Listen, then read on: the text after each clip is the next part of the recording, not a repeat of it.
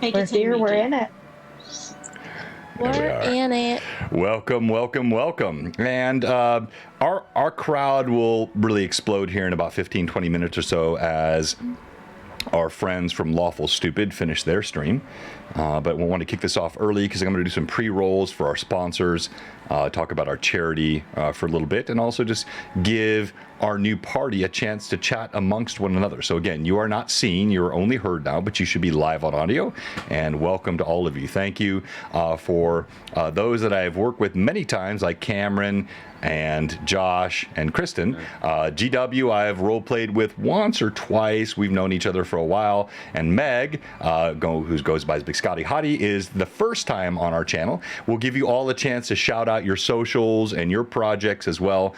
And we may have some other charity projects coming up in the future. I talked to Meg about that earlier this week. And I think that would be a lot of fun.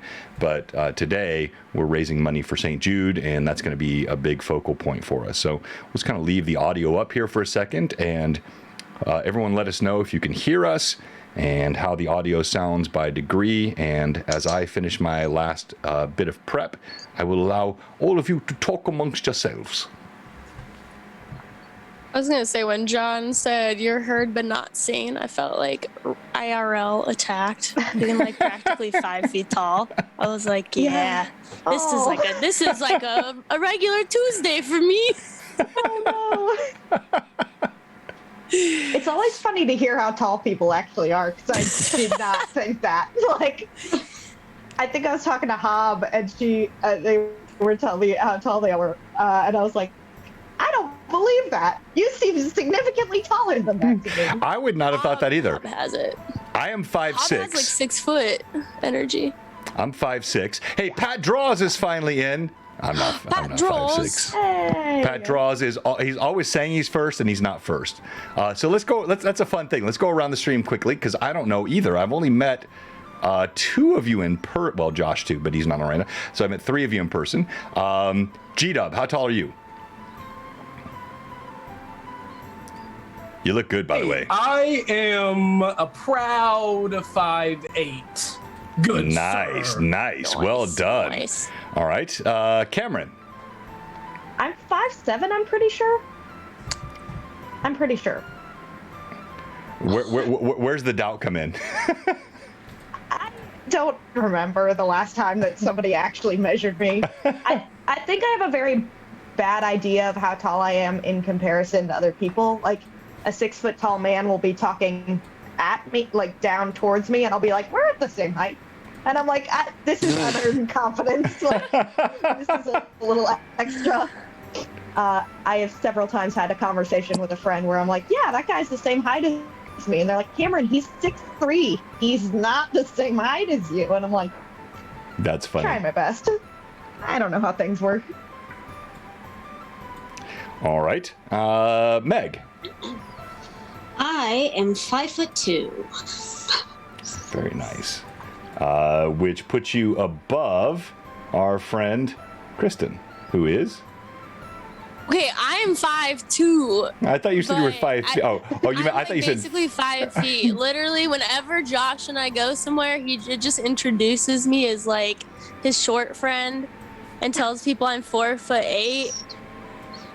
But when I'm standing next to Josh, who's 6'2", it's like believable. You wouldn't doubt it. But all right. Well, two things. I'm one of those short people that holds on to that half inch. I'm like 5'2.5" without shoes. Well, it means something. Well, two things there. One, I want everyone to know that Josh only gets away with that cruelty because he is your cousin. That may not be known well by everyone here, and they might be going, "What's going on?" 2, Josh, you're not 6'2", bro. You're not. You're 6'1". You might be a little over 6'1", but you are not 6'2". Who's cousins? Kristen and Josh. So NPC Voices, who's playing Cold Run today, and Kristen, who's playing Kiko. They are cousins.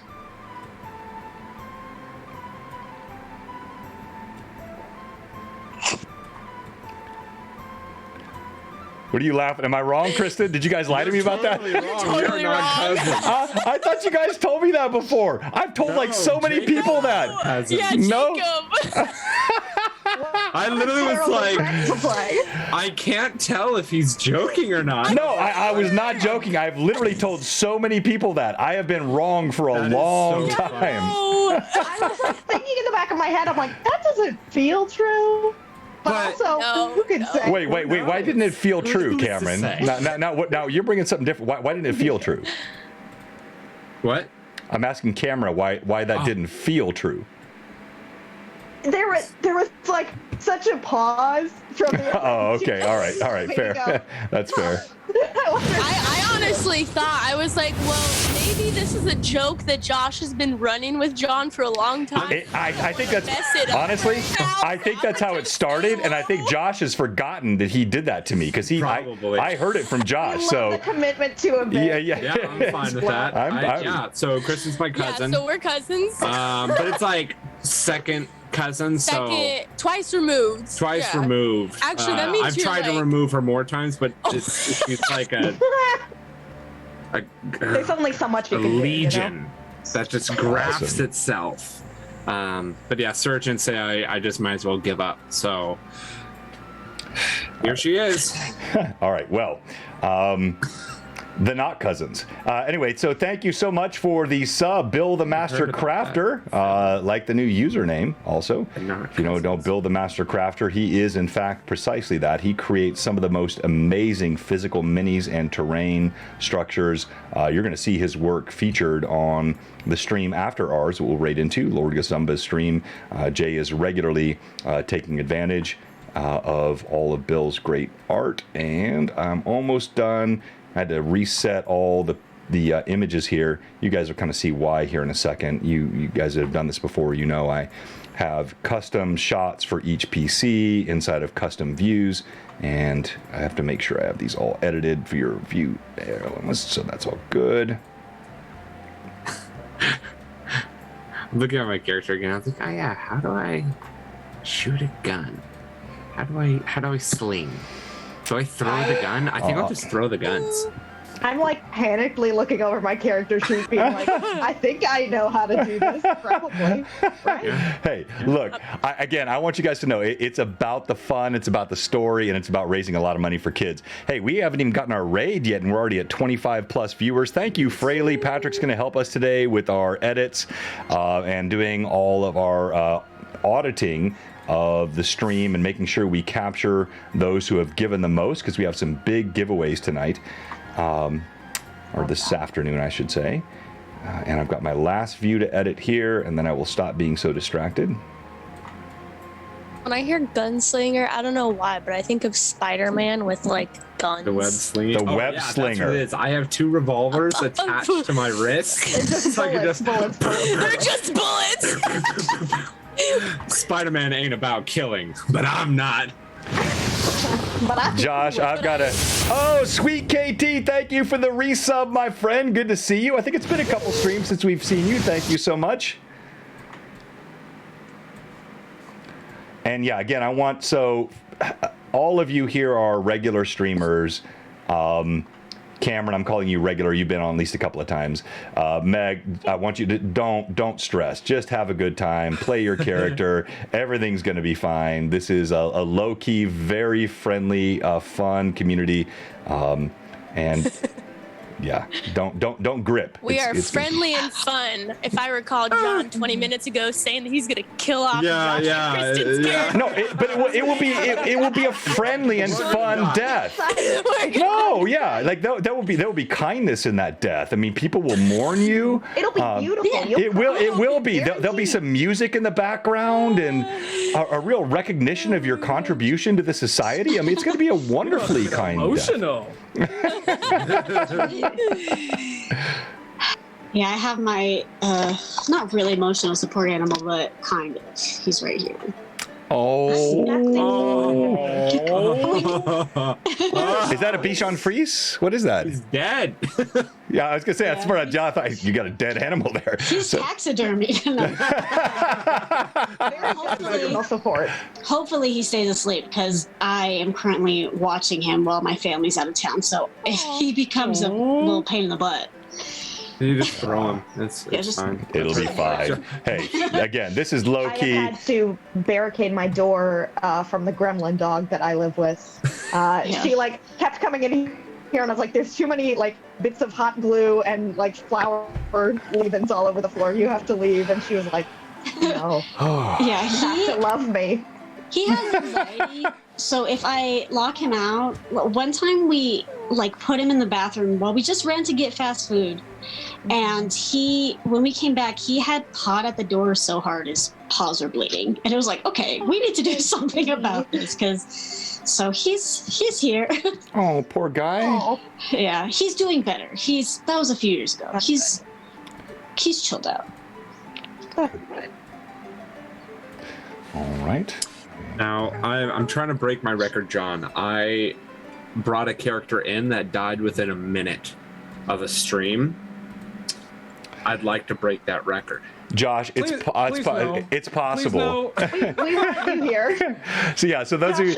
You're wanted at the table. Yeah. Oh, you say that now. You just wait. Well, no, he'd still be at the table. He'd just have to make a new character while we're playing. Yeah, that's he wouldn't leave the table.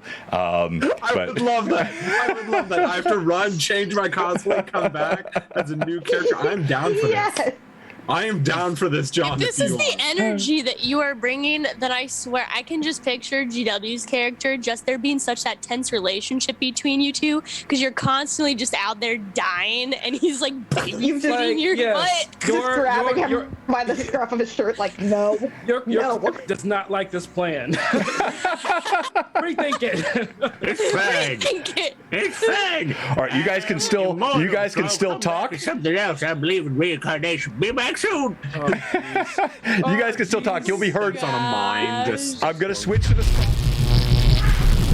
You should all have your Twitch stream up on a second screen because you're going to need that to see, which I talked to all of you about, to make sure you can see the VTT. But we're going to do a couple of our sponsors, and of course, because it's Greyhawk and we're still a couple of minutes away from the stream going live, we should play our Greyhawk map video. This is our GHA, which actually is tangentially connected to the game happening today. Video. Enjoy Anna B. Meyer's artwork.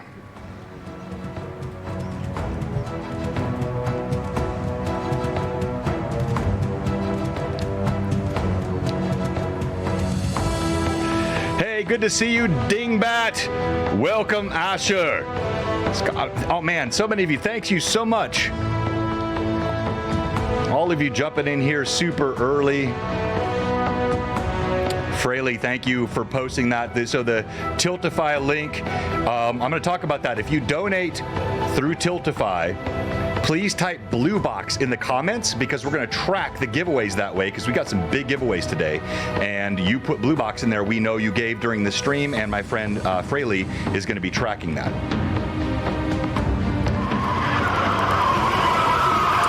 So Cameron and Meg, you might be the only two that aren't familiar. This is all custom cartography created by an amazing woman called Anna B. Meyer. Anna B. Meyer creates these great 3D maps.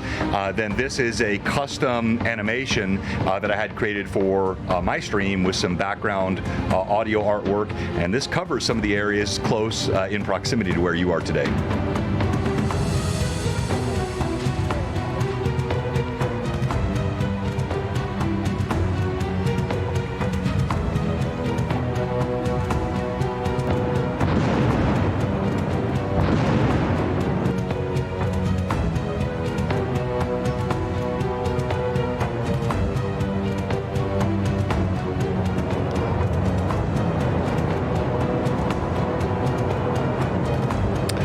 Thank you for the resub, Short Mom on the Run.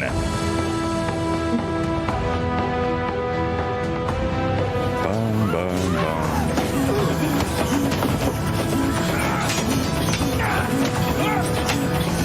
So I tell my GHA players there are all kinds of Easter eggs in this video. They're starting to get some of them, but there's still many they haven't really connected with yet. But that's okay.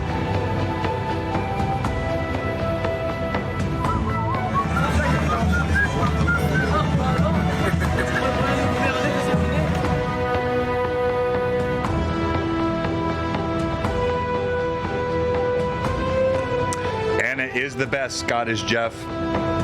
She really is. She runs streams all the time. Such an amazing talent.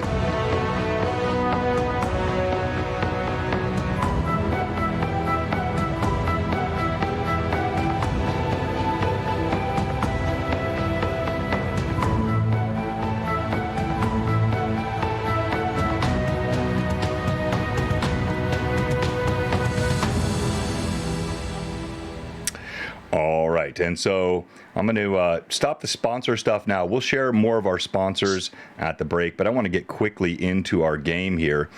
So coming back here, let me introduce you for the first time now seen and heard.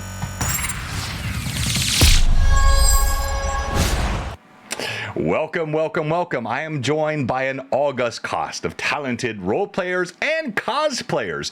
Many familiar faces, one or two kind of newish faces, and of course we are just going to have a great time today, play some D&D, and raise a whole bunch of money for kids. I want to say again, and I'll mention this 2 or 3 times as we get going, if you give through the Tiltify link, please type BlueBoxRPG or just BlueBox in the comments. We have one of our mods, Fraley17, who is tracking everything, because we have several giveaways today, and I'm going to talk about the giveaways in a moment. But before I do, I want to introduce our players, and I want to say thank you to each of you. Some of you knew about this a couple of weeks ago. Some of you just got this about 4 days ago, Cameron. So thank you so much. And you all have interesting channels and projects that you're working on as well. I want you to be able to talk about those now, and we're still waiting for the raid that's going to come in from our friends at Lawful Stupid. Lawful Stupid, they're over in the UK. Great group. I've been talking to them for several months. As they finish up their stream, they'll raid, then we'll really jump deeply into it. Yeah, I know they're finishing up. Thank you, Jay. So let's start with you, G-Dub. Guy I've known for a couple of years now. You are now the head of Fabled 42. Let's save your character for a moment. Just tell us about you and about your projects. Yeah, sure. Hey, everyone. I'm GW. You can find me on IG and Twitter under GW005. 2 B's, 2 zeros. You can also find me on Clarion Dawn. It's a sci-fi audio drama I did with some amazing voice talent. You can find that on clariondon.com or any of your favorite podcast platforms. As John said, yes, I am the new head of Fable 42. We have a lot of changes and big things happening, and I'm just so excited to see what comes next for the channel. And of course, there's going to be plenty of collabs with my friend John here coming in. I've been trying to play with you for a while now. No doubt. And by the way, thank you to the chat. They pointed out I was a quarter of a head, so I was a quarterling. It's because this is what I do. I made sure all my players' videos were perfect, and I forgot about mine because that's just how I roll. All right, so selfless. And lastly, you can find me on Fable 42 on Fridays at 3 p.m. Pacific on Duke City Chronicles, where I play Q, who is a divine playbook monster hunter, as it's our Monster of the Week campaign. So. Oh, Monster of the Week. We can run that on our channel a little bit as well with our friend Thomas. Yeah, that's great. So, hey, look, G-Dub, I am honored to have you with us. You're a great content creator. You're a great role player, and you got a great channel. So I'm sure we're going to be collaborating a lot in the future, and it's an honor to have you here with us today. Let's jump over to that guy, Josh. Whatever. Go ahead, Josh. Sorry, I'm muted. Hi, I'm Josh of NPC Voices. I do voices. That's kind of my main thing. I'm an actor, voice actor model that lives out here in LA, the great sunny place that's never snows. I love it so much. I run a Monday night campaign with my cousin, Kristen, and with our really good buddy, our child, Hob, Cowboy Hob, who does the incredible artwork for both John Blue Box's streams as well as my own stream. Yeah, but what she does for my stream is better than what she does for your stream, Josh, just so you know. Oh, yeah. It's not even close. But it's a really fun Monday night, low magic, super crazy, shamanistic, Viking, Castlevania, vampires, werewolves, all of that fun Dark Souls stuff. all wrapped up into a game, slow progression, almost death every time. And then I'm about to start a Wednesday night campaign within the next half year. Who the freak knows? And then on Tuesdays, I play with Blue Box on Greyhawk Awakening. That's it for me, and I'm playing Cauldron Thundred. You said you play on Blue Box. You really die on Blue Box on Tuesdays. Okay. Is really all. Okay, yeah, I'm fine with you paying Cowboy Bob For more artwork, yes, that. every single time. Whoops, I hit the right. All right, so we'll talk about characters in a minute. That's all it is I'm helping Hob with her money.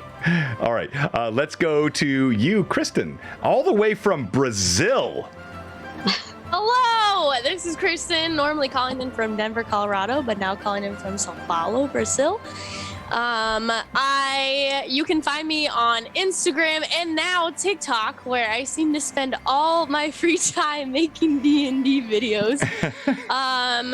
Besides that, you can find me on Discord, like Josh said, on Twitch channel NPC Voices on Monday night. I am involved in a few fashions on the Wednesday night campaign, so check that out when it comes through. But seriously, if you want to see characters almost die every single time, not just one, like Josh's character every Tuesday night here at Blue Box, but all of the characters every Monday night, check out NPC. Is Josh trying to outflex me on killing PCs? Is that what he's doing? It's John Jr. So when you said you're on Wednesday nights in some fashion, you said, do you mean fashion as in your cosplay or in different manners based on your characters? I wear many hats. Yes. And That's wigs. what I will say. And wigs. Meg, nice. All right.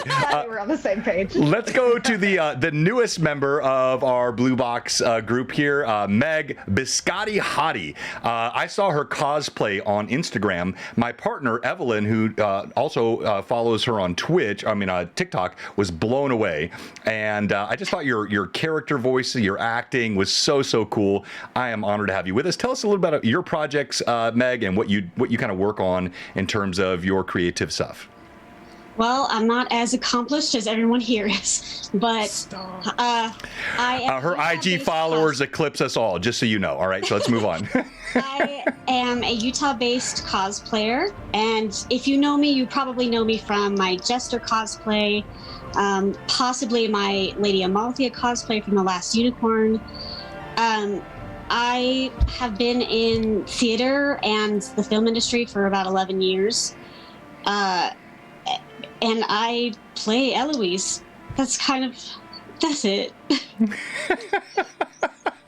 All right, awesome. And you are far too humble. As I said, you could add up many of our Instagram followers, and she's got more. And she's just being very humble. And then Lawful Stupid is here, by the way. Oh, Lawful Stupid, the raid has come in. Thank you so much. Welcome. How big was the raid for my friends across the pond? Let's see here. I don't see the number. 83. 83. There we go. Yeah, we're gonna have a fantastic stream today. This is gonna be a big number. Hopefully that's not making you guys more nervous. Just to have a good time. It's gonna be a lot of fun. Let's go to Cameron. Thank you for jumping in here last week when I gave you the late notice. Of course, Cameron went to school with my eldest. Yes, I am aging myself. I don't mind the gray though. I think it looks distinguished. And I'm so glad to have you with us here tonight. You are super talented. I've had you on once before. Tell us just a little bit about yourself and what you do on your creative side, and then we'll go through a quick character introduction. We're going to jump right into the giveaways today, and the game will start in about 5 minutes. Beautiful. I'm Cameron. I'm just plain Cameron over on Instagram. I hang out around Blue Box. I've been playing Val over on their Monster of the Week campaign run by Thomas. Been so fun to just play a regular human lady in a world of craziness. It's great. Other things that I do, I'm in grad school right now to become a clinical mental health counselor and hopefully translate love of tabletop gaming into the therapy realm and kind of see how those two things go together. But yeah, that's why I have no free time, except to do this, of course. So Makes more free time, I think. But yeah, that's it. Makes perfect sense. Thank you. And wow, so many new subs and followers. I turned down the alert audio just a bit. It was a little bit loud, so I've turned that down. But thank you so much, everybody, for all the new followers and new subs. And we're going to jump right into it. So we are playing a game today based on something from a group called Venger Deck. I will show their logo and their links at the break. Venger's Deck are brand new friends for me from Scotland. And they reached out to me a few weeks ago on Instagram. They had a really cool deck, of course, like everything that we run here on the channel, highly customized. But the core of the adventure today is based on what came from Venger's Deck. I want to talk about the giveaways today for a bit. And please make sure, like, subs are great. We'll take all the subs and the followers. Everyone follow, please, and sub. But don't give bits today, as we normally do. Today, everything needs to go through the Tiltify link, which is being posted periodically in the channel. You can see at the bottom, we're at $4,260 already raised today and yesterday. So over several streams, $4,260. Let me just put it out there. I want to raise $5,000 in the next 3.5 hours. Okay, I don't know if we can or not. We've done 4,000 before. I want to raise 5,000 today, and that's going to come from you. When we raise 4, we did a matching thing. We're not doing a matching thing today per se, but we got some major giveaways. Also, Lord Gazumba has huge giveaways for the top givers. This is all for St. Jude. St. Jude Children's Research Hospital is one of the most amazing charities you can support, and you're going to see something at the break. It's going to break you. It is incredible what you're going to see.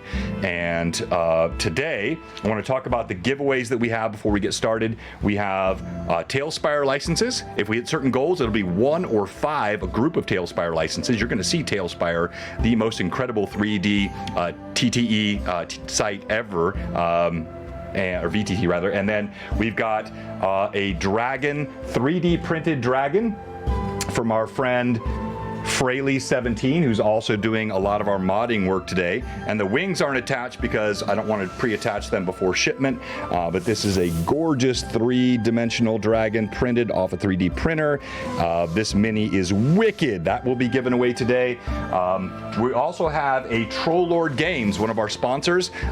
They have whatever you want from their site, any of their products. You can pick one free of no charge at all. Thank you so much, Alias Prime. Wow, that's incredible. And just, yeah, please make sure you click that Tiltify link too and give inside the St. Jude charity. That's really where we're at a level 5 hype train already. We haven't even started. You guys are incredible. Now let's talk about the top end tonight. So I've got a giant I'll show you at the break. I will add to the giveaway. And then the 2 top are this one. If you have been on D&D Beyond, they have a bundle called their Legendary Bundle. This bundle is normally $887. Today it is discounted to $650 through tomorrow. Blue Box is going to donate this if we hit $2,000 of subs. So we were at $4,260, I think. We've already got 400, or Patrick's going to help me track that. As long as we get at least $2,000 in the next 3.5 hours. And I know this is distracting to the game, but this is what this is about. This is a game, but it's also a charity drive. We want to focus on this. So I'll give that away today if we hit 2,000. And then if we hit 5,000, I'm going to give away an all expenses paid airfare and accommodations trip to BlueBoxCon coming up in May. And if you've already booked your tickets, I will reimburse you. If you haven't, I will pay your way. If you're coming from London, let's talk.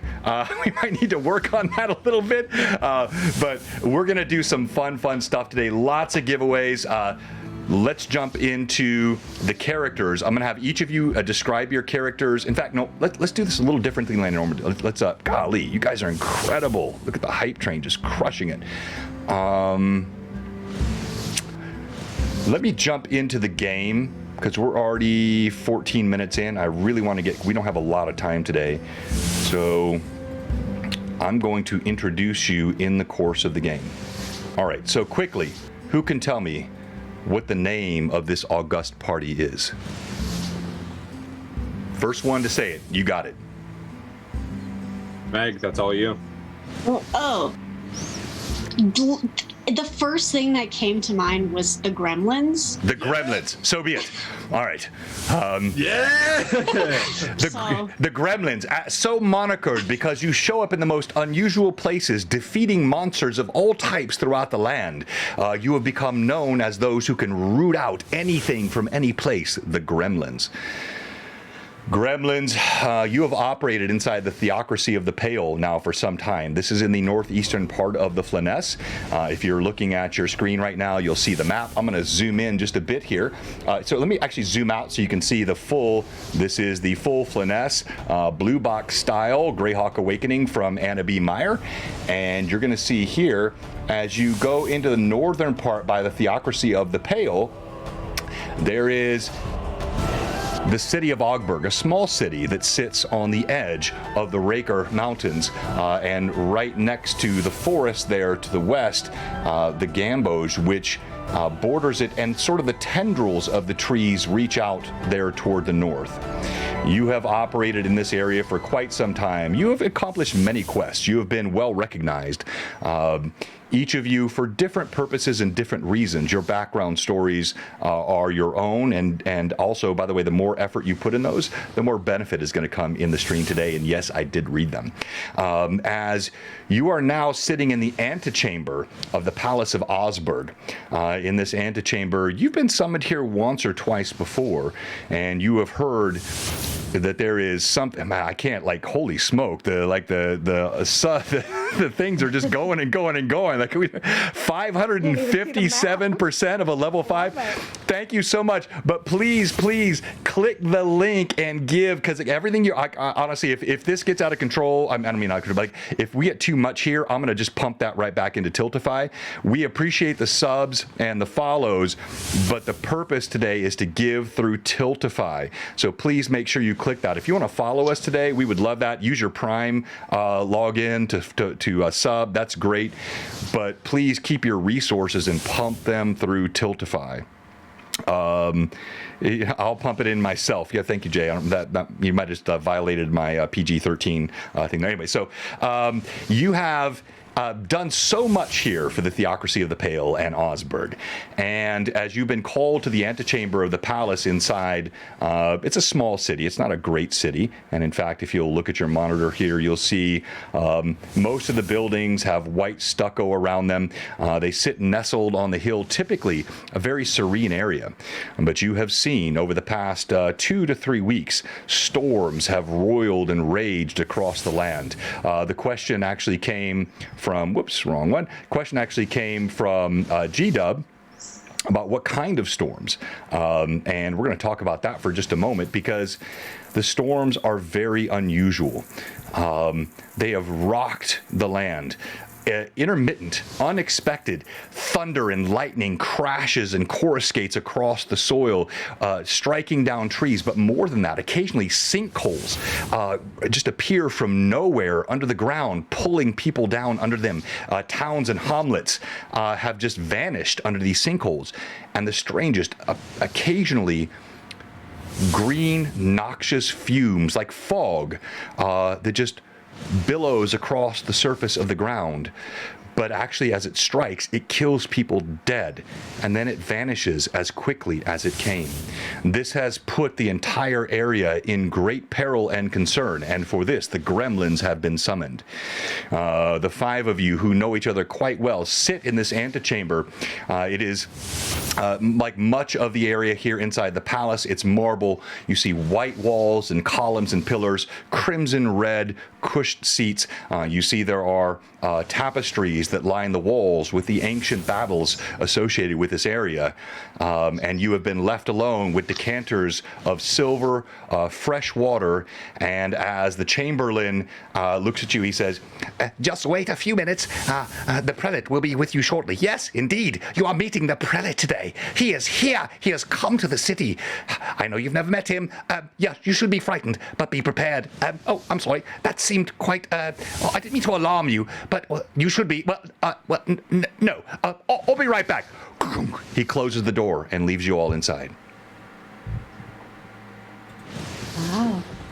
Go ahead and tell everybody what you see. Tell everyone what you see. Describe your characters, and you can give backgrounds just for a couple of minutes here so the fans know, and we'll jump right into it. Well, as you look at Cauldron Fundred, Cauldron, he prefers Cauldron, or just Coldy. He wears a thick with 3 C's leather jacket and coat. You see a leather vest and then a nice button-up kind of cream-colored shirt that disappears into the long sleeves of the leather jacket. It is a thick studded leather, while on his back he carries a large box that he just always has shouldered. You would all know this is where he carries his heavy rifle, and in his side pieces, his heavy sniper rifle, to be exact. All right, stop. No, stop. Too far, Judge. Stop. Musket. He's got an old, like a crude musket. I can't lie, John. I'm not lying on this stream. I would not do that to our viewers. But he also then has 2 incredible revolvers that are on either hip. But he's an older dwarf that has a big old gray and black beard, big old beefy nose, kind of like a bump. It looks like it's been broken multiple times. And sometimes when he's just quiet, you can see his eyes having a 9-mile stare, just looking off into the distance. What's the one thing the party has learned about Cauldron as you guys have traveled now together for 2 years, beyond the ridiculous weaponry he imagines that he has? What have they learned about his personality, or what drives him? He's a very serious fellow, though his seriousness can be taken as joking with his incredible 7 in charisma. He is just, he'll say something like, "Whoa, might as well just kill him." And people are like, "This is an orphanage. We're trying to save them." And Cauldron is somewhat serious, but not really. It's an odd dichotomy, and you're never sure where to sit with him. But you also know that he's seen some crazy crap in his life, as his eyes are just that glazed over look to him, as he just stops to think. And he just goes vacant for a little bit. And he also really doesn't like himself. He has a lot of self-deprecating problems. Deprecation problems. No, separate deprecation, deprecate, that both work, and I like it. And you and I are going to have to talk after the stream, Josh. All right, let's go to you, Kiyoki, please. You sit inside the antechamber. You look around at your comrades as Cauldron looks around at his imaginary weapons and rubs his hairy chin. What do we see with Kiko?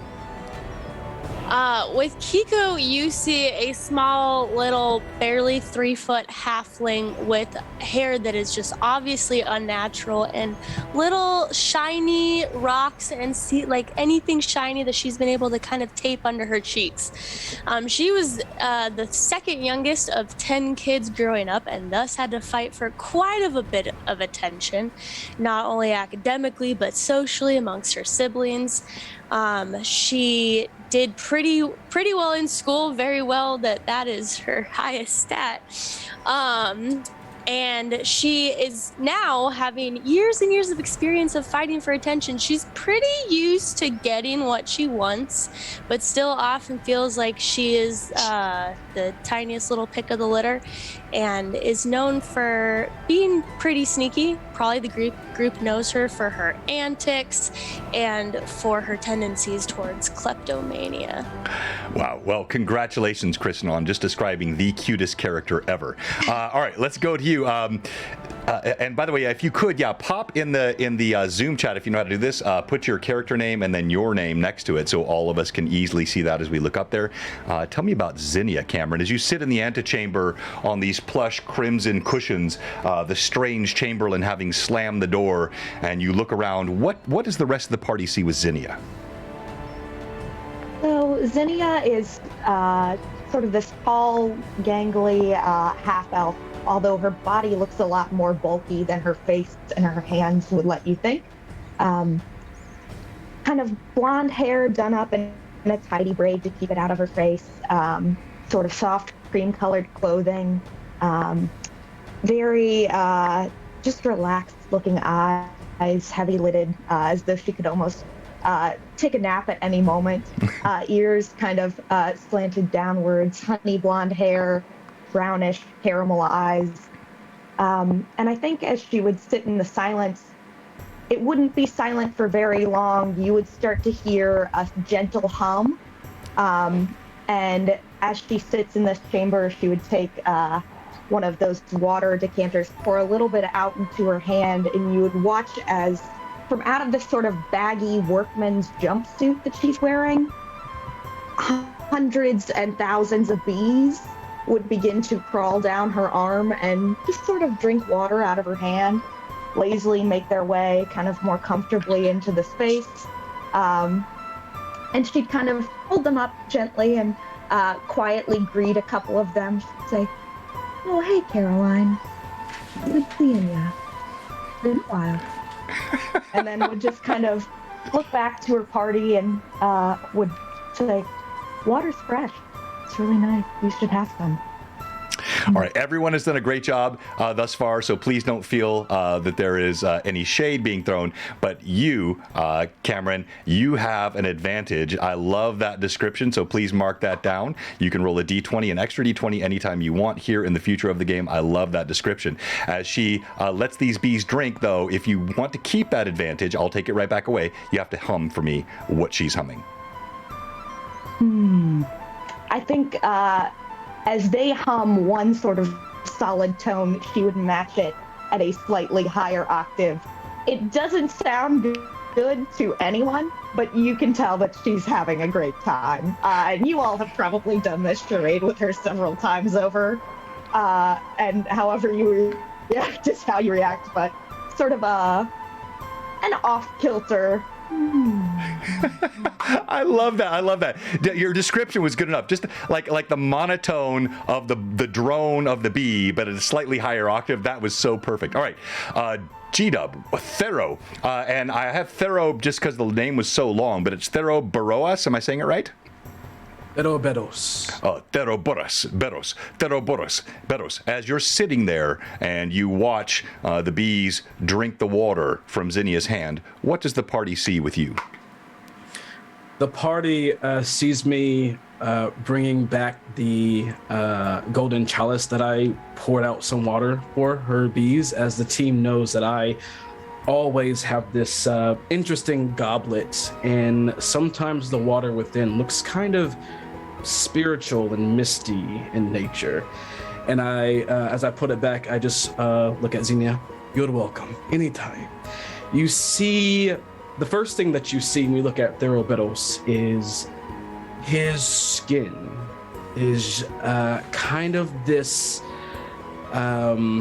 marble coloring of deep browns and light browns, as it kind of spans over his body as if he is a living mural of two colors.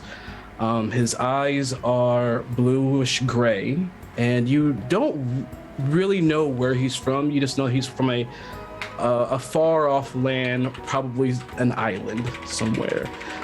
He is wrapped in golds and blues, in shawls, and under his armor you can hear a little chink, chink, chink under his cloth, as you know that he is decked out. You can't see it, but he is decked out in chainmail. He often has a very light, kind of jovial expression, and always seems, even when he's in deep thought, he's in a really nice place. And he is a huge pacifist, as he is a cleric of life. However, every now and then you have seen him get kind of rowdy, as the tides would in the middle of the sea.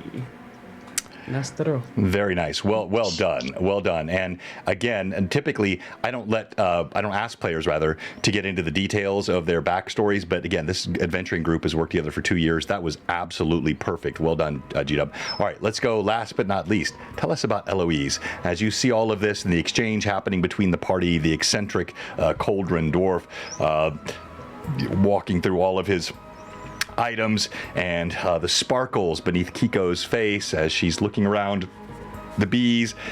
G-Dub, playing Thero Baras, who is clearly very spiritual and interacting with the rest of the party in a way that carries this weight of spirituality with him? What do they see from you?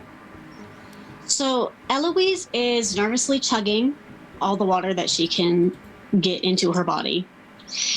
She is an elven woman with curly red hair and brown eyes, but the most notable things about her is the scars that are marring her features and her docked ear. It's hard to tell her age, but she's definitely an adult, and she is currently in a suit of black armor. Yes, the party would have learned over their time traveling together that she was actually left at a church of Coralon and has been raised by the priests and priestesses there. And she dreams of becoming a priestess herself, but the head mother in charge seemed to have other plans and insisted on her training as a paladin instead. So she has set out to prove her worthiness and deals with a lot of self-doubt and the crippling fear of being abandoned. Well done. Well done. All right. And with that said, we will kick off the second part of the game where we really jump into the core of the play. I liked you guys doing a great job there in the antechamber describing what you look like and what you sounded like. And with that said, thank you so much to our viewers. We have already raised over $1,500 last time I checked. Absolutely incredible what the community is pouring in here. Yeah, we're right at $1,500 and we're just getting started. So a reminder today, we hit 5,000 on this stream. I've got the tickets and then the accommodations for Blue Box Con, 2,000. We've got the full legendary deck coming from our friends over there at Wizards of the Coast on D&D Beyond, and then we have several other giveaways today that we're going to show. All right, so after a few moments, you're just sitting amongst yourselves, waiting for the Chamberlain to return. What's the chatter amongst the party? Anyone have any ideas of what could be doing such a thing? Thunderstorms, poisonous gas, sinkholes. It seems a bit much for one, yes? It sure doesn't seem good. I'll No. tell you that much. Doesn't. I Usually. like it when nature gets all... makes me a little bummed out, you know, a little sad. Me too. Normally on the sea, we would take storms as this to be some kind of omen of ill to come. Hopefully, that's not the same for on land. Yes. I would guess so. Do we think the poison gas is coming from nature itself, or do we think that it's from some kind of creature? I didn't Well, even if think it's a about creature, that. if it's a creature, I hope it's a little. She waves her hand in the air as like sparkles kind of form for a second. She goes, more interesting than what we've been dealing with recently. Puts her finger in her water as it begins to change color. Well, if it is different than what we have been dealing with, hopefully it will be a bit more peaceful than our past. I don't want to heal any more broken bones, please. I think Zydia looks over at a cauldron. Colby and it's just like... Yep. Oh, Cauldron, how is it working properly? Is it your box? Is he? No, that is not what I was talking. Oh, Cauldron. Yes. Yep. Yep. Seems I just- to be working just right. I just pat him on the head, just like, okay, all right. Yeah. Always DM. good to check on that one. Yes, go ahead. Would Cauldron, in his time of many years as an old dwarf. Would he have any idea on any of these sort of happenings? Yeah, roll knowledge, local, please.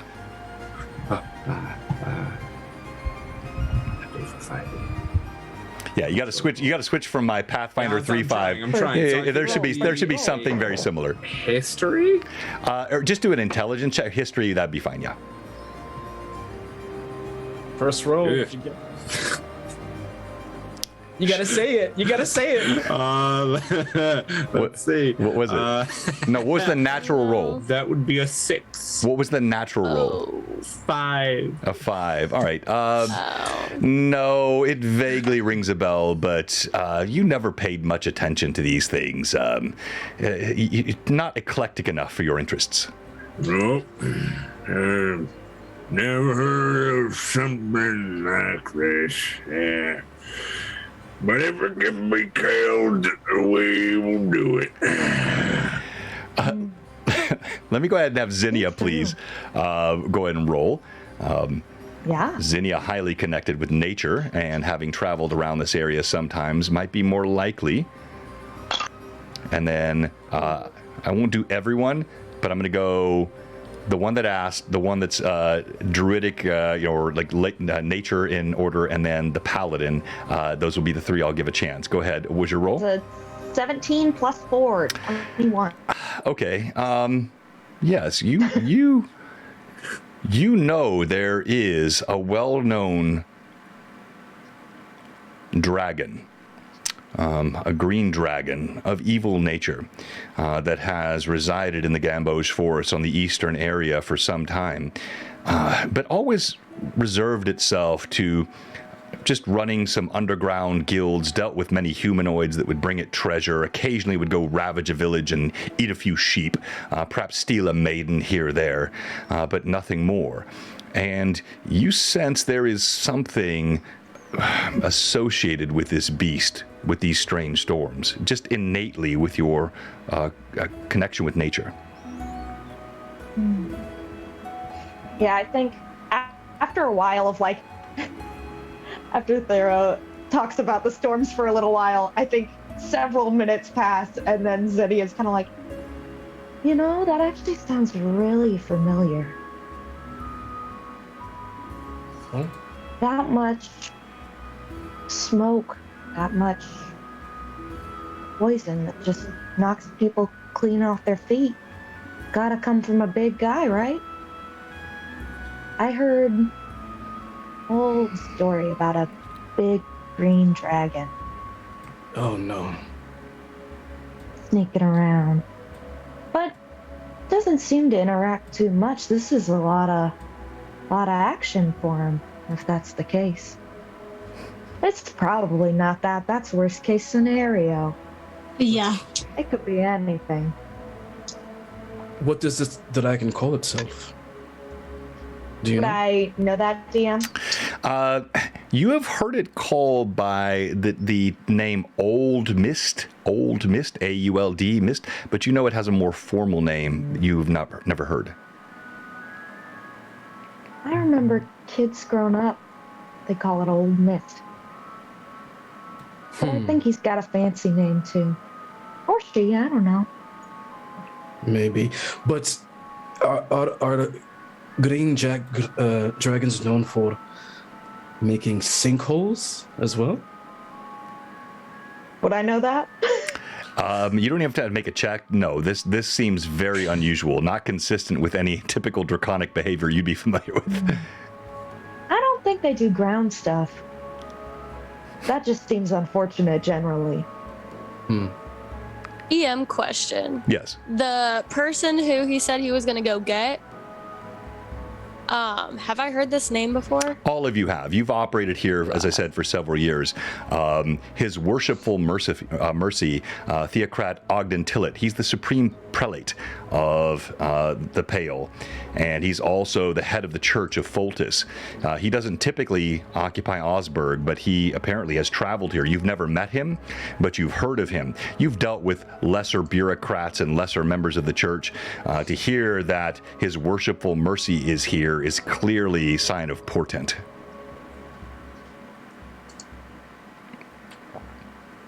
Thoreau, you do your prayers and you have your God. She takes her hand out of the water and like wipes it on her shoulder. Do you know more about this Ogden?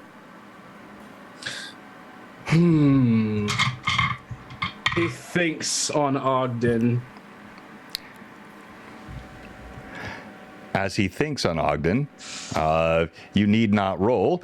You hear the door opens, and you see that same Chamberlain looks in. What are you waiting for? It's time. He's ready for you. Hurry, hurry, hurry. He's waiting. You can't keep the prelate waiting. Time to go. Under the table. Eloise is up and like speed walking. Bees retract back into clothes. Sleeves are pulled down to hide bees. And most people don't like those.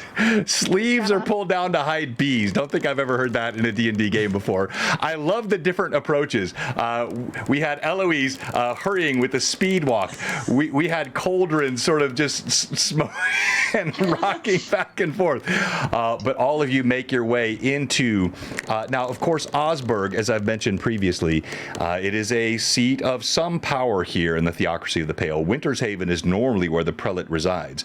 But His Worshipful Mercy, he rules with an iron fist, well known for being just but firm. What you might consider someone who would be a bit of a harsh but fair ruler. As you walk in, you see the opulence of the throne room. You've never been in here before. You've never been allowed in this area.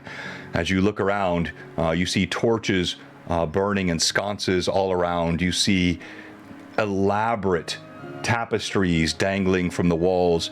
You see servants ushering back and forth, and huge braziers which burn all along a pair of benches. Some look like they're typical nobility, just munching and idly watching you as you walk by. Some appear to recognize you, some don't. And as you walk down the chamber, let me switch now. This will be the first time you've seen our VTT on the stream. So if you look at your Twitch stream here in a couple of seconds, you will see the throne room of the Theocracy of the Pale in Osberg. Ooh.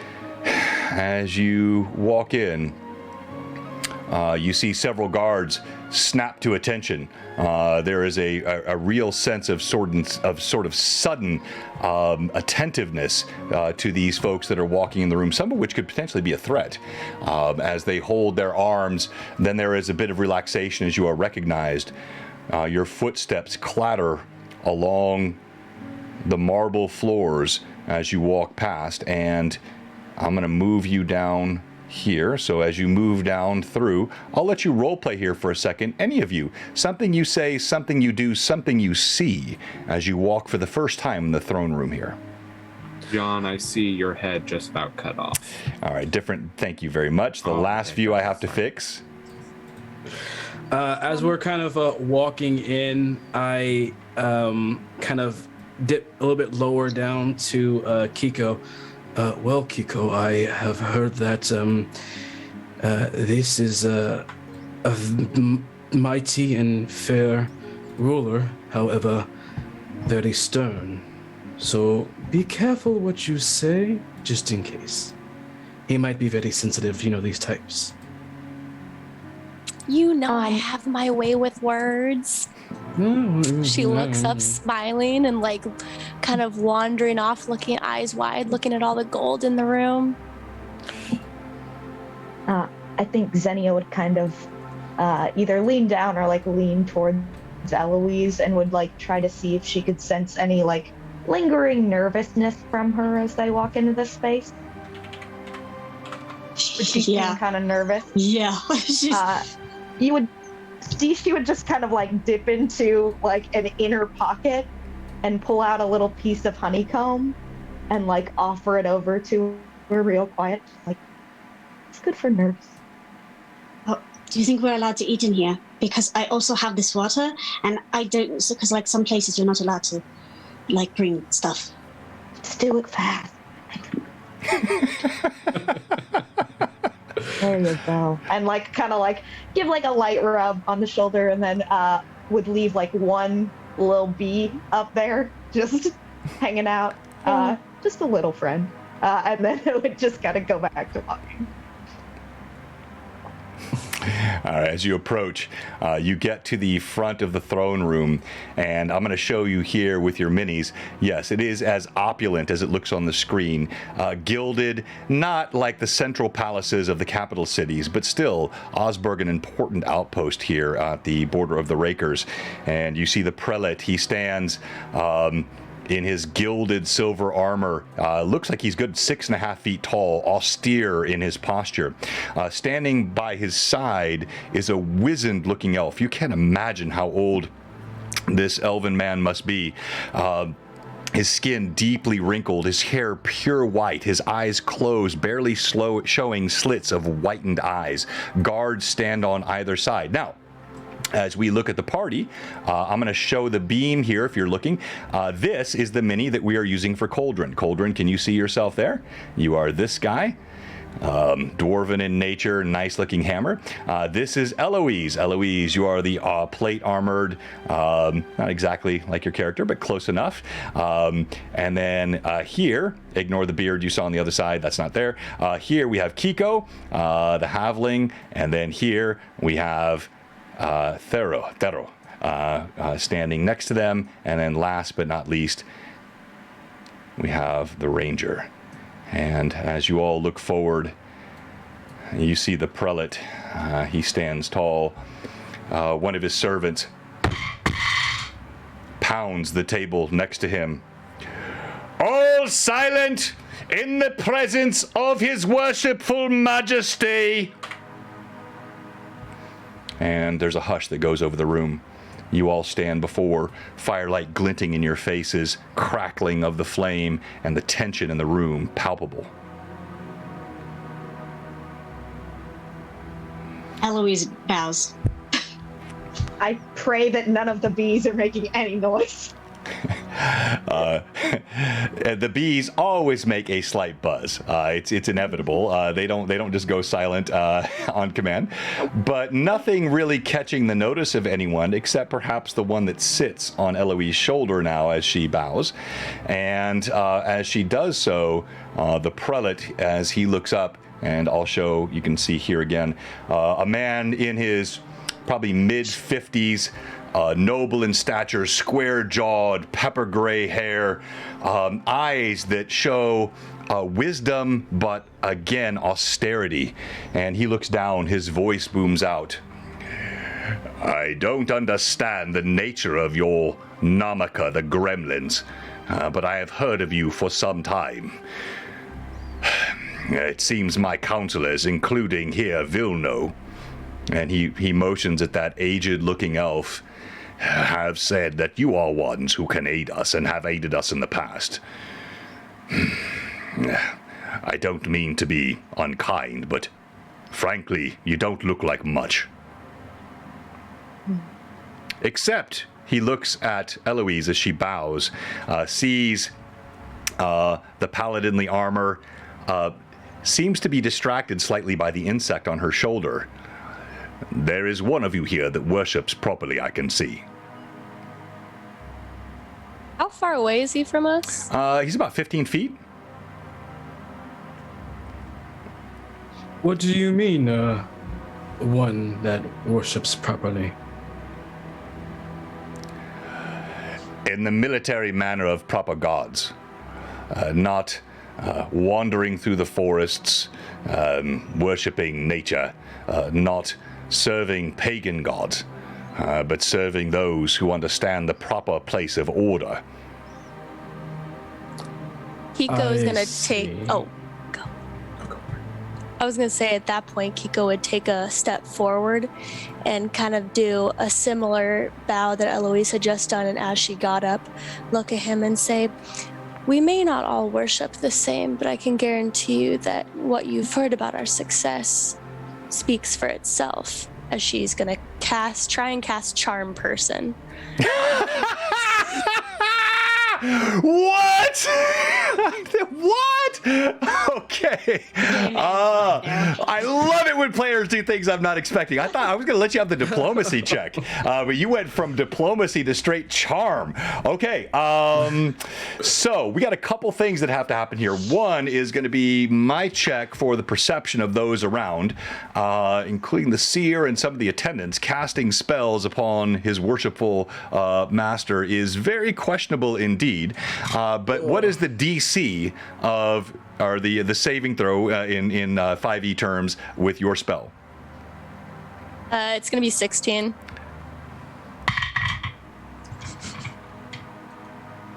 All right, and now I'm going to let you roll diplomacy to see how he reacts. Persuasion. Persuasion. Yeah. Okay. Is there any way I can give my earlier advantage to Kristen in this moment? No, I got a 26. A 26. She don't need it.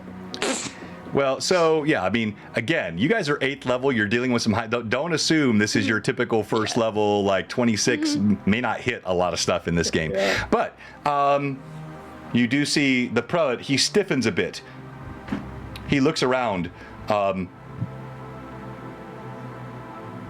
He looks at the seer. Did you feel something there? That was strange. What was that? The seer. Oh, no. The cacophony of the storms outside and all the fumes, the death of the soil, it cries in my ears. Worshipful Master, I'm sorry. What did I miss? He looks back over at Kiko. Perhaps it was nothing. But your words, they are noble. Your deeds are well spoken of. If you have nothing further to distract with, I will allow my seer to tell you what he has discerned and why I have called you here, and what, in fact, we can reward you with.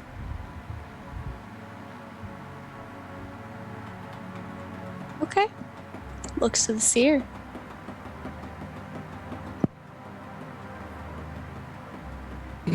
Is this seer in the room?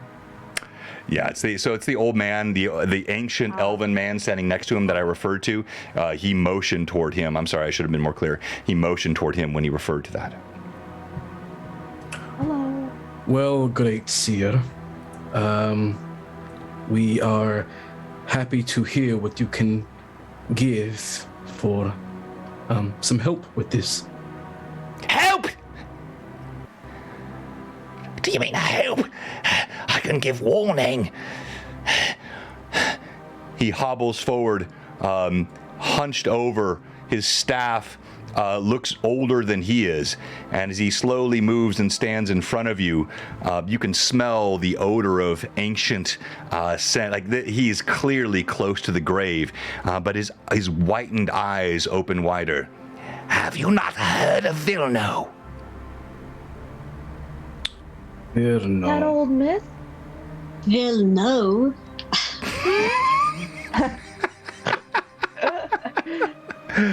She starts crying. I just place a hand on her shoulder. He clearly is ancient and obtuse, does not catch the slight that was thrown at him by Eloise. Yes, Vilno, exactly. You've heard of me. I have seen the lady, the ancient, verdant lady, Old Mist. She is angry. She has been divided in twain, split by the plains, and she seeks her other half to the bane of all those around her. This is why the land cries out. If she connects, I have seen in the vision the warp and woof of our land, the fabric of our land will be torn apart. She must be stopped. You must stop her. If she reconnects, her anger will boil up all over the land like locusts and consume everything. You can help us, only you. I've seen it in my vision. A body separated by the plains. That is new.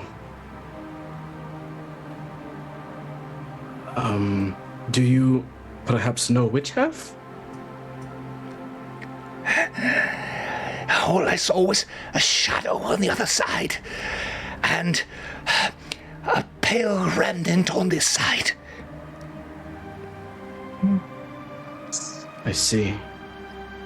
Could it be like two different people? Like her other half, you know what I mean? Like how they say someone they love is their other half. His head tilts toward Eloise as you say these words. He gives a quizzical look through these pale eyes. Perhaps it was not clear in my dreams. But they seemed like there was nothing beloved in either half. Destruction.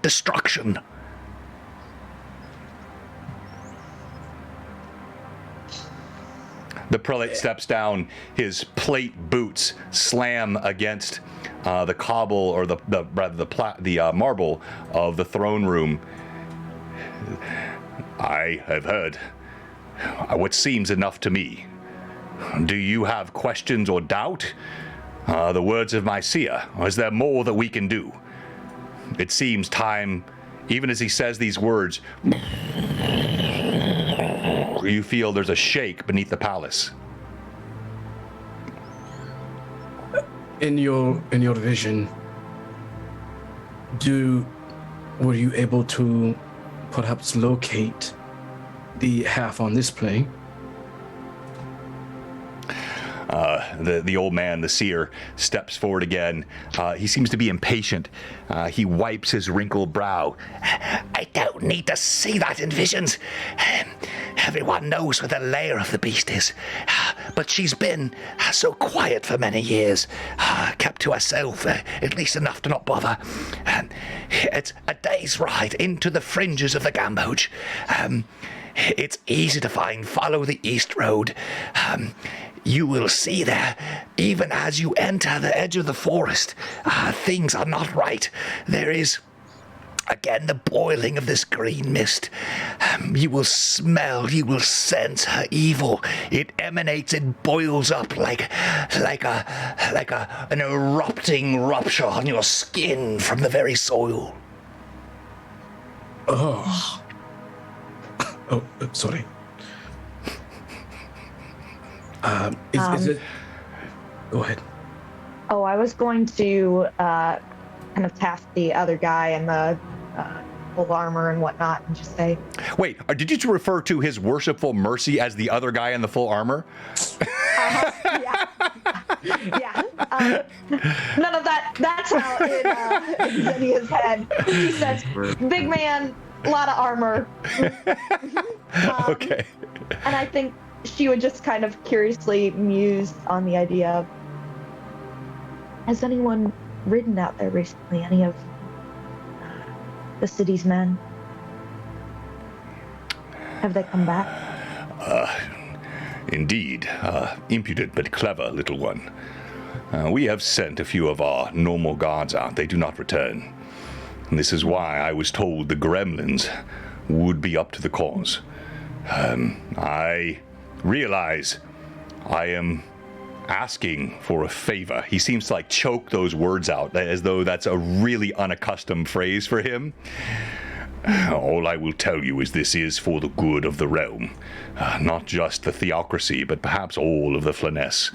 If this creature does as the seer has seen, it could bode evil for all of us. I will grant you the title of protectorates, and I will grant you my keep on the western side of the Rakers. This can be a base of operations for you in the future, and you may keep anything you find so long it does not belong to the church. Anything which should be returned to the church must be returned. But if you find gold, if you find the baubles of man, if you find items which help you in your journey, these will all be yours, along with the keep on the Western Rakers and the title of my protectorate. If this is sufficient, I would ask you to move forthwith and with all haste, because this is a one-shot. I mean, it sounds good to me. I think we should deliberate One shot. for the next little while. We're getting shot? Yeah, Sorry, so I have an anachronism. I have an anachronism rule here. Like 1 or 2 a game is all you're allowed. I just use mine. So there you go. Move on. Okay. Do you, is this a day's journey east on horseback or on foot? Will we need a cart? Could you help? If I said east, I meant west. And nope. Yeah, west. Fractions are hard. Yeah, fractions. What? Oh, directions. Oh, directions. No, direct. No, I rotate these maps around so much I forget on those maps. But no, it's to the west, and you all have horses. You don't need horses. Again, you're a seasoned party of adventurers. There is no issue with you for mounts. I bow to them both, and I'll say, well, it looks like we have a world to save. We will do our best. I expect to come back alive. We'll see you soon. And I'll turn around and I'll begin to walk. All right. As you turn to walk away, what's everyone else doing? Hiko will bow, start walking away, and as she's walking away, looking at Thro, and he hears a little psst in his head. Kiko's voice. She goes, psst, you heard that? He gave me permission. Finders keepers. You can't get mad this time. Yes, I heard. I shall remember. Do not worry. He's right on his heels. I think Xenia would kind of like look and give everyone sort of a long, thoughtful nod and just exit with, be safe here. The ground seems like it's shaking already. Take care. Things have stabilized now, but as you say these words, there is a somber nod. Clearly, all the denizens recognize there's danger here. You also note the lone bee that you gave seems to be quite comfortable sitting on Eloise's shoulder and has not come back to you. Eloise, okay, you can keep Derek. He's the good guy. Eloise is gonna give another bow to his worshipful Mercy and say, we are called the Gremlins because you cannot feed us after midnight. And then she turns and walks away. Oh. Yes. Boom. All right. You have an advantage. Love that. Keep that. Mark that down. As you turn and walk out, you are a party again who has adventured now for well beyond 2 turns of the season. But this feels different to you. Even as you step outside the palace, the small city of Osberg trembles. The green mist seems to be receding now. It comes, it ebbs and flows. Dark clouds do seem to be billowing overhead, but no thunder falls. But the wind blows, and there is an ominous portent. Your mounts wait outside. In moments, you are through the city. Any supplies you need, you already have. Again, you guys are 8th level. You don't need to stop and shop or whatever, right? So you are in moments outside the city. The trail is muddy, even though no rain currently falls. And you see there is none of the typical traffic that moves across the Western Road. Everything appears to be much more quiet. And then even though there is no storm currently, you hear thunder breaking on the horizon.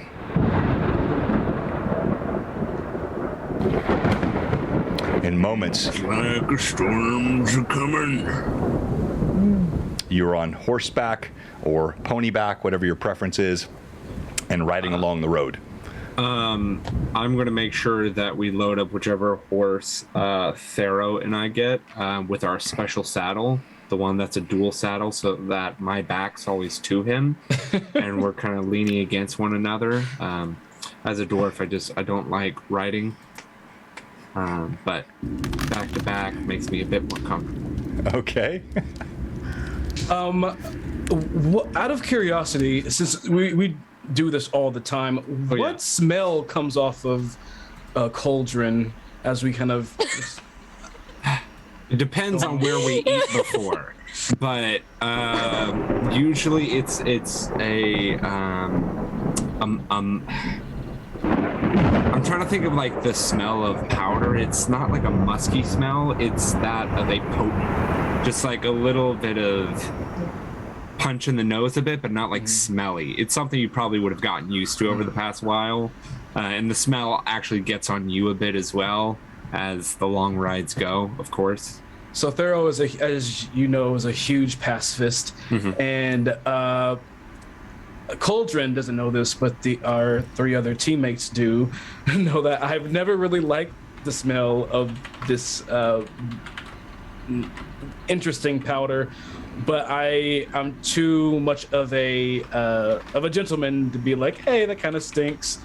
But he also likes that such an old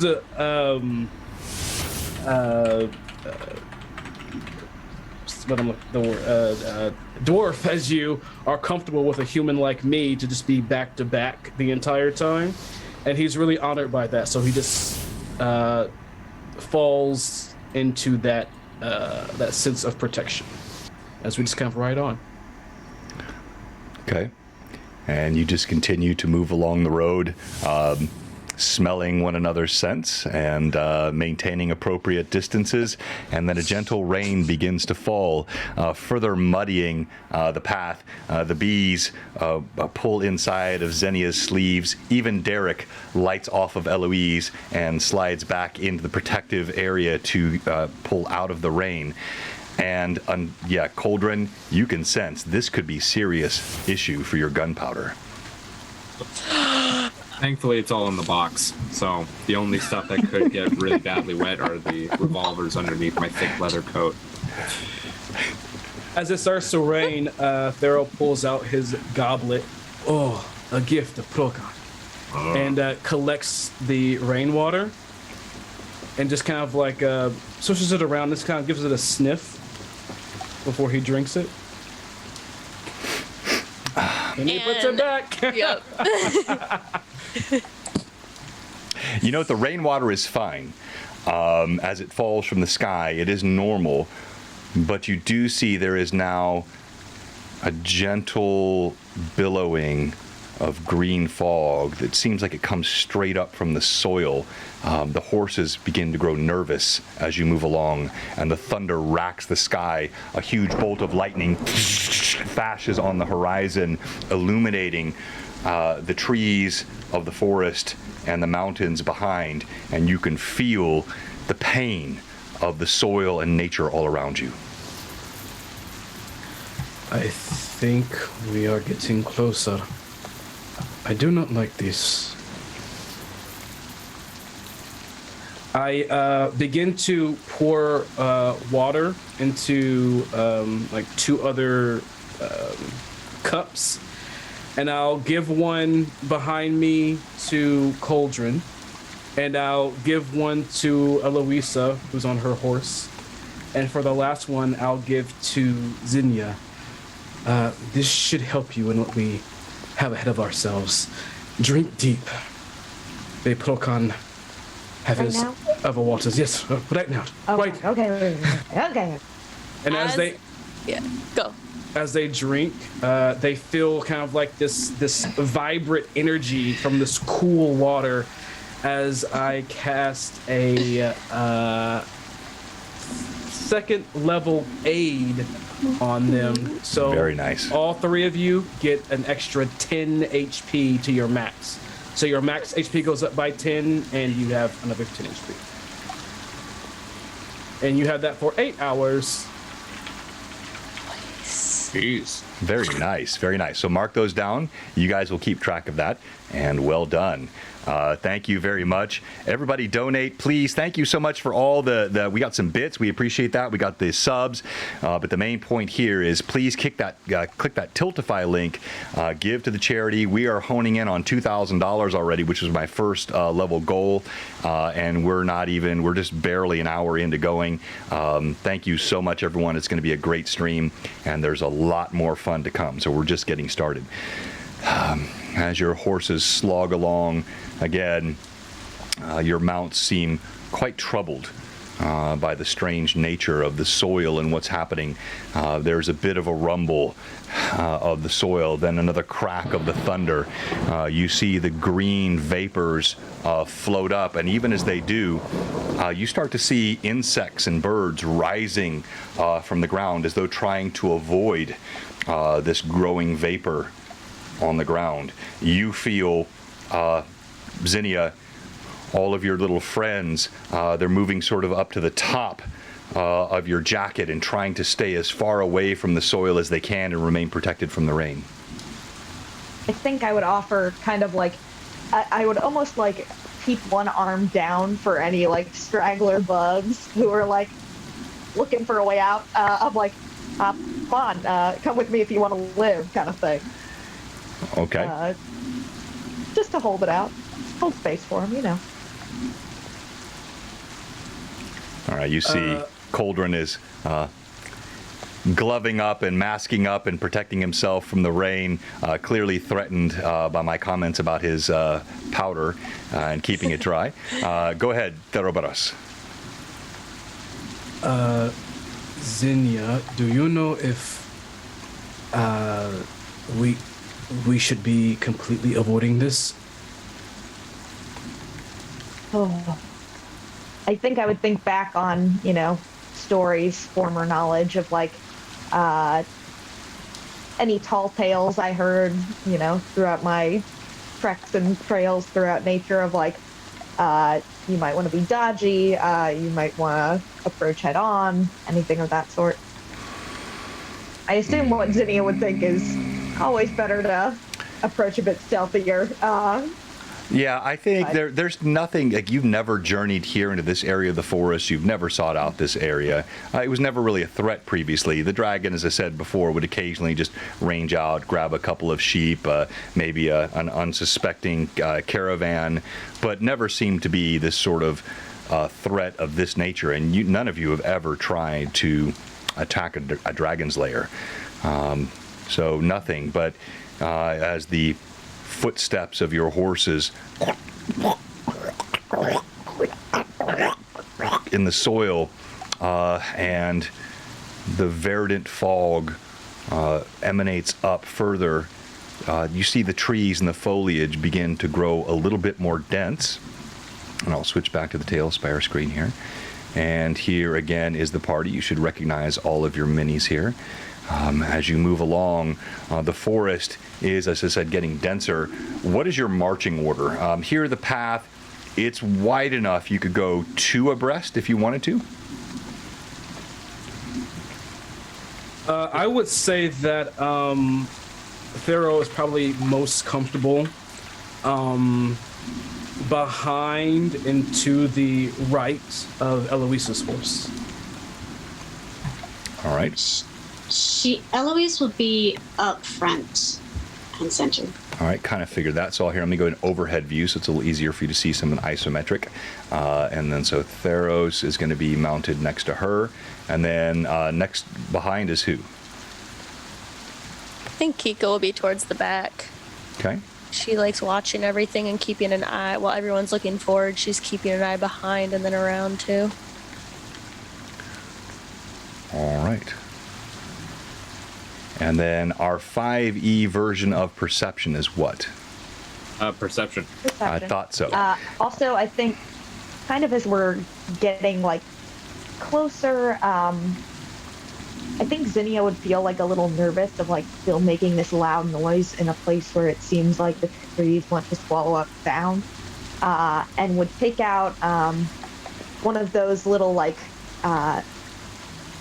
I'm forgetting the proper name for it at this moment, but like those little smoke pressers that like Sensors. kind of calm down. Yeah. Oh, a sensor. Yeah. like, Okay. Yeah. Calm down bees. Almost like a little handheld one of those.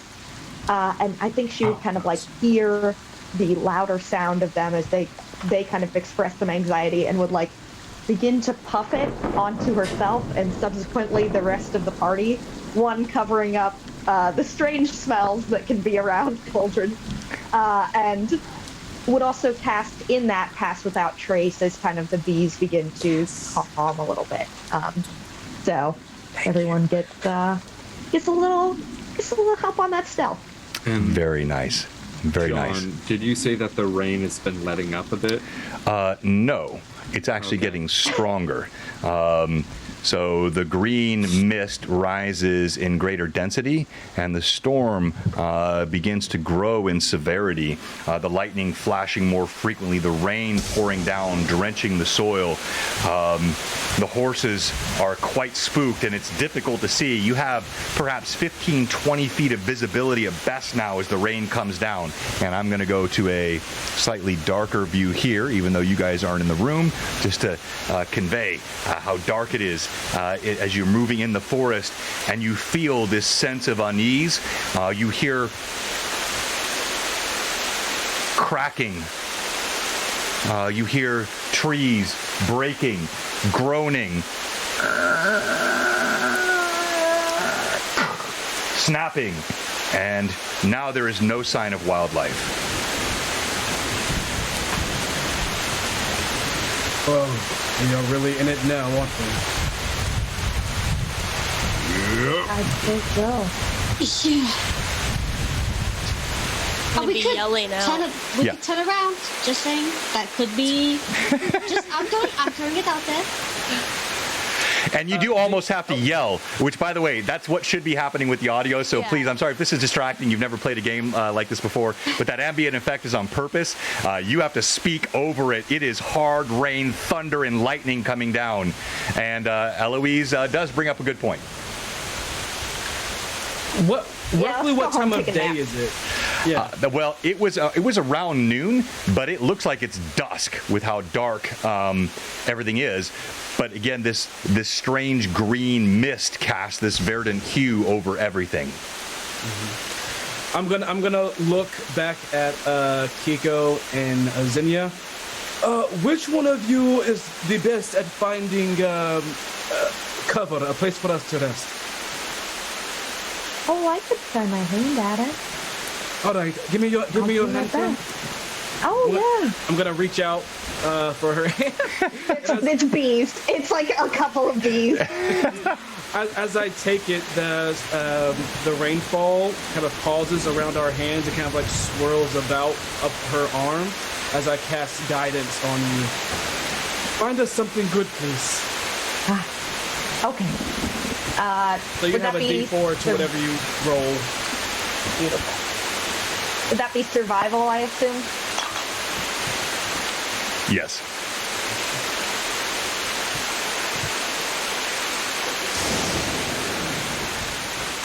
Well, that's a 24. Another 17. A 24. Wow. Okay. Again, not something that I was expecting, but that makes sense. So you move and you actually find, and I'll pull this up here for you separately. In fact, while I'm doing this, I'll let you guys role play. As Zinna moves, what's everyone else doing? I'm following Zinnia as I just blessed her to help out with her search. I'm following wherever she goes. I'm going right behind her. Okay. And wherever he's going, I'm going. Kiko will follow by horse, but she's also going to be looking around to see, like, I know that it's harder to see now, but is there anything else out there that we can see? Go ahead and roll that perception check again, please. Okay. 18. Total of 18? Yeah. Hang on.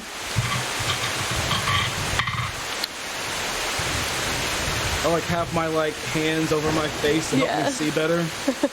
I've got my like hood on. I'm holding it out. And it's hard, like the rain, it's soaking through everything.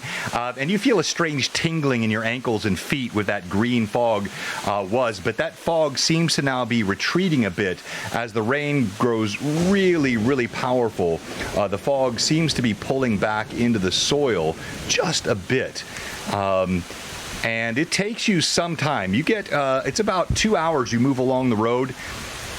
And as you do, your perception check, you see in the distance, ever so briefly, a huge winged shape. Wings look like they might be 40 feet in scope, bank across through the rain, up through the clouds, ominous. In the distance, even from a long way away, you hear a roar cacophonate through. And as it banks down, this beast swoops and seems to go straight into the ground several miles ahead. And Kiko just silent speaking into Zinnia's head. We need to find cover now. As she says this, Zinnia, true to form with an excellent roll on your survival check, you find there is an old dilapidated looking hut, perhaps once a settler, a ranger, someone lived here. It gives little cover. A bit of the roof is broken off. The door slaps back and forth in the power of the wind. But even as you find it, the rain begins to subside. It's getting close to dusk now, and all of you move getting some cover inside this dilapidated-looking hut. I'm going to rest. And the rain moves to a gentle pitter-patter as you do, even though you can still feel the malevolence of what's going on outside. Just a heads up, we've got musical chairs on the screen. Did somebody kill their video and come back and I missed it? Okay. Yeah, so if you step away, oh wow, look at that too. So if you step away, just leave your video on. It's fine. And if you really need... My internet got unstable for a second. No, I don't need I don't need excuses, Cameron. No, that's not. I'm teasing. Yeah, I was teasing. All right. You move inside this hut as the green glow sort of recedes and the normal shadows of night fall, and there's a gentle patter of rain. All of you move under. There's still a creaking and the sense of uncertainty around, and the reverberations of that roar ring in your ears. Now, would you say the ones that did, besides Kiko and Zinnia, would you say that me, Cauldron, and Eloisa would recognize the roaring over all the rain and wind? Yeah, so she was the only one that saw it initially, but of course she was tracking, and I would allow her. Do I have everything? No, I've got Zinnia, and I still have everything. All right, so let me fix this. So you there. Oh, and I think she just lost her internet again, or she turned off her camera. Are you still with us, Cameron? No, Cameron! No! I tell you what, then. And then she's back, and she messed up. We need the ranger. Cameron! I know, I'm so sorry. Cameron, you are here in Nashville. Kristen is in Brazil, and her video is stable. I got a feeling yesterday. I was like, why do I feel like something bad's going to happen in my life? Oh, no. No, you spoke it into existence. You can't do that. All right, so I'm sorry, where we were, as the rain now moves to a gentle, but still you feel a sense of malevolence in the area. The shadows are cast long over this dilapidated hut. And yes, it was first Zinnia. As she looked up, she pointed, and then you all saw the dragon bank. You all, of course, heard the roar. It reverberated quite loudly. Did it look like a purposeful glide and dive, or did it look like a fall? Definitely a glide, a bank, then wings tucked straight down. Okay. Did not think we would be seeing it so soon. Yeah. Did it go into the ground? Where the mist is coming from. Interesting. This does not seem like a good thing. No, Eloisa, when you can't see the things that it is you have to fight, it's never a good thing. So. Does What if we're gonna sleep on top of it?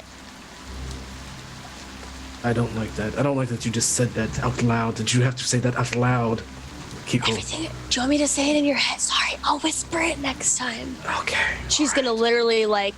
Psst. And you've all seen her Whisper do the this same before. exact You felt the strange sense of her connecting with your mind before. It was somewhat disorienting at first, but you become accustomed to it now. All right. Okay. Well, there's a chance that it might. Do we think it might find us tonight when we are trying to rest? We can just take turns sleeping. Don't we always do that? We do. Well, besides Cauldron. He says, old man sleeps the whole night. I would say it might be best while the dragon's already down, get an eye on it. Better to see it while it's down and I can clip its wings than before it tries to lift off. I also think that we won't really be any more prepared tomorrow. All Yeah, right. do you have a game plan? She's gonna point at Throw. Cause I don't. Well, I I have jokes. Water leaks in between the boards, mud, rivulets moving. You slowly hear the sounds of nightlife returning, or the wildlife returning, as the sun sinks lower in the sky. Well, my original idea was to perhaps go to some kind of cave or something, not really out in the open, in a cave, or typically from what I heard, a dragon's lair. There is, it won't be really able to fly away all that well in my head, so it seemed better than it just being out in the open in a forest. I will say it might be potentially more dangerous to go to its own turf, right? Because if we're inside and it breathes that poison at us, the entire area could fill up and we wouldn't be able to get away. Yep. Wait, DM question. Yes. You said that there's mud rising from between the boards. I wouldn't say mud, but like rivulets of muddy water just moving. It's not like you're not sensing a flood. I'm just describing the fact this is a dilapidated shack. It's giving you some cover. Yeah. In fact, you're grateful for the cover. It is giving probably a little bit more than it seems like even on what I'm showing on the VTT. But no, it's not like there's a mud slide or something coming. Then Kiko would walk outside really quick as Eloise says, talking about from the lair, because now she's confused that it just went right into the ground. She's going to go outside, pick up like 2 scoops of the mud that we've been seeing this green smoke come from and walk back in. She wants to see if any of that mist is coming from the mud itself. Okay. All right, so you step outside. As you step outside, go ahead and roll D20, please. You'll note sometimes in my games, I'll let you know what you're rolling. Other times, I won't tell you what you're rolling. A good reason I do this is, for example, if I'm telling you roll perception, and perhaps you roll a 1, then you know anything I tell you is not real, right? If I roll that sometimes, I might take a 1 if I roll it and tell you see something that's not there, or your same thing with a sense motive or any other persuasion effort that you make. So I sort of adjudicate that on the fly. In this case, I want you to just roll a 20 for me. 17. Nice. You step outside. It's a little uncomfortable as you do so. You can see this is set up on a little bit of a stone platform here. The water moving beside in what a swampy area here in the edges of the Gamboge. As you reach down, your fingers do tingle with that same sense you had on your feet and ankles before. You scoop up a bit of nasty looking mud. And as you walk it back in, the first thing you note is typically when you pull mud from a swamp, there would be insects, there would be worms. There is nothing in this mud. And you all see Kiko come walking back in with a handful of mud. Xenia, do you know why there would be no animals, no insects? She's gonna kind of plop it all in one hand and start poking through. Nothing's in here. Probably because it's all dead.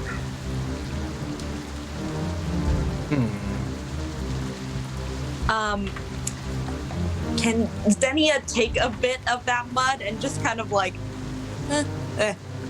just immediately, like no thoughts, head empty, just like takes it, tastes a little bit. Yeah, you place it on your tongue.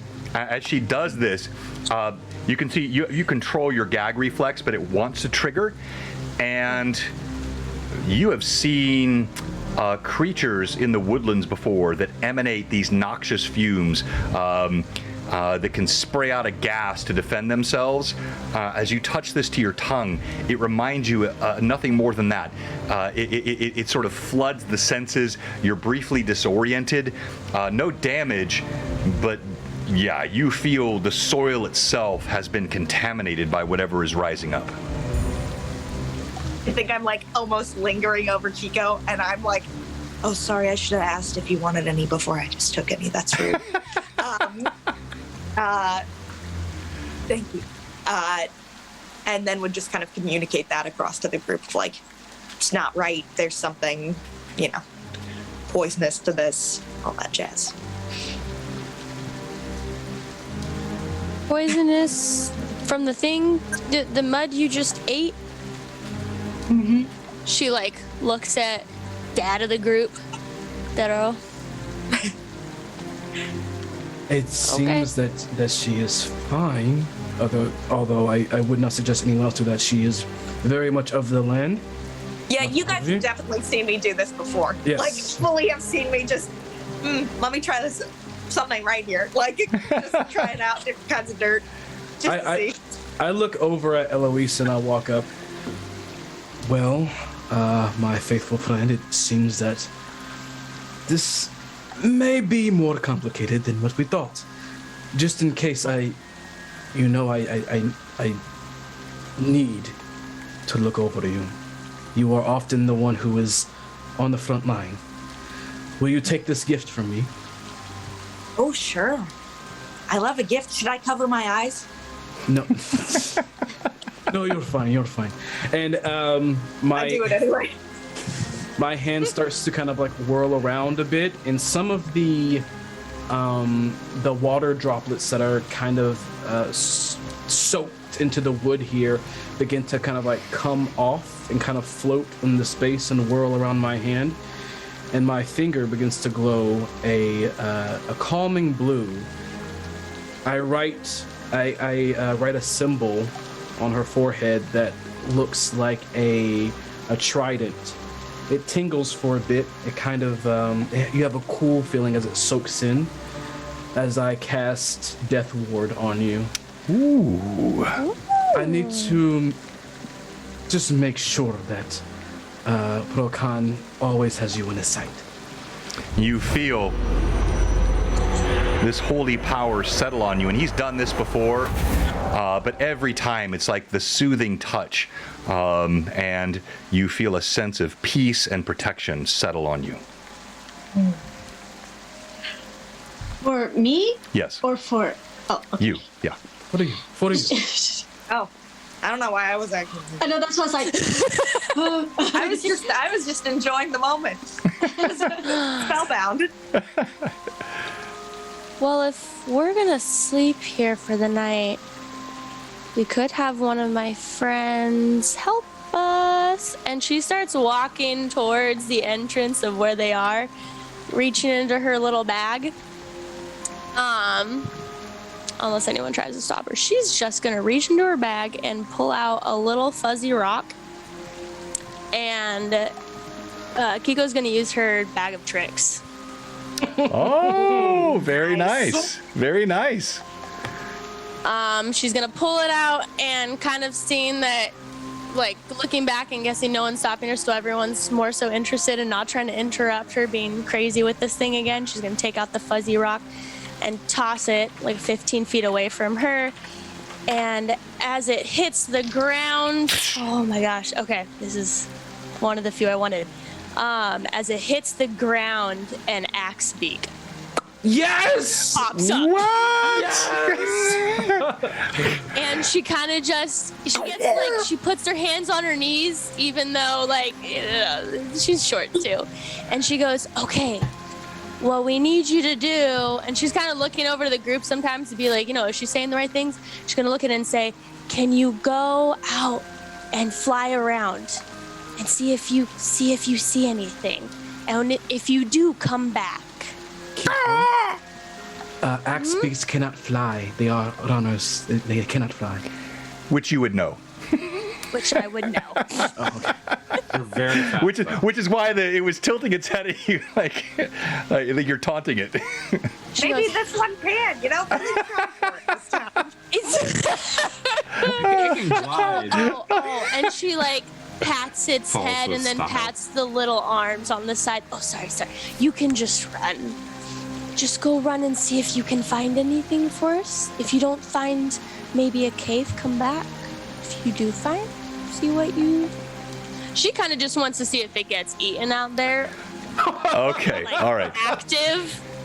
All or right. if So will actually come back. you are then forcing me because, and this will make all the chatters happy, even though I don't like it.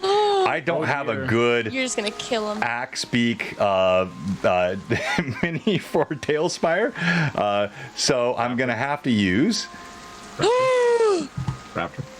Dino. Raptor. Raptor.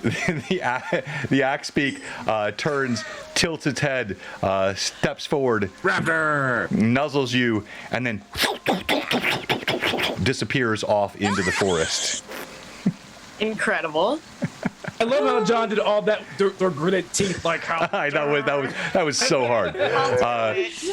All right, in moments, the sun has gone down.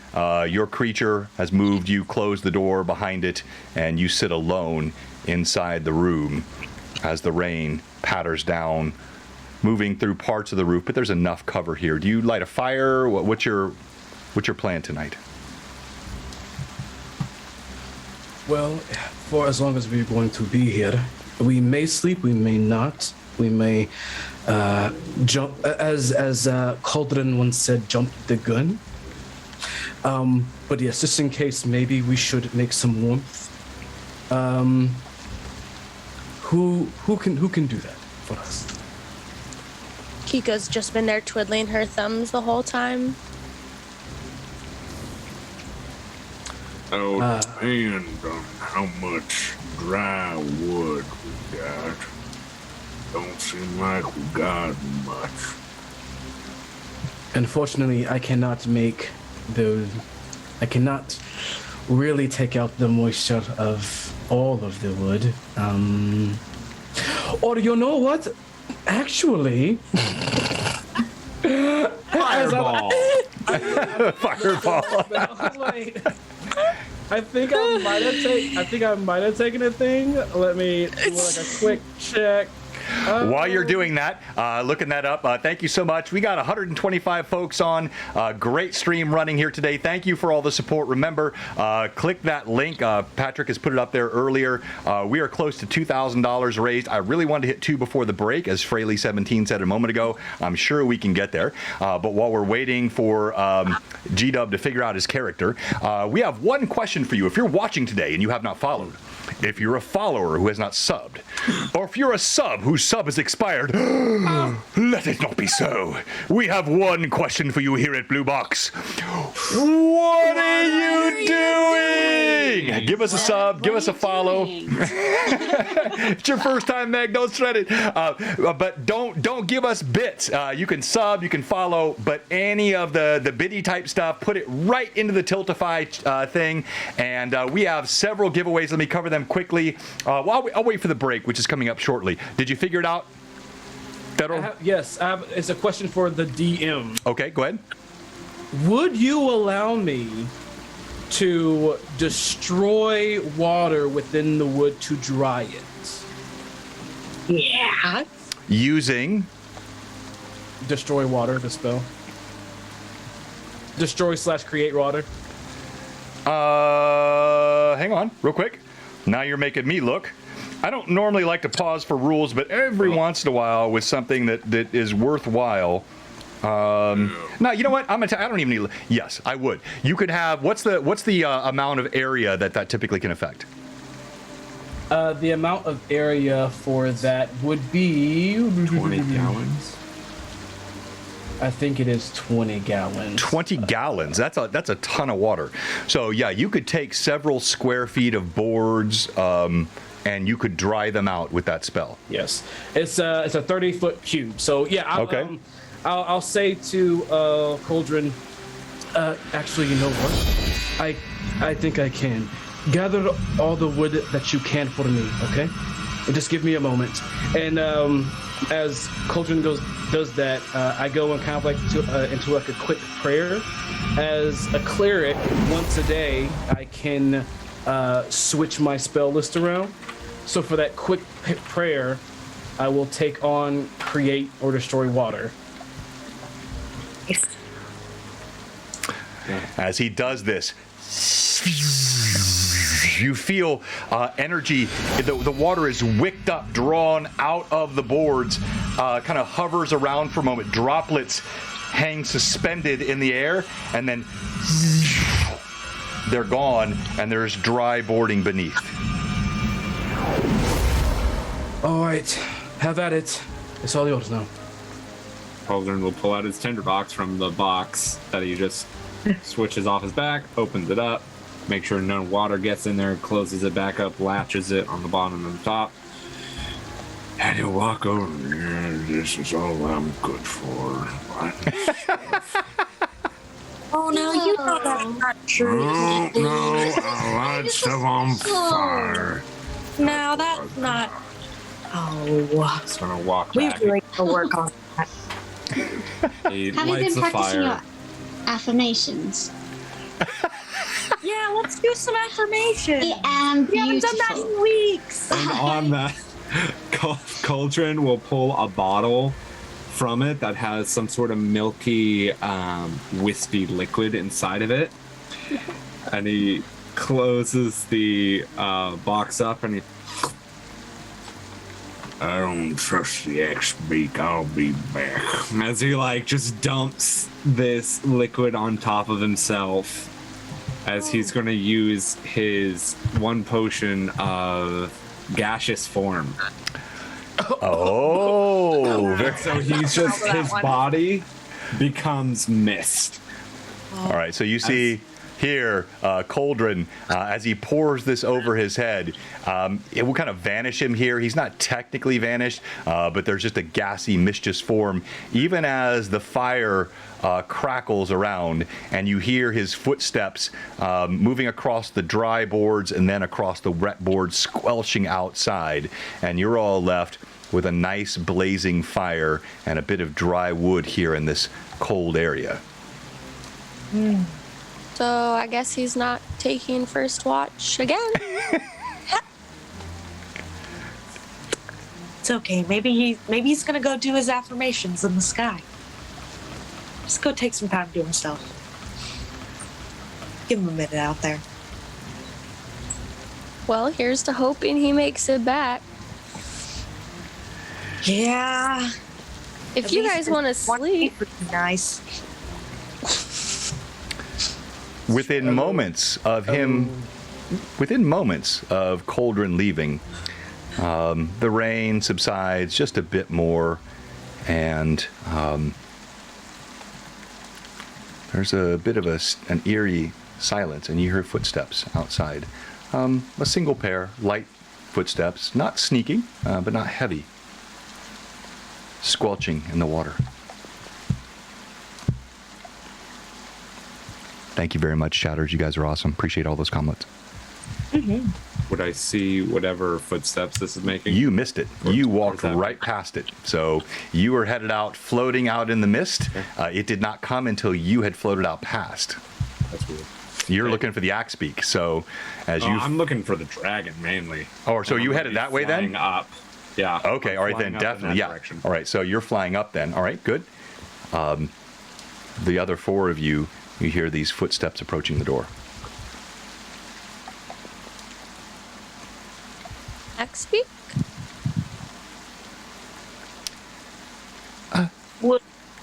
Would I be able to, like, from just like footsteps and things of that sort, be able to make out like humanoid? Are these axe beak?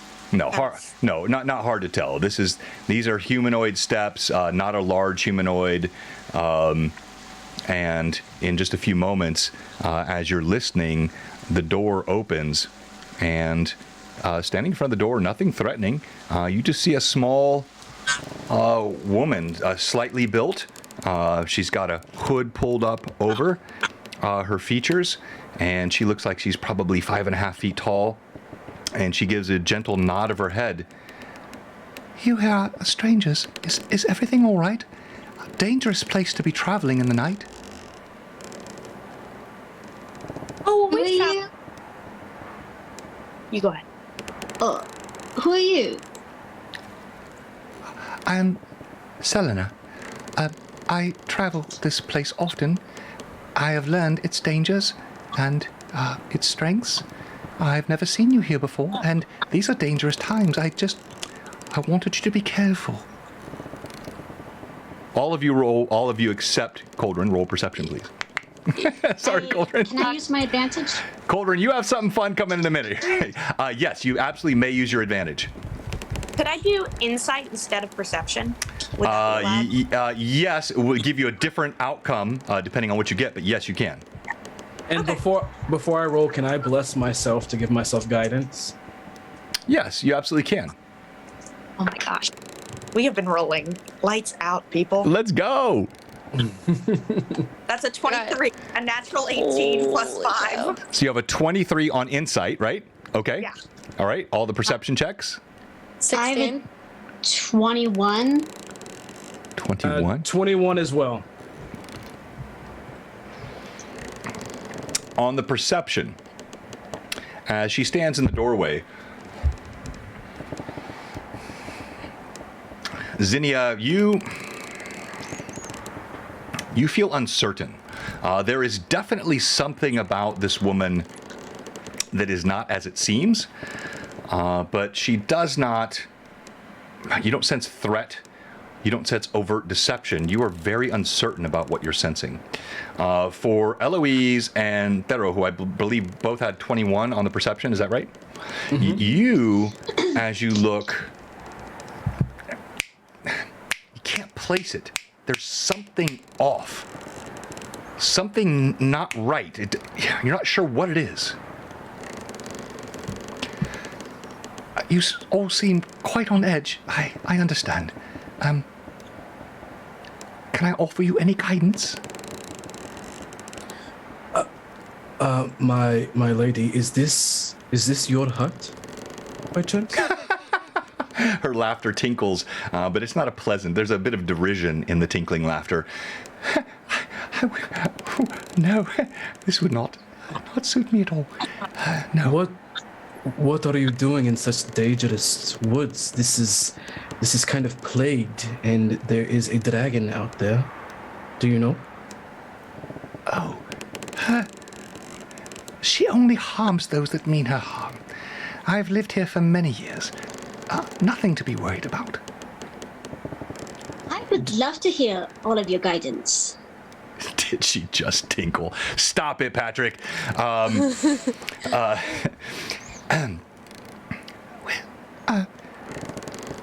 The greatest guidance I could give you would be, this is not some place for travelers these days, as all of the portents here, sometimes the ground sinks out from beneath you.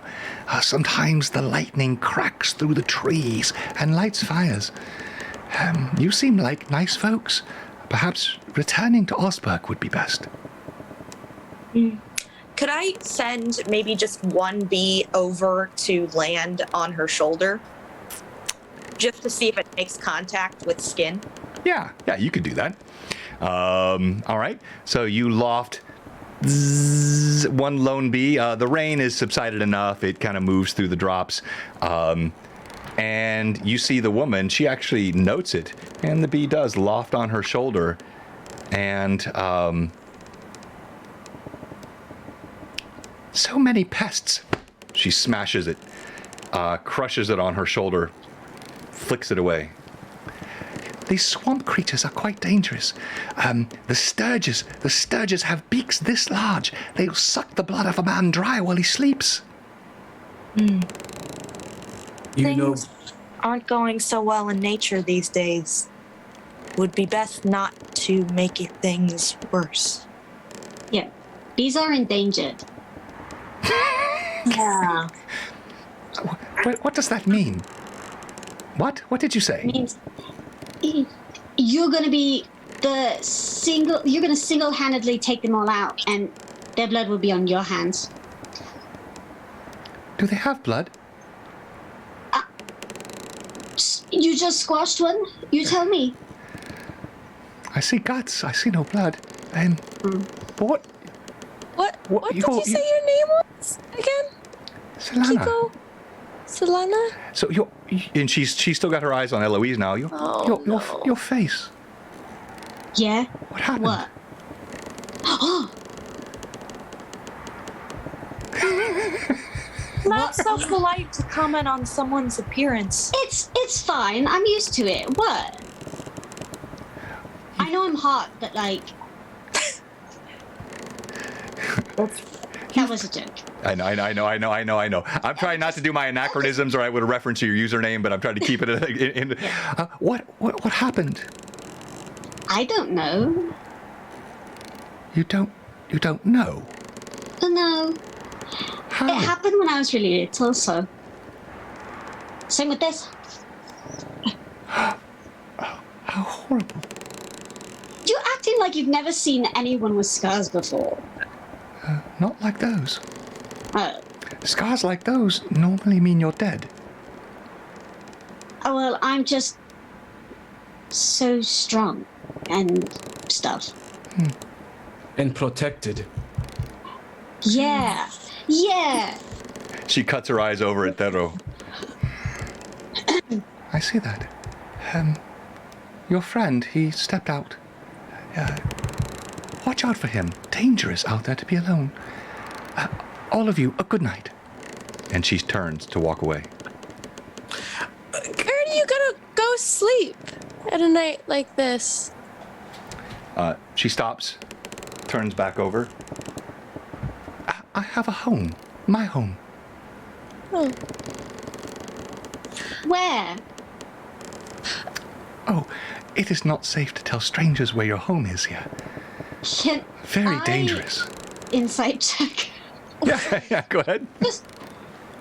Can I as well? Go ahead. Both of you, yes. Okay. Can I also? It just seems like fun. Now I just want to. And I also.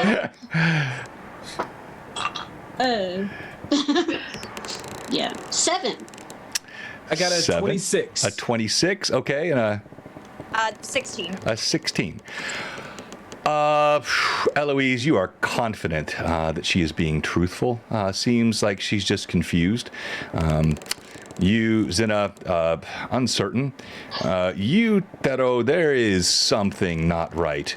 And in fact, you hear a chuckle that no one else hears as she turns and walks away. As she walks away, yes, we are aware that there is unsafe things here, and we have been asked to come and liberate the issue. You say that She only harms those that would wish to do her harm. Can you have us stop this? All of this? The poison? So, the sky? as you say this, you're with your insight and your earlier perception, you kind of move to the doorway. You speak to her as she's walking away, and it suddenly hits you what was off before. You couldn't quite catch it. It was tickling at the back of your mind. And now you realize, as she turns over her shoulder, and again with that same tinkling laughter, she says, Just be careful. I've warned you, it's not safe out there. she vanishes, and you realize there was no shadow cast by the fire. And that was what was tickling at the edge of your mind. She had no shadow. And with that, we will go to break today at Blue Box. We are sitting, we have already over $2,000. We are past $2,000 already. That means we have the $800 bundle to give away tonight. Let me pull this up. So the legendary bundle will be given away to the top giver here tonight on our stream. If we get 3 more on the back half, don't think it's not possible. We can do it. If we get 3 more, I'm going to give away tickets, airfare, and accommodations for Blue Box Con in May. If you can't come and you win, I'll give another one of these legendary bundles away. I also have a gorgeous Dragon Mini to give away. I have a Troll Lord Games giveaway. I have a Tailspire giveaway to do. We have so much good stuff coming on the back half of the stream to give away. I want to thank the players again for an incredible front half. I know it's a little bit awkward when you're one-shotting with new people, especially someone who's never streamed before. Cameron, you've only streamed like 3 or 4 times now, right? Is that right? Yeah, so we got a lot of new folks here playing the game, but you're all doing a fantastic job. There is combat to come, I promise you that. I thought it might happen earlier in the game, but the decisions the players make affect how those things happen. As we go to break, though, I'm going to do something a little bit different tonight. Normally, I immediately dismiss everyone to break. We'll keep the chat hot. But tonight, we're doing break just a few minutes early because it's going to be a slightly longer break because I have something I want you all to see. And I'm going to switch to my sponsor screen in a moment. I had a chance today to interview an amazing mom, Janet. Her daughter was treated at St. Jude Hospital and had a super rare genetic disease. When I say rare, 1 of 200 in the world. Incredibly rare. Her story is amazing. And to me, it really highlights the importance of what we're doing here. Yes, we're playing some games for fun. We like supporting the community and the great players. But this charity is the thing that this game is about. Thank you for the $6,400 already raised over the past day and a half. Thank you for a third of that almost having been raised in the last hour and a half or so. We are or hour, I guess. No, 2 hours. I'm losing track of time. But thank you so much. And as we go to break, I'm going to play this video, and please take a second to watch it. Probably good to kill the ominous music and the background stuff before I do this. It adds to the vibe. But maybe not quite the right vibe, though. Yeah. All right, please. Here we go.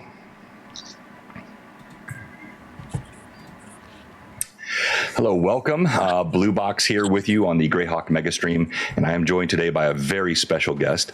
This is Janet. Janet, whose daughter was treated incredibly well through a difficult process by St. Jude Children's Research Hospital, has agreed to join us for a few minutes today. And Janet, I'm so thankful. As you know, we're running what we call a mega stream. I don't know how familiar you are with D&D or Twitch or any of that, but it's several different streamers that are spending about 3 days running games, and then everything that is earned during those games is going straight through an application called Tiltify to make sure that St. Jude gets every single dollar. Along with this, there have been literally thousands of dollars of product and merchandise that have been donated by our sponsors and others to really help support it. But I thought there would be nothing better than to speak to a parent who went through the process with a child being treated at St. Jude. And I think my wife reached out to you more than a year ago, and you agreed to participate. And I want to say again, thank you so much for joining us. And we'll just spend a couple of minutes here. I'd like you to tell your story and understand that this then will hopefully not only encourage others to give and understand the benefit of what St. Jude does. I want to hear Jenna's story, your daughter, because this will go out to thousands of people over the next several days, and that'll be something that would be, I think, be very important. As we talk about these types of stories, I want to set the stage. Not every story of a child that has serious illness is a fairy tale, and this is not a fairy tale. Jenna is no longer with us. But as many children that go through such processes, it's not just the treatment, it's the care, it's the love, and it's what's given through an institution like St. Jude, which makes that process so powerful. And I just wanted to get that on the front because I don't want people thinking that they're going to hear some sort of fairy tale at the end. This is about one young lady's, a courageous young lady's journey, about a very caring parent, and about an institution that invests in the lives of kids. And so with that said, Janet, again, thank you for joining us. You're so welcome. I guess the best place to start quickly would be, tell us a little bit about Jenna's illness. You don't have to go into too much detail, but when you explained it to me this week, it was something I'd really never heard of before. And I think it would be good for people to understand what you and Jenna and the team at St. Jude's were dealing with. Absolutely. She started with symptoms at age 9, but St. Jude actually diagnosed her. They did genetic testing, and it was through them that we learned exactly what her illness was. And it's a rare genetic mutation that I actually carry and passed on to her. But she received the diagnosis through St. Jude, and they began treating her for that actual illness. And it was STAT3 gain of function disease. And there's only 200 people worldwide actually right now that have this actual disease. But again, you know, she started out at St. Jude in the summer of August of 2017, and they treated her for almost 4 years with this disease. Yeah, Absolutely. you blew me away when you told me only 200 people in the world. That is one of the most rare conditions I have ever heard of. Tell me about, you were about to transition to the treatment that she received at St. Jude, the people, anything you'd like to share about that? Sure. She was basically, you know, so STAT3 gain of function, it would be a rare, you know, disease, primary immunodeficiency. So what it would do would attack her immune system. So she had to be on immunosuppressants. And that involved, I don't know if you've ever heard of immunoglobulin, but she had to have that every 2 weeks. And then she had to be on another immunosuppressant that was actually through St. Jude also. And so she was going back and forth every 2 weeks for those, for the immunoglobulin. And she was on it was actually called ruxolitinib, but that was a daily medication that she was on also. Mm. So through that process, talk to us just a little bit about what she experienced at St. Jude's in terms of the actual engagement and care from the people beyond just the medical treatment.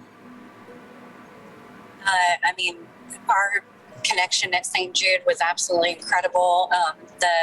Her main care was the hematology department, because it was a blood disease, mainly because it would attack her blood counts when she had any type of infection. And so the doctors in the hematology department, I mean, she had experience with other doctors, obviously, too, but because you have like a care team, and that's made up of multiple people, but mainly would have been the nurse practitioner would have came in to see her first. And I mean, she just absolutely lit up a room when they came in, and the interaction with them, they absolutely loved her. And Jenna was just so funny, and just they absolutely loved every time that they came into her room and had a visit with her. And I will tell you that the doctors there, and I mean, they have such a heart for their patients and just their well-being.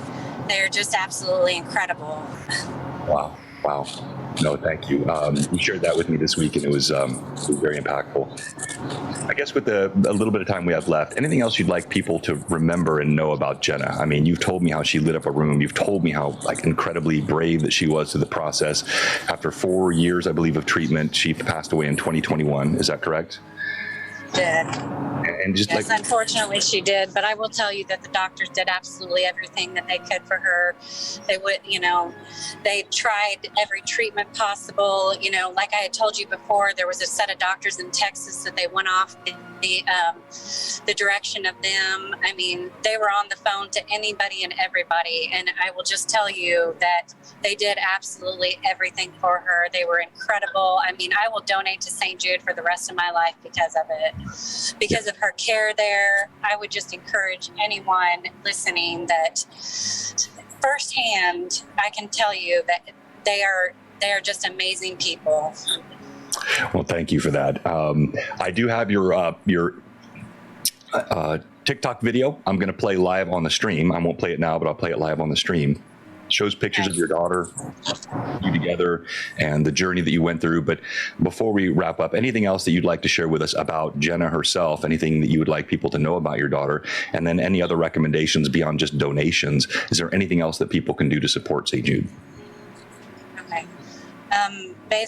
For Jenna, she was just an incredible person. She did, she had 18 years, on this earth, and she didn't complain about much. If there was actually something going on, the doctors learned that she really was, she wasn't just like as a teenager, just complaining or whining. She really did have, something serious going on. And, for her not to complain much, she said, Mom, the reason God gave me this disease is because he knew that I could handle it. And she said those things. And so she was just such a brave person. She fought hard until the end. She wanted the doctors to don't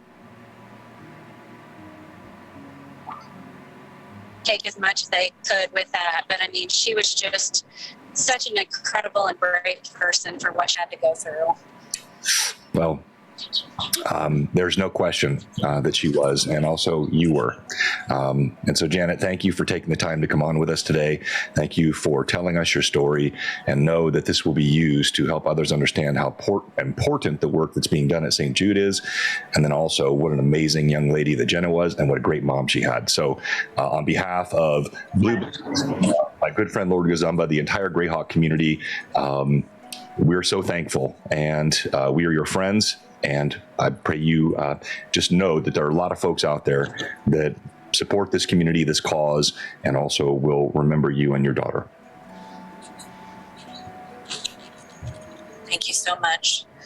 And as far as, further going along the lines of donating or doing something else for St. Jude, I mean, I just encourage anyone to, there's obviously a lot of, there's a race in December. There's another, just if they're able to help with that or can do anything there in any way. I mean, I'm going to try to, I did the race in December. It was absolutely amazing. So, I mean, there's just a lot of different things out there that you can support St. Jude with. And I just encourage anyone to try to do that.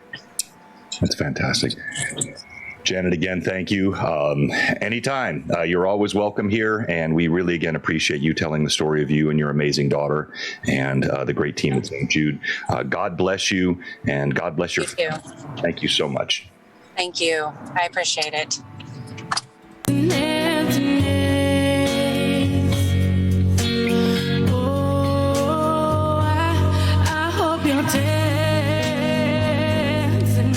This is the TikTok video that her mom made for her. And I hope you're singing, and the angels cry, and I hope the angels know what they have. I'll bet it's so nice.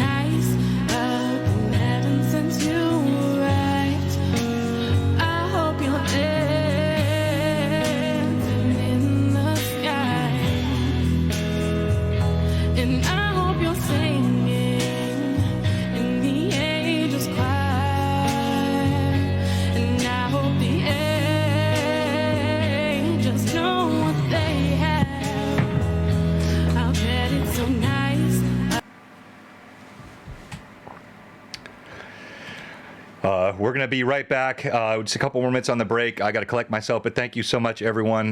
That's all going to be shared again, I think, on Lord Gazumba's channel here in just a little bit. And what an incredible woman. What an incredible story. I know that's a mixed bag. It's something that's emotional and felt by people, but it also can provoke very strong emotions. For any of you that have lost loved ones recently or are battling serious illnesses, I hope this does not do anything but just share the community and the importance of supporting one another. An amazing mom, an amazing family, and of course St. Jude, the most important charity I could think of to support tonight, and I'm so glad to be part of it. We'll be back with a stream in just a couple of minutes. We'll leave the mics hot. You guys can chat, but probably just want to be quiet for a minute, I think.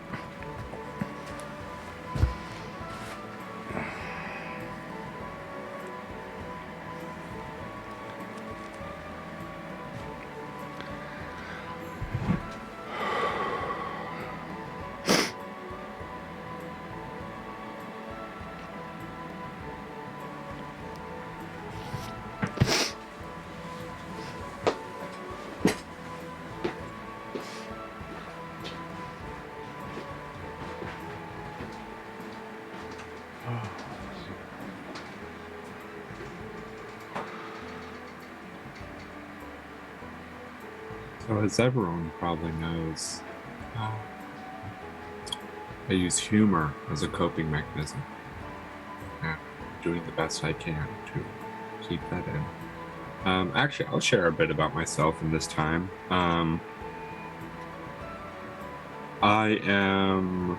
so excited for the future to be able to have a daughter. So even though you guys can't see, watching that video was really tough, and my heart goes out to the mother.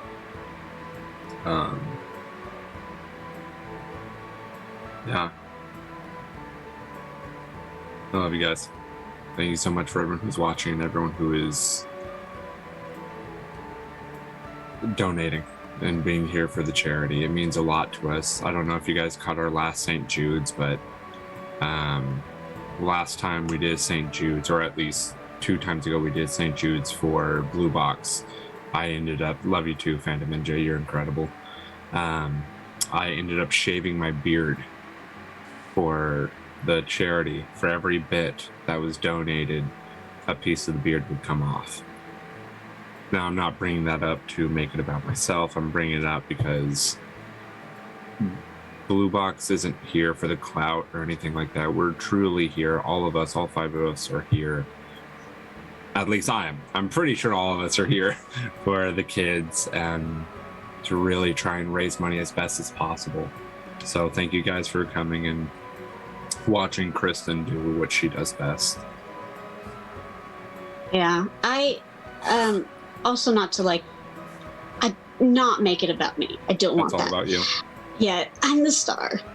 No. I actually have a genetic disease too. And when I was born, I was not expected to live till 6 years old. And so it's really amazing to see Blue Box raising all this money for St. Jude, because, you know, words are not happening right now in my brain, but cancer is bad. I think we can all agree on that. And, you know, children with illness really hits close to home with me. And so I'm really happy to be able to be a part of this. And we're really grateful to have you here. As John Jr., I'm allowed to say that. All right, yeah, no, and we got to thank you. That wrecks me every time. Of course, I've talked to her a couple of times this week, and talking to her the first time, editing that video, I just got to stop talking about it. It wrecks me every time. But I'm so glad to have all of you with us. And yes, we have many on the community that are dealing with issues. And Meg, you were just speaking. You know, I know you have an important cause close to your heart. I want you to talk about here in a moment, because I think we could do some things for that in the future as well. And then I'm trying to remember what I committed to do on the break that I'm probably forgetting now because my mind is gone. So we've already talked about character. So you've already shared all your stuff. A couple of sponsors quickly, and we're going to jump right back into the game. Let's say quickly, Blue Box here with you on the Greyhawk MegaStream.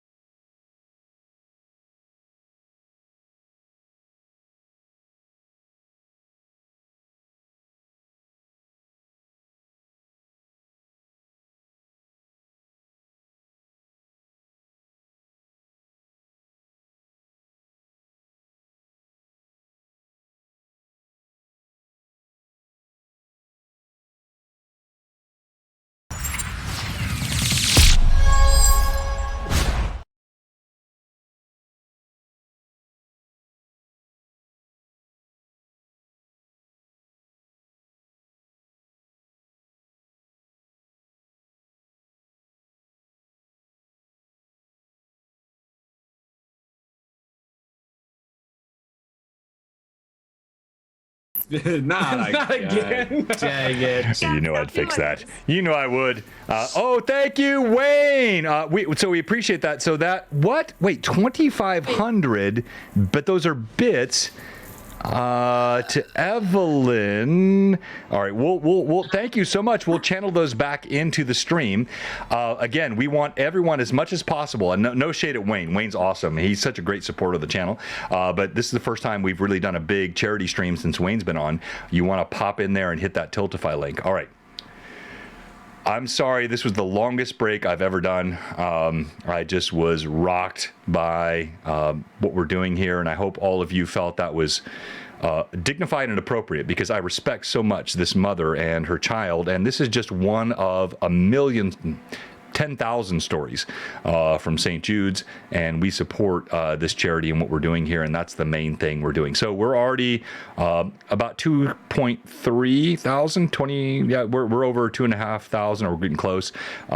So we got some big giveaways coming. Let's jump back to the game. Everyone ready? Deep breath. I need a deep breath. All right, Zinnia, you're in the right place. Kiko's in the right place. Everyone that's in the right place. That's awesome. All right. Players, here's what we're gonna do. We're way behind schedule. We have an hour and 40 minutes left. I had like 5 encounters left for this game, but this is what happens. So don't worry about it. The charity one-shots are always a different beast.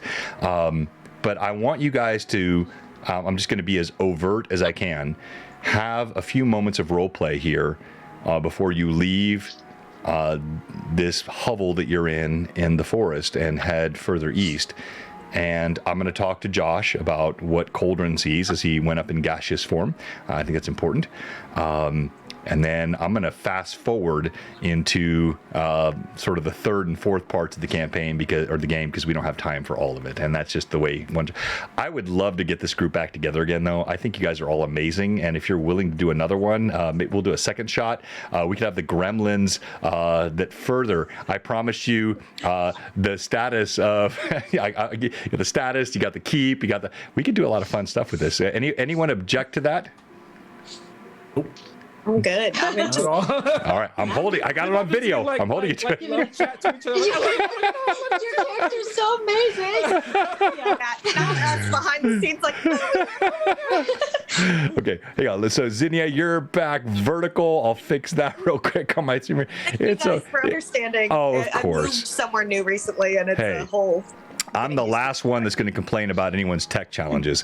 It doesn't matter how much work I do, how much money I spend. I still have the tech challenge. All right, so you sit inside now the dried, warmed hovel. I'm going to come to you, Cauldron, in a minute. But these are the other 4.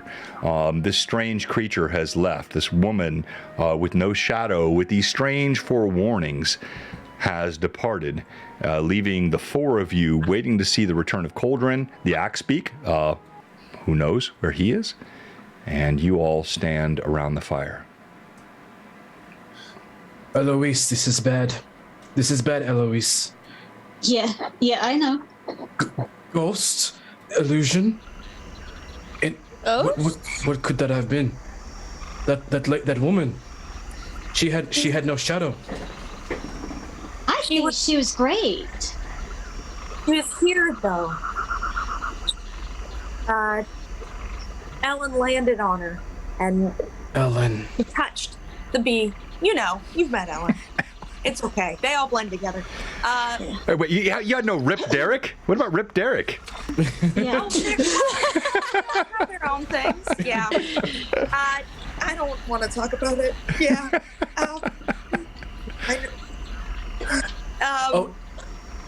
Yeah.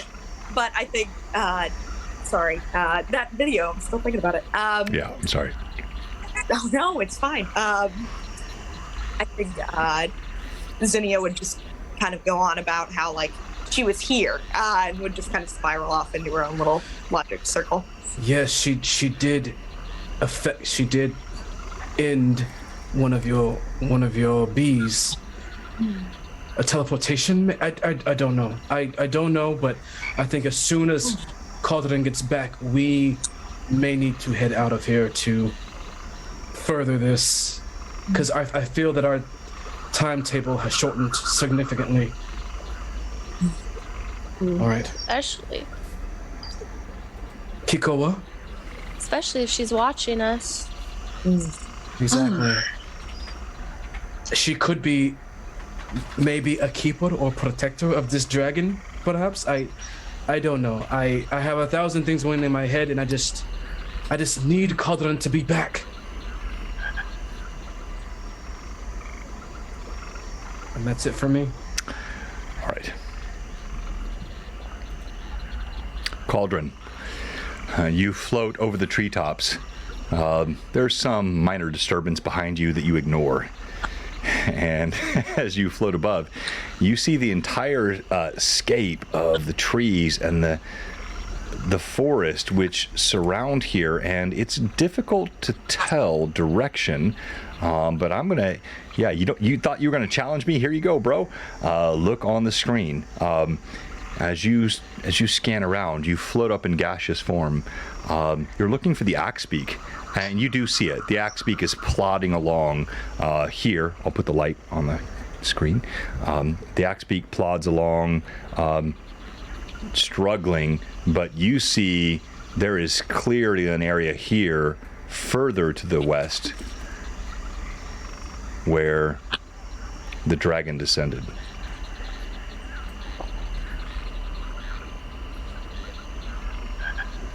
There we go. So I've got this for an hour. So I'm going to just kind of go and investigate where that dragon must have descended. And if I find anything, if I find like a lair, if I find an entrance, if I find the dragon, I will be like, okay, toy, and maybe go in a little bit further and then head back. But you let me know what I find. Well, you tell me, like, so you saw, you will. So let's just take this one step at a time. Yeah. You float forward over the treetops. Mm-hmm. You see there is a clearing in those treetops where you see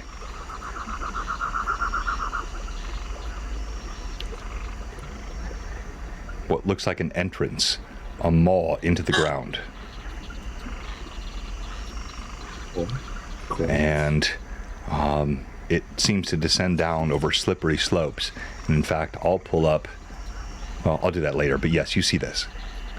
So you see rocks and trees seem to have been sucked in. There is that green, noxious fume emanating up, coming up from the bottom of the ground, but you're hovering over it.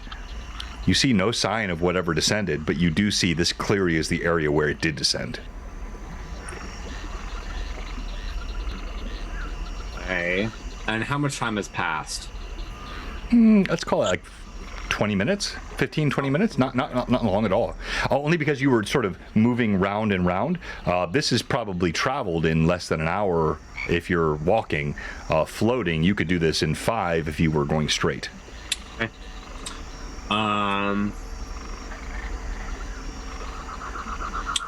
right. I would like to try and go down into the hole and get a bit of a scope on things. Of course you do. As you float down, can't die, right? as you float down, you see jagged rock. There are skeletons scattered all around. Humanoids, humans, beasts of all manner and type. Their bodies strewn around. There is a jagged set of stairs carved into the side of this wall, but it looks ancient. And there is slime covering, and you feel these noxious fumes blowing up from it. Do you continue down further? Yeah, I'll continue probably for another minute or two.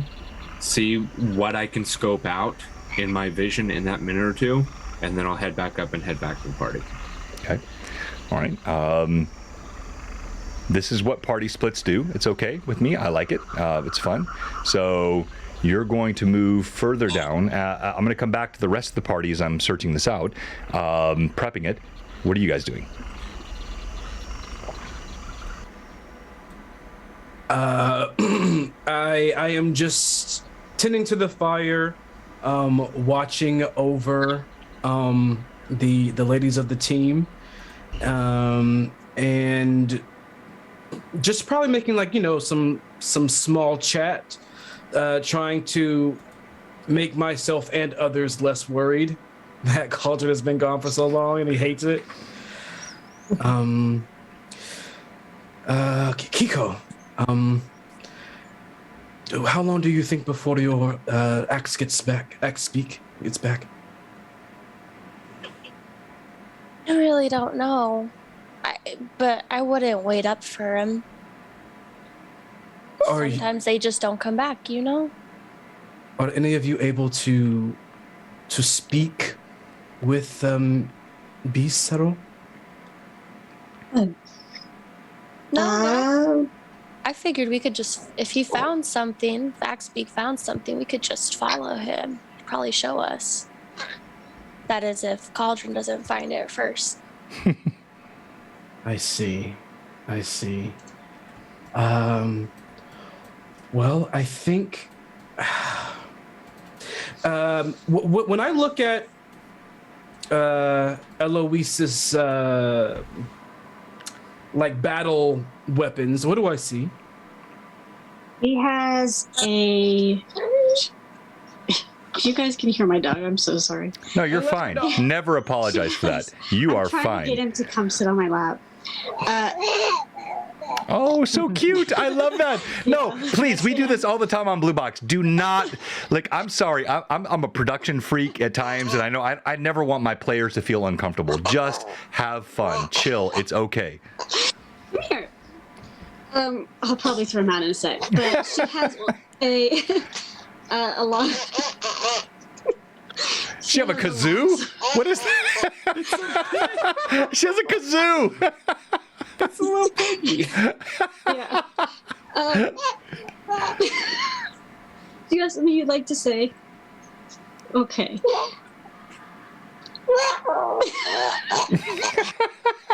All right, if you think that child is cute, donate to St. Jude's. That's the best thing we could have had tonight, to donate to St. Jude just to support that cute little child on the.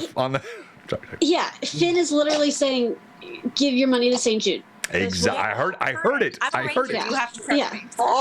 So she has a shield and a dagger and the bits are going up. You're like, it's awesome.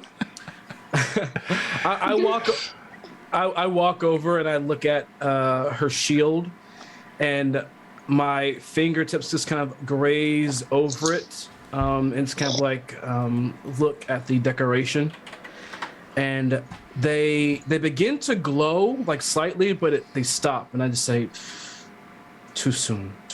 But I have something for your shield later. I think we may need it. Okay. And that's it. I'm gonna look at. I'm sorry, Cameron. What's your character's name? Zinnia. Yeah, you're fine. Zinnia, when you, I know you can control your swarm, but with other insects nearby, are you able to communicate with them as well? Can your bees talk to like flies and things, or no? How does it work? Oh, I don't know. It really depends on their own chemistry. It's up to them to get along. I don't want to force things, you know. Stressful. I think from the times that you had interacted with her, you would know that Xenia thinks that she is communicating with nature on a much deeper, more intimate level than she actually is. It's mostly her just sitting, looking at bugs, nodding thoughtfully, not really knowing what's being said, maybe able to make some interpretations, but has no actual way of speaking or receiving back intel, other than, you know, maybe it seems frightened, or maybe it seems a little nervous to her. All right. Well, I think I'm going to step outside for a moment and just keep an eye out from the door. I don't want anything to sneak up on us. So we'll just stay put and ready. And so I just kind of just stay by the door, just like looking out into the wilderness. I mean, I am human, so I don't know how dark it is, but Anything that's close enough. Yeah, to see. it's pretty dark out now, but you have enough lighting. There's 2 moons on Greyhawk and the Flyness. So those twin moons, especially here at this time of year, they illuminate reasonably well. So even at night, you can see. I see. I just kind of stand up, lean on the post of the door, and just try to be as aware of anything as possible. And I'm constantly muttering under my breath, like, Father of the everlasting sea, the ever-moving waves, help me see beyond this veil of fog. Help me see. And I'm just constantly casting guidance on myself, just constantly. Love that. As you do that, Thero, I love the roleplay. Thero, sorry. You see there are 2 things that rise from the bog around you. One is a skeletal hand, and as the skeletal hand rises, there's a ring sitting on the pinky finger. The other is another skeletal hand holding a small staff. When I say small, 3 feet long, lifting up out of the water as though in answer to your prayer. Kiko! What? Come. Okay. Kiko goes up next to him, looking outside. Don't freak out. And I'm gonna point to the skeletal hand with the pinky ring and the one with the short staff. Mm-hmm. Can you carefully go get those? Carefully. Carefully go get. And you see what I described: 2 skeletal hands, two separate beings. They're about 5-10 feet away from each other. One with that ring on the pinky finger, the other with that short staff, sort of floating out of the bog as though in response to a prayer from Theros. Can you go get those? Okay, well you owe me if I get them. Okay. You know you would do it anyway. Okay. But I wouldn't give them to you. Okay. I owe you. Go. If I'm trying to stealthily go up to that, is Pass Without a Trace still going? I'm guessing not, because that was only an hour. It's only an hour, but honestly, there's no trace to be had here. You're still on the doorstep of that hut. There's water and mud, but there's still rain flowing and bog, so anything is washed away in moments. There's no concern. How far away is it? It's sitting right off the porch, so literally like 5 feet away. Okay, so she's gonna go in and with the side of her robe, go to take the ring off. As you step forward, the rain begins to pick up a bit. The twin moons shining in the sky.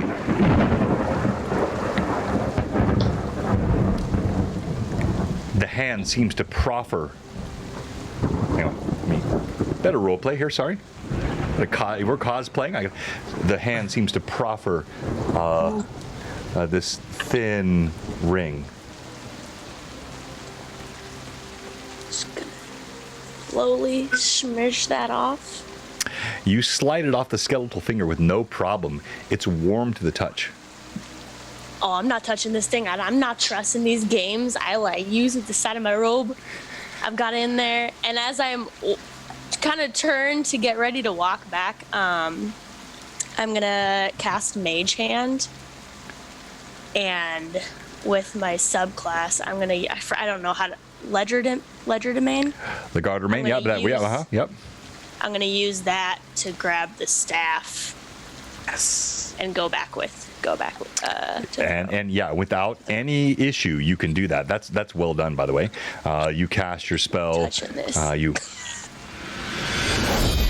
You pull the staff out of the other hand, clutching the ring warm in your fingers, and you walk back. Now, let's go back quickly to Cauldron. How do I always wind up in party splits? This is what you do when you're too free a DM in terms of being open game, which is what I like to do. But party splits are the worst thing for one-shots, though, because they drag everything out.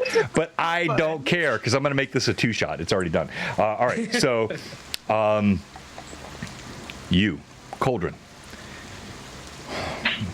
And you see this strange-looking pit descending down. You float further and further and further down in it. The stench grows stronger, the noxious fumes, and there's a darkness beyond, but you can hear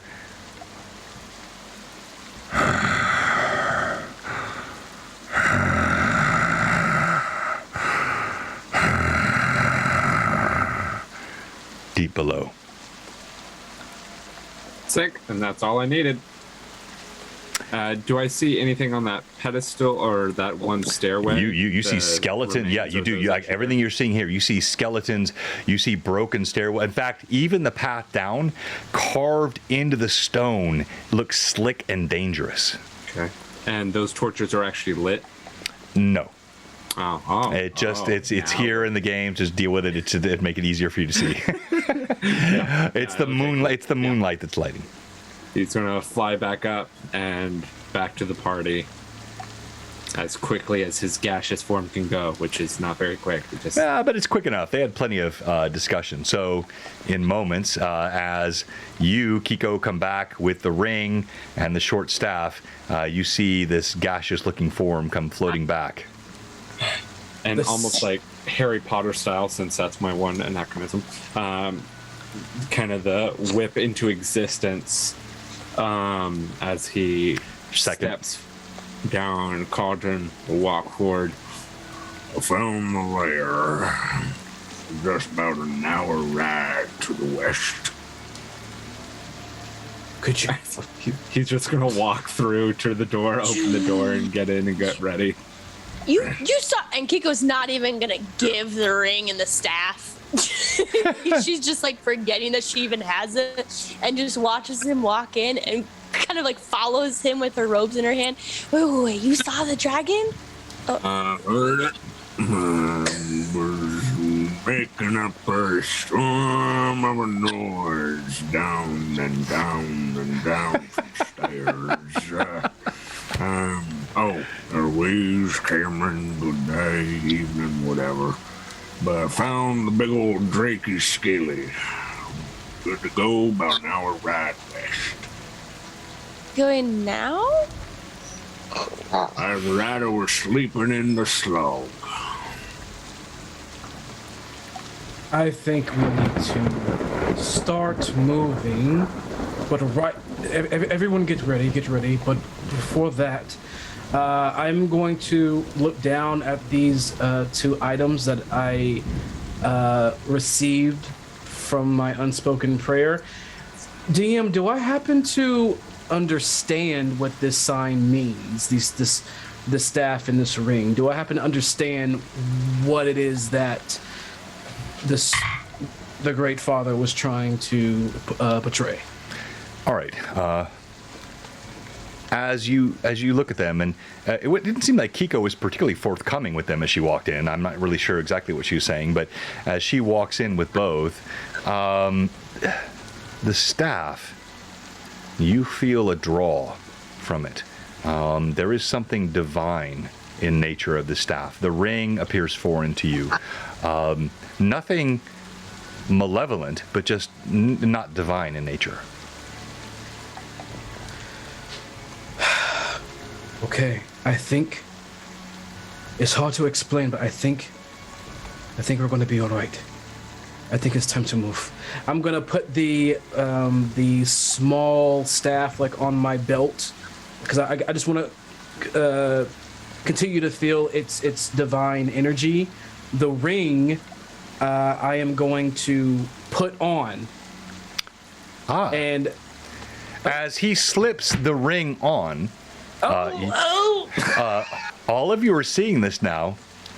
Splatters the walls. He disappears. Oh! Wow! Now, you don't know what that means, right? You don't know what that means. He could be 1,000 miles away. He could be dead. He could be another. He just simply vanishes. Can I try getting into his head?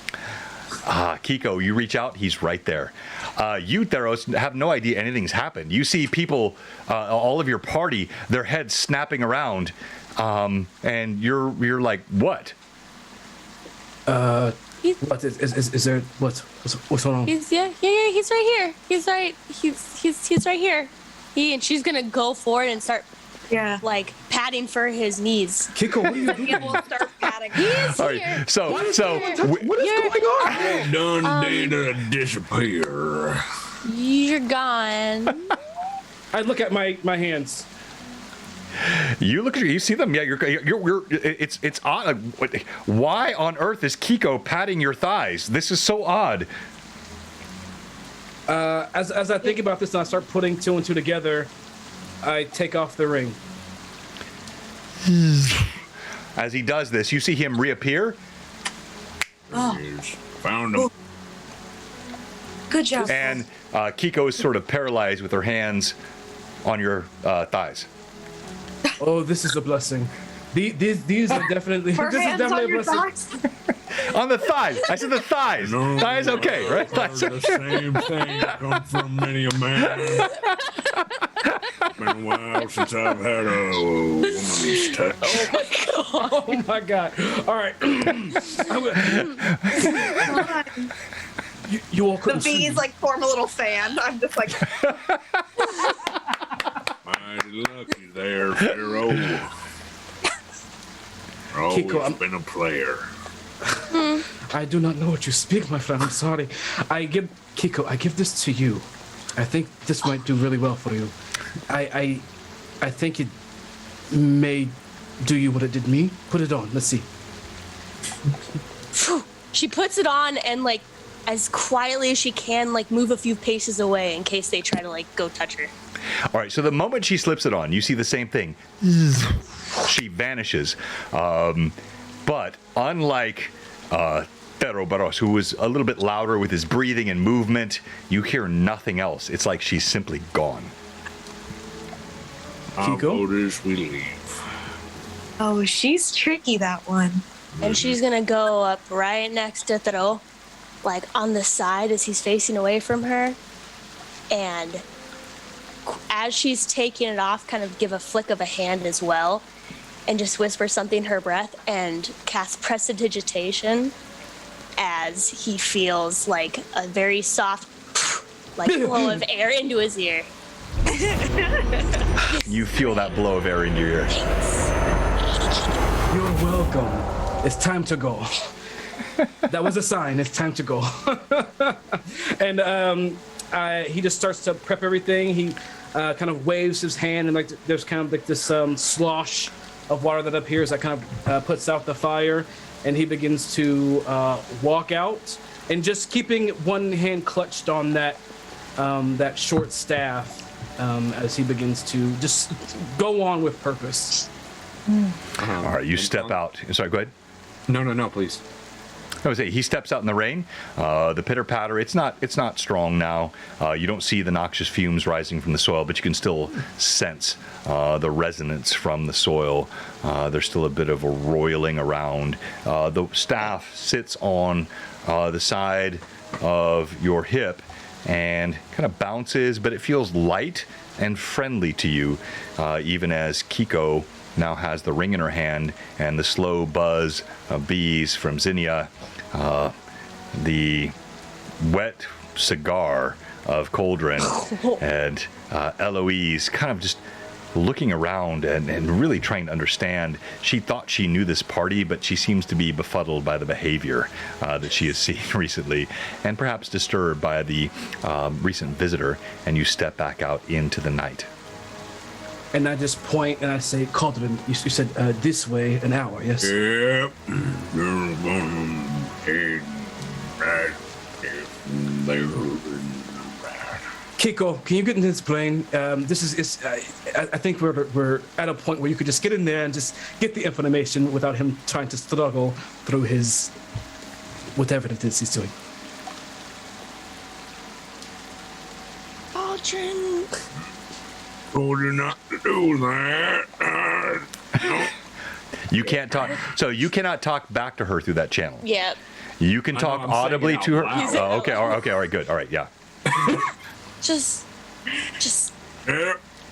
can you just Laid it up. or throw? Nah. Just point. Just We're point. gonna head that way. Okay, that way. That way.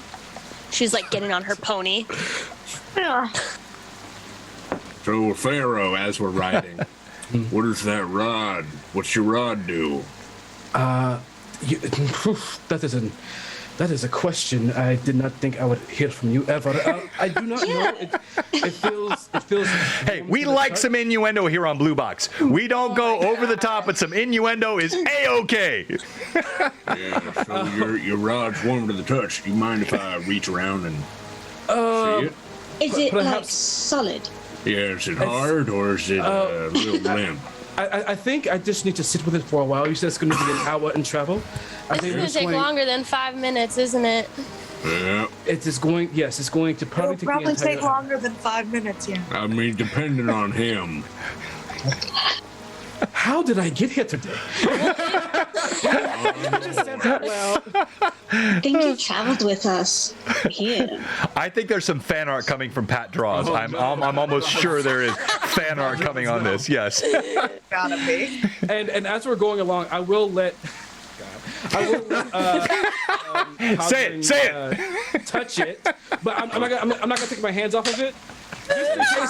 Just in case he wants to like investigate it as we're moving along, but I still want to have contact as I'm like focusing on this item for an hour. Yeah. Hour. Good. Wow. Wow. Your stamina is impressive, Are sir. we just watching this whole hour? Yeah, you're right. You're right. Cauldron. Eloise suddenly got so much more excited about her notes. Like she, Not even know. She's making a diagram. This is fan art. Riding horses so close together, just like And once again, low charisma. He doesn't get it. He's completely straight-laced about this. He's just, all right. As he's going to stand up on the saddle, turn around, and sit down. Now, facing the other way so he can look at it. Because he doesn't want him to have to move his hands at all. And Yeah. we're all adults. Yeah. does it seem to be magical, DM? Sneaking glances. Someone said roll for initiative. It does let you know who goes first. yeah, exactly. And hey, look, we got a lot of new folks on here today, and I just want to make it clear. Here on our stream, we like a little bit of fun, innuendo. It's okay if you're a bit ribald. Just don't go over the top, which no one is here. But don't be. We're not being prudes here either. It's fun to have these conversations, these laughs. So I run a very serious game, but I love the laughter. I love people engaging, especially if it's in context, which this is, because I did give Taro a rod. And yeah. For another story, John, when he first met me, spanked me. But that's for another time, not here. It's true. It's true. It's true. Does this seem to be a magical rod? Yes. It doesn't take much. But again, from your perspective, it's very difficult to discern. This does not have arcane magic. It has divine magic connected to it. Same thing I told Thero earlier. You got yourself a heavenly rod, it seems. Don't know much about them deities and the like, but I respect you and what you believe in. As he will stand up, You and your rod, good day. he'll turn around and sit down on the other, facing the other way now. I'm gonna lean over to Kiko and be like, "Do you know what Cauldron is saying, ever?" Because I just go with it. I just stick to one words. That's my custom to point. It's all about the cadence of it. That's really what you gotta listen for. It's like a song. Yeah, kind of.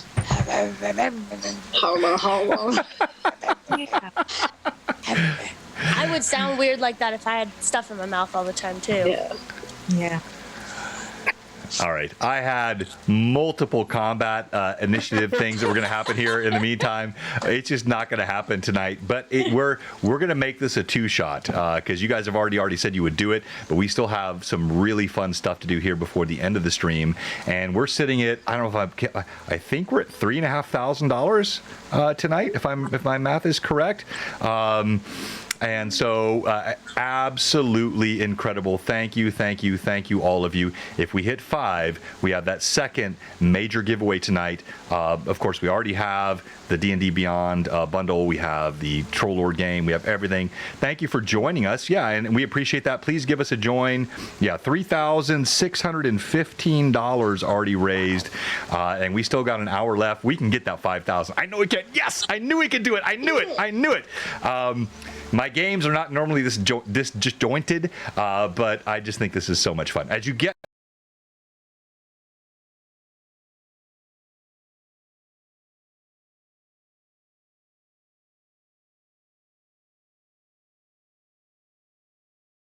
I kicked that cable. Yeah, so that's why I knew what I'd done. That's why I gave you the hang on. You come up to the edge of what clearly is where the dragon that you saw earlier dove down beneath the soil. There are skeletal creatures. Cauldron seems to be very familiar with this area. A stench emanates up.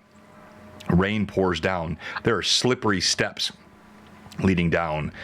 And when you feel a deep sense of foreboding. All right, before we go down, there are things we need to do to get ready for anything to come at us. Cameron, stop it. Wait, how are we going to get down? How? Cauldron? There's a stairway that winds down. It's broken up quite a bit, but you can maybe hop from one end to another. Yeah. So you got that? I can translate if you need it. I think I got it. Yeah. Bad stairs. Yeah. Steps. Their entire interesting conversation. Thero is putting down potions. He took a potion of heroism, a potion of advantage, and a potion of lightning resistance. He is also going to look over at everyone, and let's see, I could do this to 3. He'll hold on to that for now. But once we get close enough, I'm going to need to see your shield, Eloise. I can make it stronger and more. I can't think of the words right now. I'm pretty nervous. We're really close to a dragon right now, and Puissant, fortify.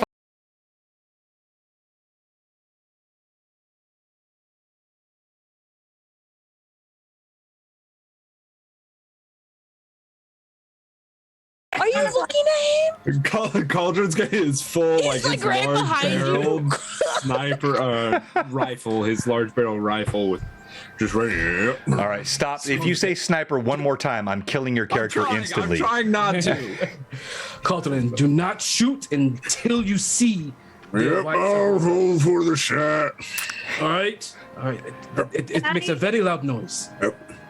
Can I kind of put my ear down to the ground to kind of like see if I can hear anything, especially like if at any point during Cauldron's ramblings he had told us that he heard breathing. Are we still hearing that now? Yeah, so you do. You put your ear down to the ground. No need to roll for this. As you put your ear down to the ground, you do hear this slow rumble of breath deep below ground. You also hear acidic sounds boiling up, and you notice something as you put your ear down. There's still the gentle patter of rain, but as the rain falls, when it hits this hole, it turns to ash. And you see motes of gray, black, and white falling down inside the cavern, no longer rain, but becoming ash. Oh. Eloise is gonna down her potion of fire giant strength. As you tilt that flask back, it burns in your gullet. It like fire. You feel your limbs imbued with great power. There is no physical swelling that like breaks your armor or anything, but you just suddenly feel great power inside you. As she does this, you see her eyes glow slightly, and she suddenly like stands up a little bit taller. Her scars burn with a little bit of light as she does this. I'm gonna look. I'm gonna look to Kiko and Zinnia. Is there anything you two wish to do to prep yourselves before we go down here? I kind of will take Thero for a moment and like I think kind of clasp both of my like spindly sort of like fingers over his hands and we'll go, you've done such a good job looking out for everyone else. Let me take care of you for a minute. And you'll kind of watch as like bees exit out of the sleeves and sort of start to do bees actually like will dance in real life sometimes.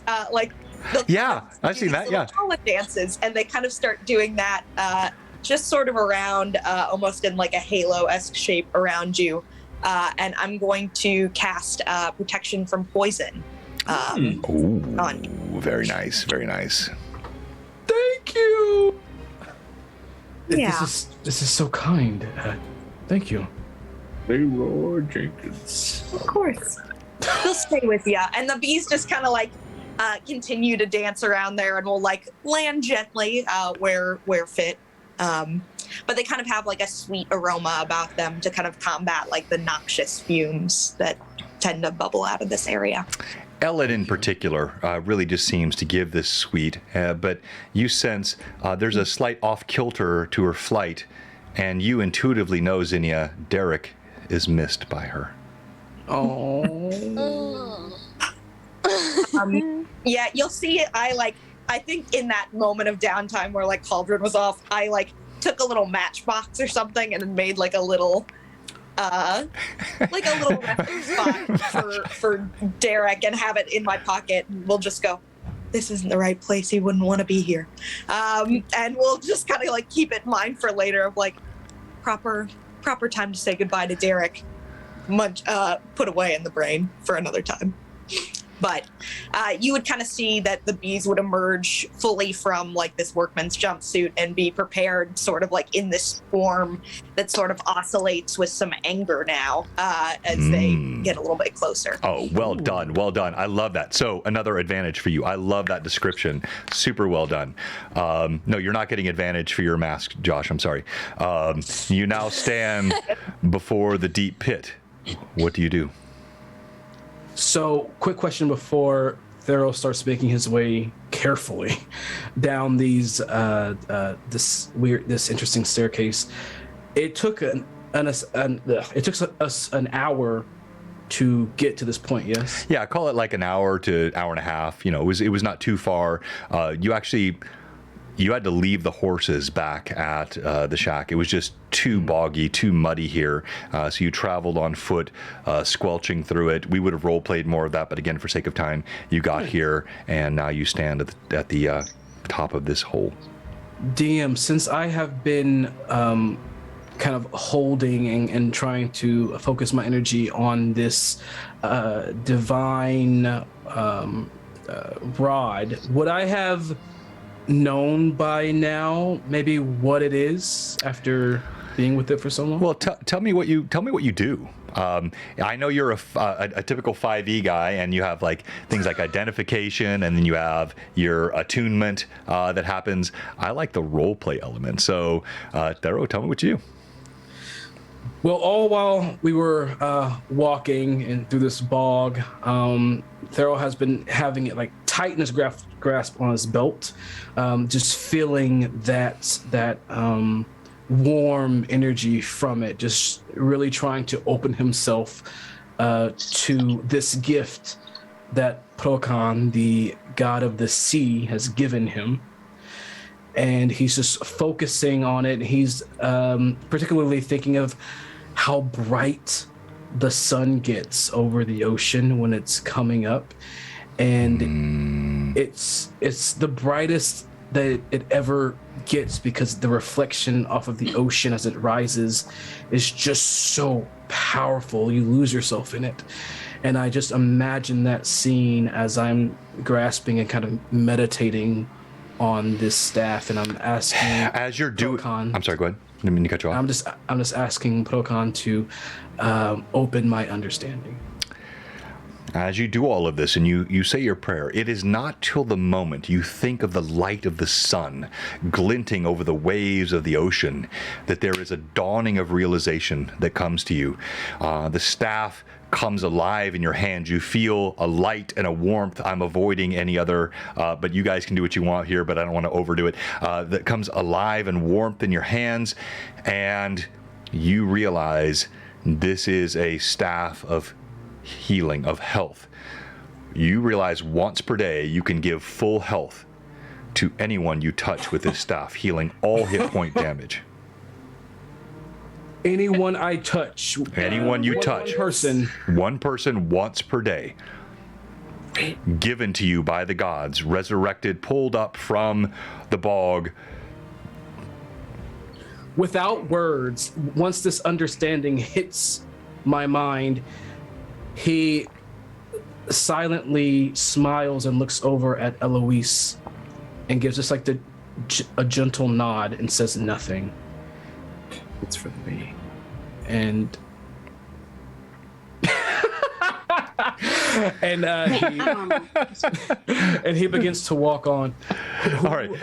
Who should go first? How big is this walkway? If we were to take the stairs going down, how big is the... You can't tell how deep it goes. Even Cauldron did not go fully down, but it looks like it could be potentially hundreds of feet down. And as Meg has to step away for a second, and we're getting close here to the end of our stream, but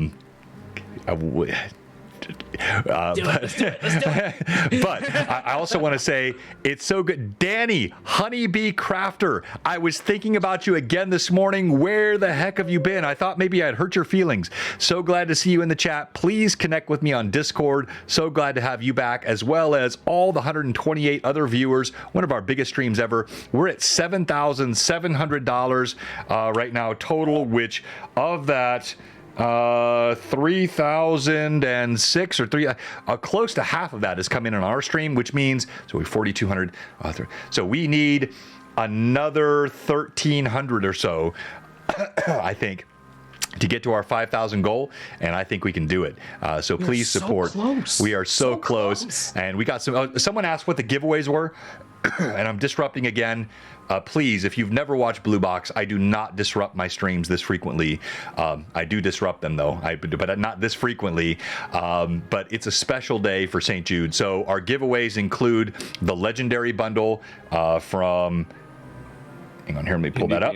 From I know that, Josh. Thank you. That's what I do. People get mad at me for doing that. I do the same thing. So I wanted to pull that up. So the Legendary Bundle from D&D Beyond, that is normally a $900 value. It's going off on $650, but that's going to be given away. That's already done because we hit 2,000. If we hit 5,000, which I think is 1,300 more, Fraley can put it in there. We're going to give away tickets and airfare for Blue Box Con or a second bundle. And then we also have the Fraley Dragon. This gorgeous 3D printed mini. If you missed it, I showed it on the break, but I know we got a lot of folks that are in here now that weren't in earlier. The wings attach. I just don't attach them because we're going to ship it. This is a really good size, gorgeous dragon 3D print from our friend Fraley17. He had a Hill Giant mini to give away, but I have too much to give away. I don't have time to do that, but thank you, Fraley17. You've been so helpful. Troll Lord Games, and then a Tailspire license. If we hit 5,000, there's going to be 5 Tailspire licenses given to one person, so it'd be like a bundle. So you can actually, what I'm doing today with the VTT, you can have everyone come into it. So forgive me again, my players, for another interruption, but I want everyone to know this is what you're eligible for. We're tracking the top ones. So you need to know this. Only the D&D Beyond and the Blue Box Con travel and accommodations are connected to the top streamers.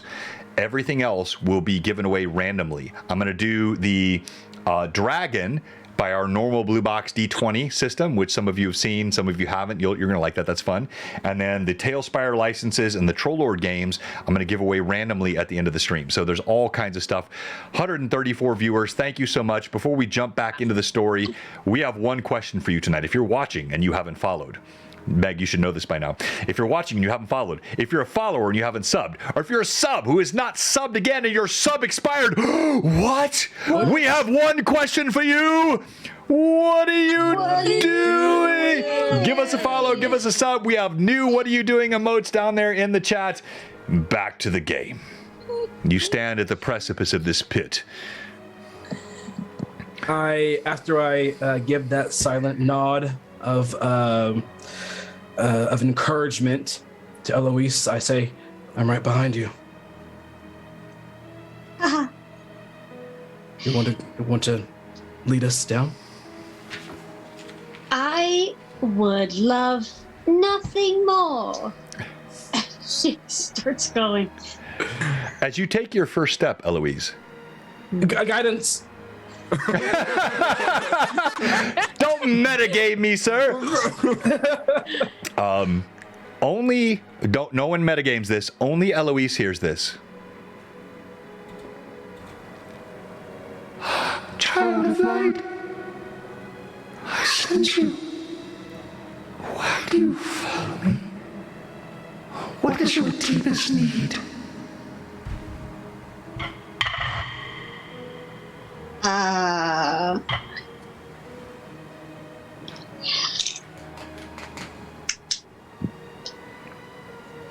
Hello? So you all heard her say hello as she takes her first step down these slippery stairs. But as she says this, you don't know who she's talking to. Her voice echoes hauntingly. As you say hello, Eloise, you hear again in your head. It's your parents. I can help you find them. Just turn away. There's no need for you to be here. I can tell you where your parents are if you'll just leave me alone.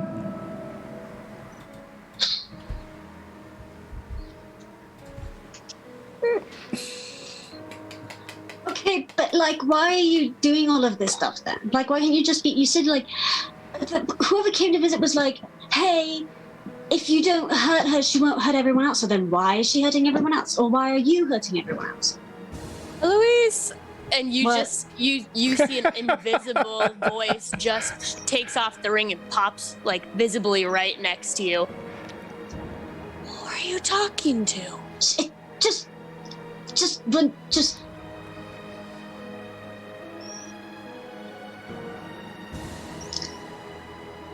I just imitate her, just like maybe I need to do that too. Like, what am I? Whose voice are we missing? I'm trying to get some information. Hold on 1 second. Oh, okay.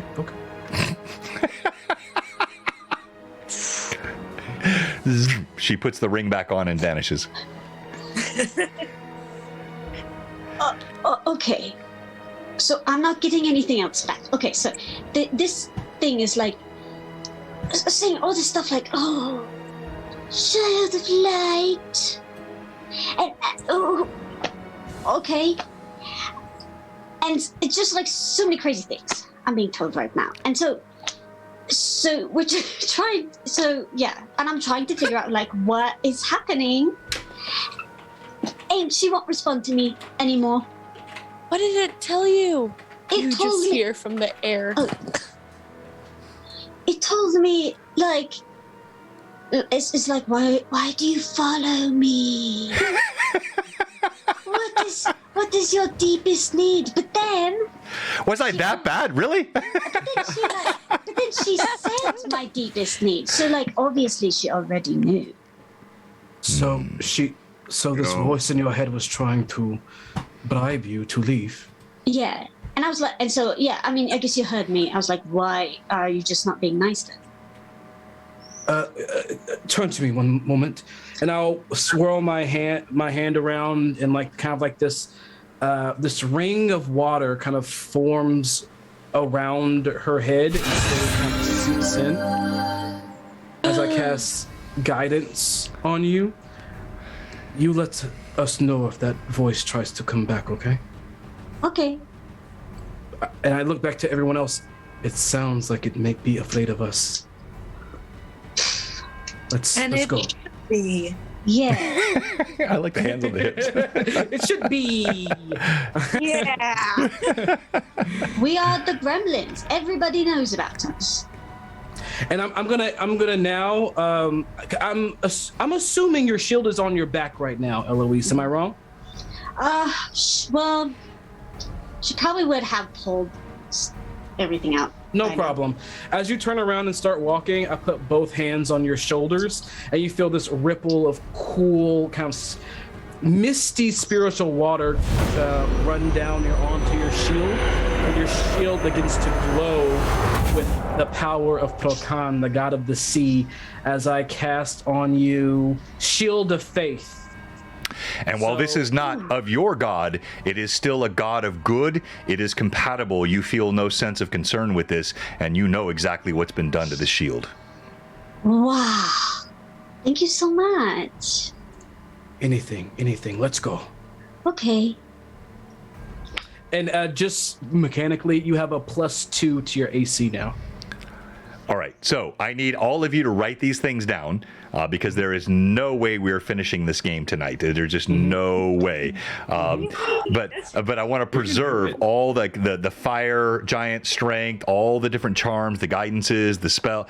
Please write these things down, and we'll get this game back on here as soon as all of you. I'll make myself available in the next 2 weeks if we could do this.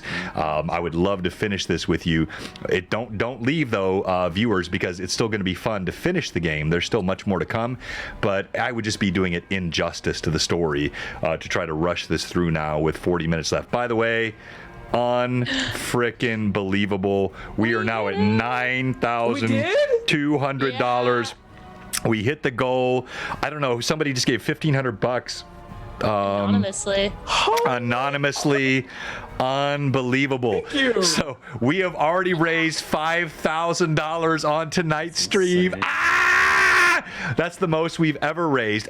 We raised $4,000 once, but there was a match that came from someone that wasn't a real $4,000. This is a true $5,000 from the Mad Chatters, the community, all the friends of Lord Gazumba and the Greyhawk folks and Blue Box and players. Again, I just want to say thank you. I feel guilty having interrupted the stream as often as I had, but I think you understand why I'm doing it. This has just been absolutely freaking amazing tonight. I cannot wait to tell all the folks that are involved with St. Jude. I'm telling you, Janet is going to be blown away tonight. I can't wait to tell her, but there's still time.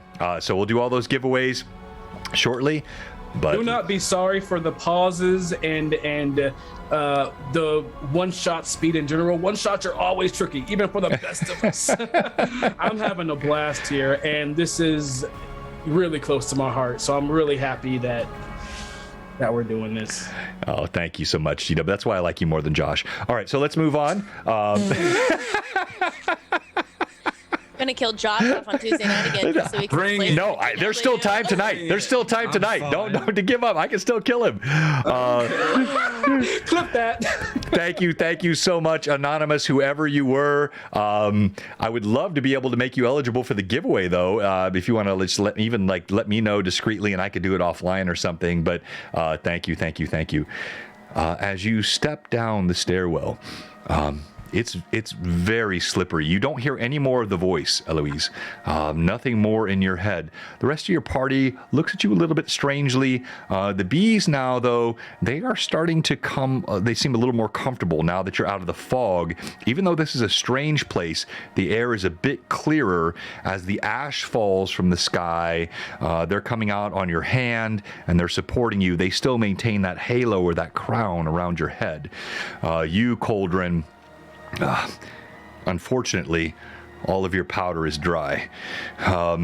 You, Kiko, your ring around your finger, you feel a sense of liberty and excitement. This is exhilarating. No one can see you, and you know no one can see you. as you move down the stairs, there is a wind that begins to pick up. As the wind picks up, it seems to flow and gust. It swirls around the falling ash from above. And as it does so, it seems to make it more difficult for you to travel these steps. I'm going to ask everyone to make a dexterity check, please. And does that work with checks? A saving throw or just a standard check? It should be a saving throw, please. Oh, oh crap. Heck yeah. That's not bad, actually. Gusts of wind. They're starting to come up as you descend deeper and deeper down in this crevasse. The steps are slick. There are skeletal remains all around. I have my number. All right, so each of you give me your number, please. Let's start with you, Eloise. I have 18. Pharaoh. 16. Zinnia. 25. Oh, Then 18 again. This dice is rolling high. Kiko. 24. Wow. And Cauldron. A low 19. All of you, it's difficult. It's tough as you move down. Some of the steps are uneven. The cobbles creak beneath your feet. The wind gusts up. And then you do start to smell even stronger that stench coming from below. At one point, Thero, you seem to slip just a bit. But Zinnia reaches out and grabs you with her 25 and steadies you back onto the path as you head down and you move further down the rocks. Hey, it's okay. I think I hold him like this for a minute and I'm just like solid back, just and then I put him back. Okay. I love it. All right. I continue. Go ahead and everyone make one more check for me, and I'll tell you all you need is to do better than a 10 now as you're getting lower. If anyone gets lower than a 10, tell me. This is a dex save again? Yes. 14. Oh, sorry. You're fine. You're fine. Not lower than a 10? 21. Okay. Anyone lower than a 10? Nope. All right. So you make your way slowly down. As you reach the bottom of the crevasse, the wind slowly retreats in your ears and is more distant, and you can hear the gurgle of what's down here. There's a swampy smell, and there are two tunnels. One goes to your right, one goes to your left. You see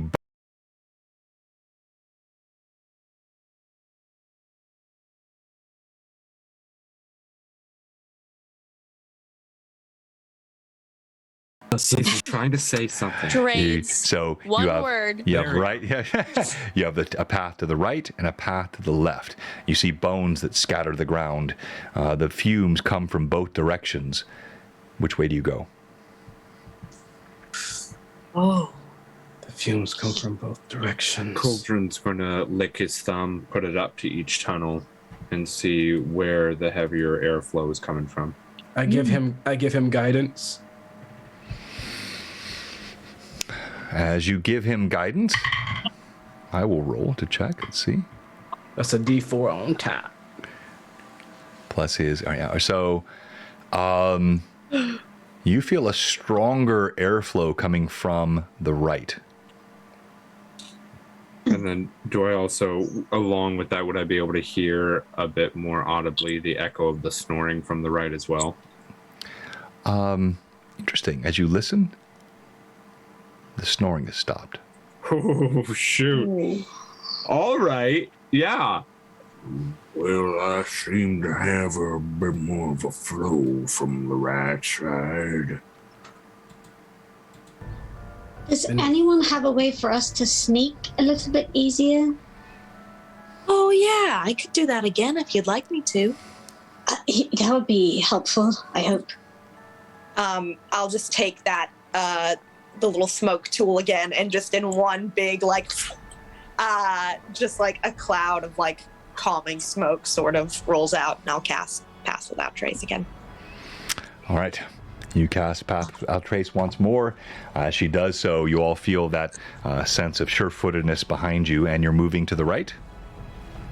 Yes. All right. You step toward the right, and definitely the scent gets stronger, more noxious, more vile. The green glow grows, and you step into, after about 15, 20 feet, a cavern. This cavern looks to be 40 feet wide, 30-foot ceiling arched with stalactites hanging down, and another exit on the opposite end. And in the midst is a greenish-looking pool of quagmire and mirish, boggy water. It looks like there's some sort of strange-looking head in the center of it, and you see bubbles rolling up from the water. Kiko, you are the best of us to get to places unseen. Do you mind checking out that head in the quagmire? How close can you get? And how far can you get to reach my mind? Talking with you, it'll only go about 30 feet. Okay, well, would you be able to, do you feel comfortable going to check out that head? I can try. How far did you say it was from us again? So the cavern is not that big. The head sits in the midst of it, biased a little closer to the far side, so call it 30 feet. In the water, though. Mm-hmm. Okay, and then she's gonna stealthily walk, I've been thinking in meters lately. We'll try to go. So, yeah, so 30 feet's roughly 10 meters. Yeah. I'll just get like 15 feet away from it. Then if I can't see anything, move a little bit closer. So you go to Brazil and you immediately think in meters? I was wondering that. Like, where'd that come from? I was like, maybe it's a like a 2E, 3E thing. They transition real quick. They're good. My numbers and language are all over the place right now. No worries. You creep forward into the swampy water. As you do so, you get no more than 2 feet in, and a figure starts to emerge from the water. Is it looking at me? Because I'm a hold real still. Yeah, so it is. Clearly, because you can see me? you don't know, but what you do know is, of course, you disturbed water. You walked in mud, so you made noise, and you pushed waves, and you see an ethereally beautiful woman rise up from the water. Her hair slicked back, nothing like the one you saw before. Her hair slicked back. She has dark eyes. She is naked from the waist up as she stands out of the water, and she stops and looks at you. Friends? I've been waiting for friends. Come. She's not looking at you now. She's come out of the water with your movement. She's looking at those behind you. I would like to spend time with friends, and since you're here, you can never leave. We know that, and we could dine together. Who are you? I'm sorry. No matter. I'm your patron. I'm here to serve. Come. The water is warm. Yeah. This seems really cool. I knew you would think so. And yeah, and you're like, I like what you've got. I like. I think.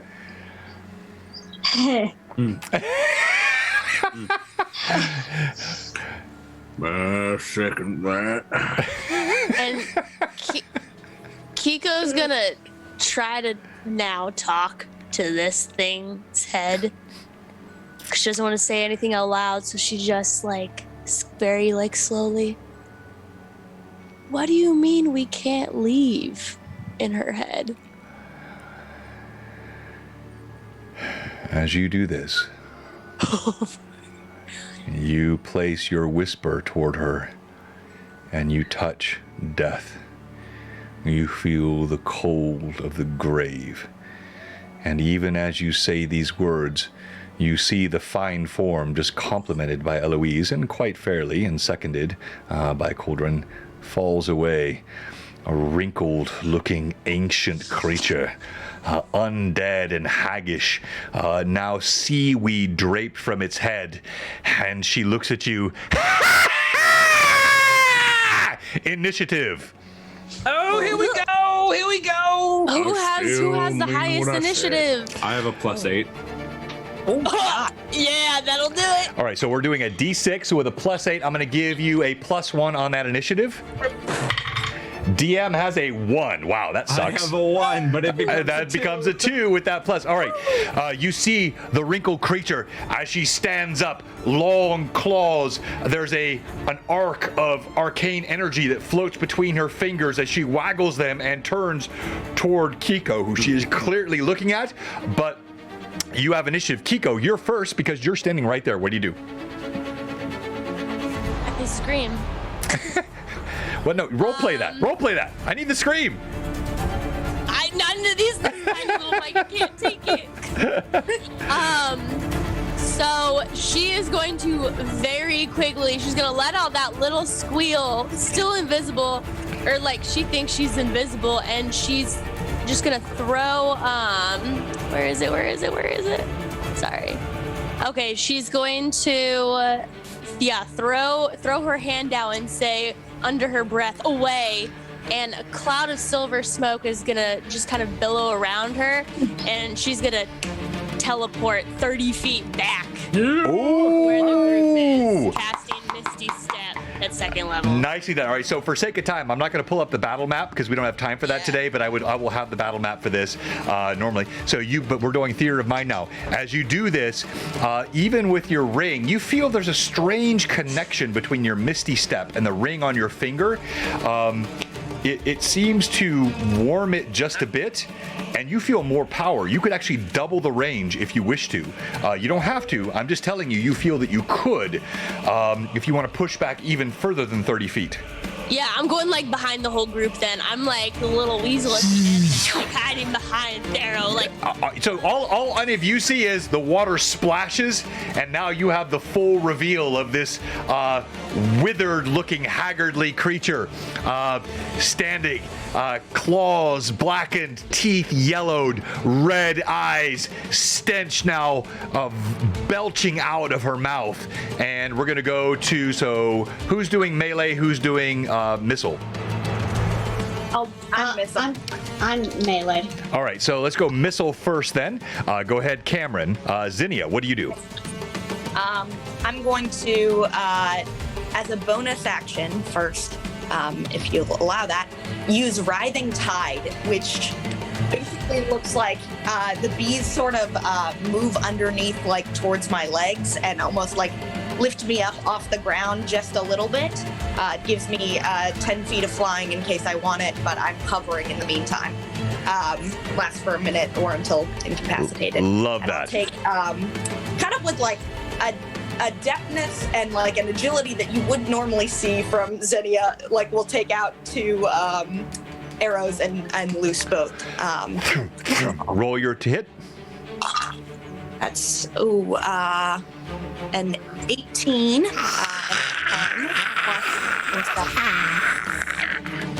That's plus 11. Both those. Tell me about those arrows. Huh? Tell me about those arrows. You would see kind of the fletching at the end almost looks like one of those like honey swizzle sticks, where it's like sort of got like a ribbed edge to it. And most of them are tipped with like a little bit of like sticky honey to them, of like a little bit of sweetness to go down with the harm. All right, so that's not what I was asking, but hold on. No, because again, role play to me is king. So what I was really asking is, are those arrows magical in nature? Yes. They are. Even if they weren't, I was going to give it to you based on what you just role played. So the first one was 18 plus 11. All right, that's a hit. And the second? 10 plus 11. Both hit. Roll damage, please. Got it. That's 10, 8, 9, 10, 11, 12.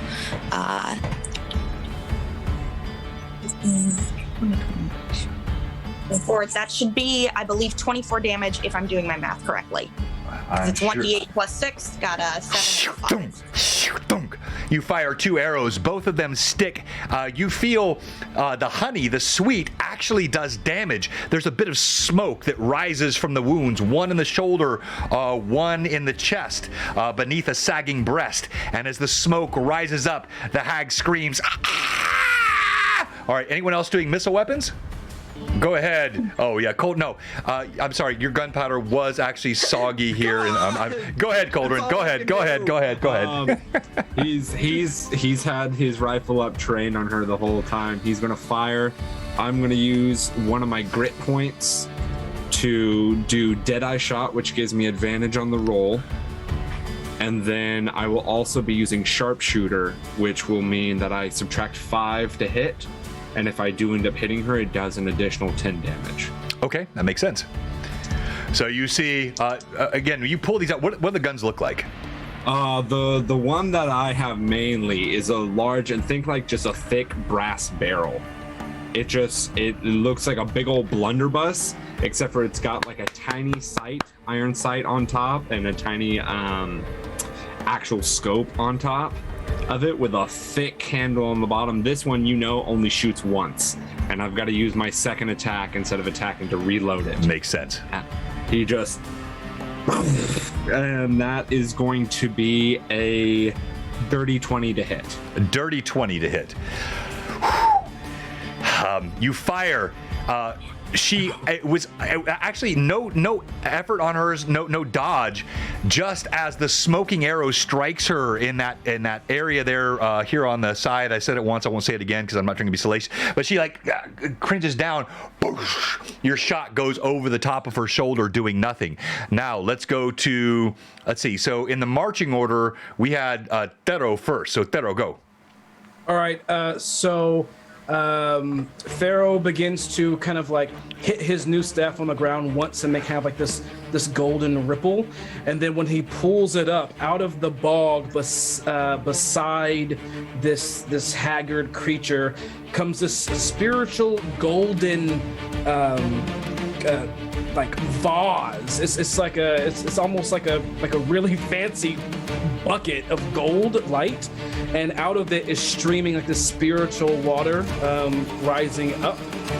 And I'm gonna bring it above her head, and the way that it propels itself is it like shoots like endless water from behind it to make it like some kind of a missile. And it's going to try to like knock into the side of her head as I cast spiritual weapon. I love that. Awesome. All right, so you, my friend, get inspiration. Fantastic description of the attack, and roll to hit. All right, here we go. Thank you so much, all the mad chatters, all the friends. You guys are killing it. Thank you. Hey, we're at 9,300. Can we get to 10,000 before the end of the stream tonight? That would make me so happy, and it would make all the kids so happy. We would love that. $700, $689 more. We get to 10,000 by that would be absolutely incredible. All right, what's your roll? Total of 24 to hit. That's a hit. All right, so here we go. That's going to be 2 of these bad boys. There we go. All right. 1d8 plus. Oh, sweet, max. Okay, so 8, 9, 10, 11. 13 points of radiant damage as this thing boom, hits her upside the head. And then for my action, after she gets hit. Right. I'm gonna say, "You look a little wet. Let me help you." And I'm gonna try to suck up all the water from inside of her body as I cast. Wow! Well done. Very creative. All right, what's the DC or the saving throw check on that? The saving throw for this is going to be a wisdom save of 16. Wisdom save of 16. No one's giving the DM advantages tonight because we're not allowing that. Everything must go into the support of St. Jude. So no bits to the DM, no advantages to the DM. I'm just going to roll the straight D20. I don't do this too often, but I don't mind doing it either. Let's go ahead and do it live on cam here. So it's this silver one. I'll drop it, and then it's really hard to see, so I'll just pick it up. At 23. 2. Was that a 2 or a 12? I don't know. It's a 12. No. 12. It's a 12. Oh, 12 total, it fails. And no, it's a 12, not 12. Oh. But it fails. It does not have a high wisdom. All right, roll your damage. All right, and since she's been hurt already, I rolled D12s instead of the D8s. That's gonna be a total of 13 points of necrotic damage as I absorb the water out of her. Except it's not. What you have just done was super creative, so well done. You get an additional advantage. You do triple damage by pulling water from this aquatic creature. As you do this, you see her body becomes desiccated. Tell me what it looks like. Oh my god! So after this huge golden vase that's being propelled by this endless stream of spiritual water hits her in the head, she reels back, and then I pull my hands forward, and out of her comes this like disgustingly green water from out of all her pores, leaving her this withered skin and bones creature that pauses for a split second and falls limp to the bog. Exactly as you have said. So well described. Her desiccated body, withered, splashes back in the water, still the smoke smoldering from where she was struck by the bolts, and also the smoke smoldering behind of the errant shot by Coldren. And you, Eloise, you were rushing forward, steps in the water, and you see all this happen right over your shoulder, and she drops right before you get there. Sorry, I'm so sorry. Eloise, I'm sorry. Let's go and do such a good hit. Save it for the dragon. Yeah, that's a good plan. Is everyone okay? Oh yeah. Yeah. You should see the other guy. This is probably That's so bad. probably the easiest fight I've ever been in.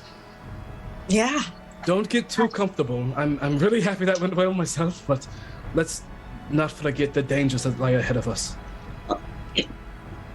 And since the spiritual weapon just lasts for like an hour or whatever, I think it just starts to just float around me along with, and I feel like the bees start drinking from it. The ones that are haloed around me, For sure. like the vase kind of like rotates. The bees just like kind of follow the vase and drink from it. Yeah, we need consent from Zinnia, but yeah, I'm okay with that if she is.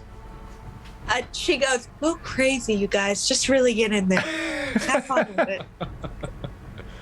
But no, don't go drink it too much. Keep it together." So should we go through the next door, or what do we think? Yeah, there's still the passage to the left. You didn't go down, and there is an exit from this room. And of course, there is the pond before you. And I mentioned there's a strange-looking head or skull that sits in the middle of the water. That wasn't even that. Yeah, that's what I was about to say. He could just come around and be like, I can still go. You hear a voice coming from nowhere. You, Kiko, you're invisible.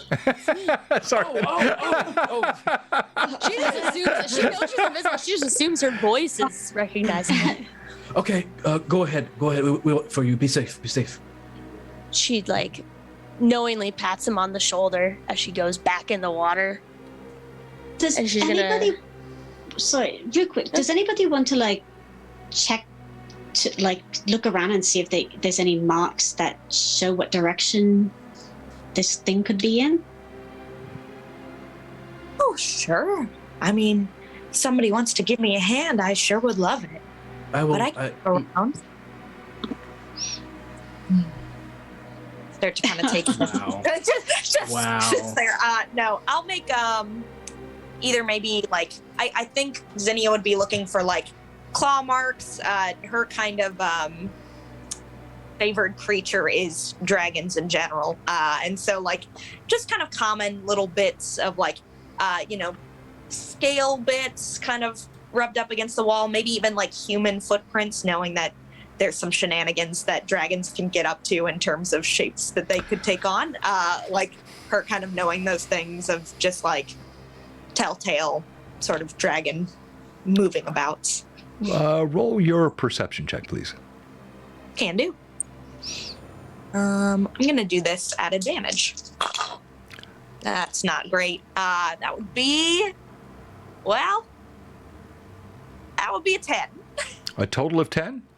Total of 10. Perception's not Well, great. that's not bad, but it's enough. You can sense the same thing that was sensed by Cauldron earlier. There is more wind coming from this direction, and you can faintly smell that cloying stench of the greenish fog where you picked up the mud, or where Kiko picked up the mud and you tasted it. It's like your nose tastes the smell coming from that same chamber to the opposite side. I think it's further down that way. I can taste it. I can smell it almost. It's not good. Still bad. Tastes like mud, but like bad mud. And then my head turns from Zinnia back to where I think Kiko is. I don't know. You see the water like sloshing randomly. And I'll just wait for her. All right, the water sloshes with no visible form. You're moving still further down that chamber past where the creature was felled. And again, that was a fantastic use of spell. That would not have been as quick a combat, but that spell was perfect against this creature. And I like that when players have the alignment that's just exactly, I don't mean alignment, but like aligning a spell or a feat or a feature with the weakness of a creature. And this was a custom creature, so he could not even have known that. He just got so lucky with guessing what this creature's weakness is. Well done. As you moved through the water, you can hear now. There is no snoring, but you come to the edge of the next chamber. And by the way, OOC, there was stuff to be found back in the other room, but this is, we're in a one shot and you never know. So I'm just telling you guys, like, that's, it's fine. You move on. You come to the edge of the chamber and you can smell stronger than ever. And you can feel a strong gust of wind. As though there is a circulating force of air that comes through one chamber and up through the one that you came in. One of the things Cauldron would be looking for as they're going on, he's just keeping an eye if there's any sort of writing, whether draconic or common, around, or dwarvish. You see no writing per se, but you see an increase in the number of bodies, but here mostly just fragmented bones as though tossed from the room beyond. And again, you hear in your ear, Eloise.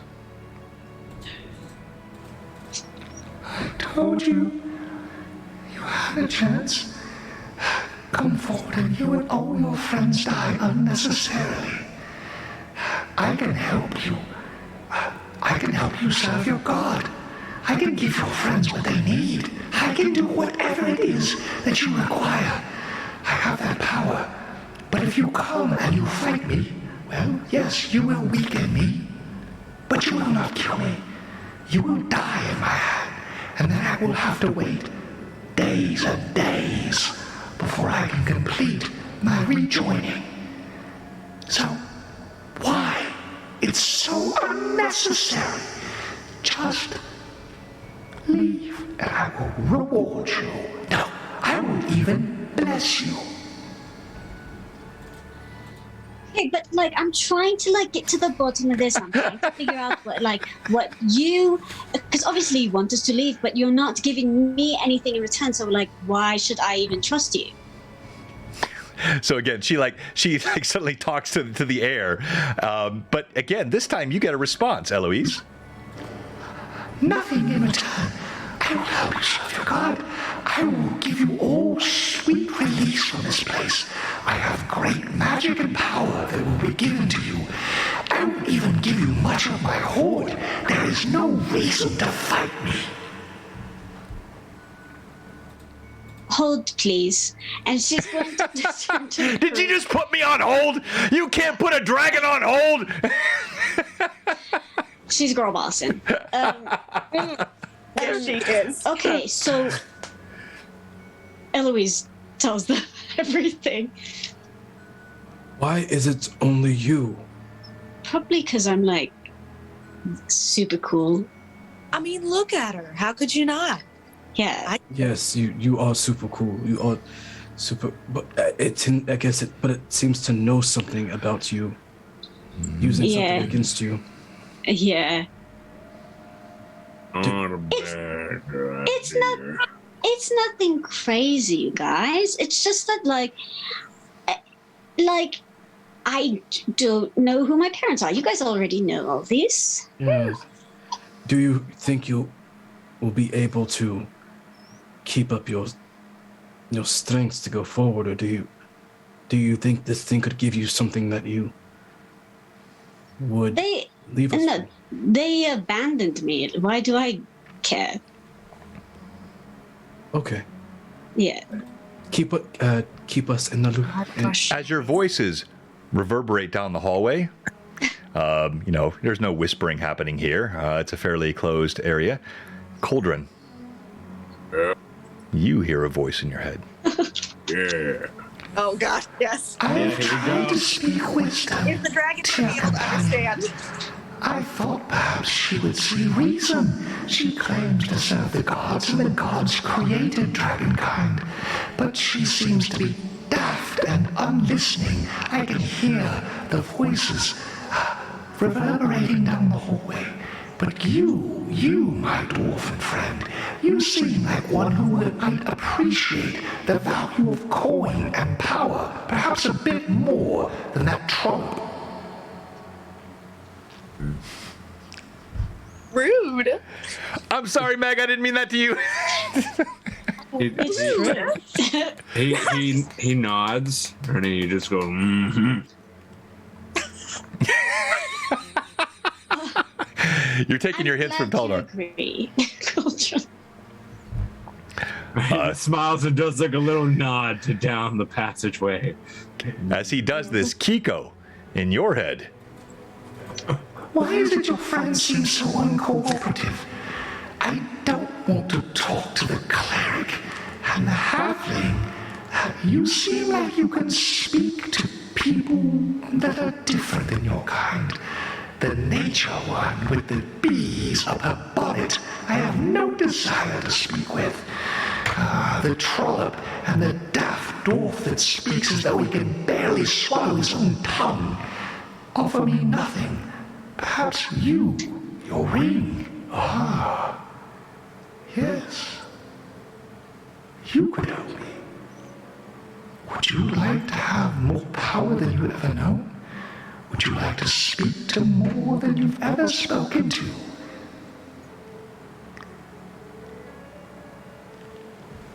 She whispers underneath her breath. So, what are the terms and conditions of this? All right, very good. And so as she says this, I'm going to say, now you're whispering, you're covering your mouth, you're trying to be quiet, you're invisible. I'm going to let everyone roll a perception check here, but it's going to be a difficult one.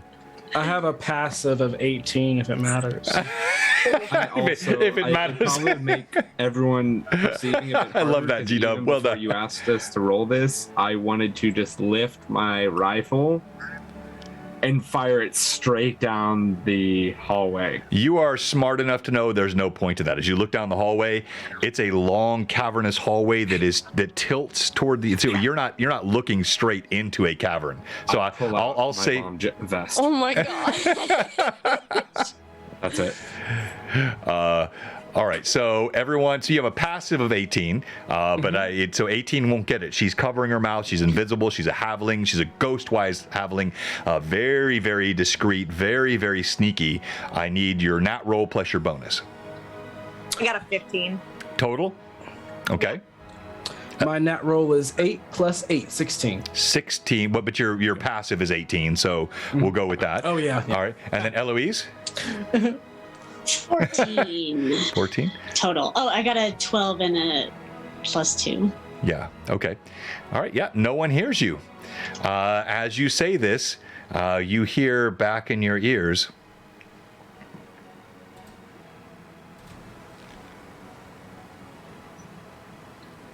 What would you like? Terms could be quite negotiable. Perhaps mithril, armor, all the gold you could imagine. A sword that glows in the darkness and tells where your enemies are. Oh, and a ruby the size of your head.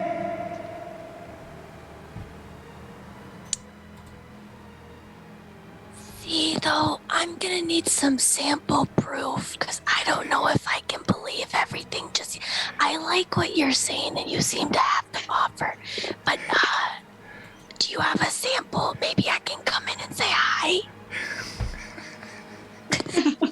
did you really just ask a dragon for the sample of its wares? You can't run her forever. Welcome to Cave Co. Too close to the sun. Only one way to find out. Let's meet over brunch and we'll hash this out. Have your people call my people. Your people.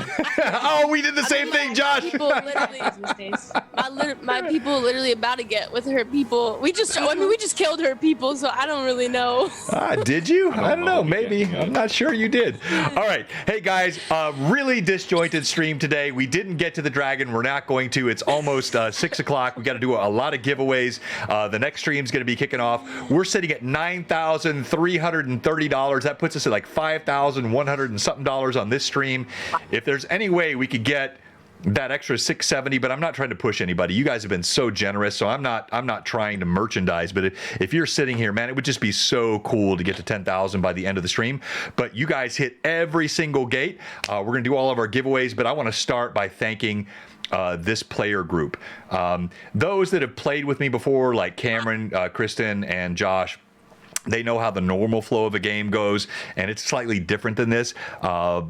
Usually worse, but they know how it goes. Meg and you, G-Dub, thank you so much for being with us tonight for the first time really playing on Blue Box. I want to support all of what you guys are doing. You were fantastic, both of you. I'm going to give you a chance to talk about your work again, but let's go ahead and get to our giveaways. As we kick off the stream, we're going to do some of the random giveaways first, and those will include, hang on here, let me pull this up. Those will include the Troll Lord Games. Super gracious of our friends at Troll Lord. They have a code which will get you any book, any guide, anything you want off the TLG site at no charge. That is super fun. And then we also have the Tailspire licenses, and I said we're going to give a pack of 5 away tonight. So that means anyone that wants to share those with your community. If you're a DM and you want your friends to be able to log in and run a game all in Tailspire, we have that. Then we have the beautiful dragon. from Fraley. The wings here, as I've shown you a couple of times, detached just so we can ship them properly, but this guy is awesome. Full-size dragon will dominate your table, and then we have the 2 grand prize giveaways totaling a lot of money. So let's start off tonight first with the Tailspire License 5-pack, and I'm going to kick that off. While I'm doing this, we're going to do a vote for Stream MVP. We always do. Yeah, it is. Thank you so much. That 3D thing is awesome, and thank you to all the viewers. You guys were absolutely incredible tonight. Thanks for the chat. Thanks for the support. Everything, and all the folks that followed. Lots of new followers, lots of new subs, and thanks for being good to our community here, especially folks like Cameron and Meg, who are newer to streaming, and then people like G-Dub coming from other communities and just coming in here. And thank you so much again, my friend. I want to see you grow with Fable 42. We're going to help you with that. Thank you. Oh, you betcha. All right, so Nightbot. Let me launch the Nightbot here. And the Nightbot will pop up in the chat. And while I'm prepping that, I'm going to have each of you tell me tonight why you should be Stream MVP. Now, because this is part of a quick kind of 1-2 shot now. You've all said you come back, so don't pretend you didn't. I've got it on video. You have to come back. We're going to finish this. But as we do that, we will give you an extra item. So whoever wins tonight, let's not worry about XP. You're going to get a magic item of some kind, and or heck, maybe I'll give you a level because it is a 1-shot, now a 2-shot. It'll be a very worthwhile reward. So while we're getting the first giveaway ready, let's start with you tonight, Josh, as our most experienced Blue Box player. Yes, don't look at me that way. You are the most experienced Blue Box player. Why should Cauldron be Stream MVP tonight?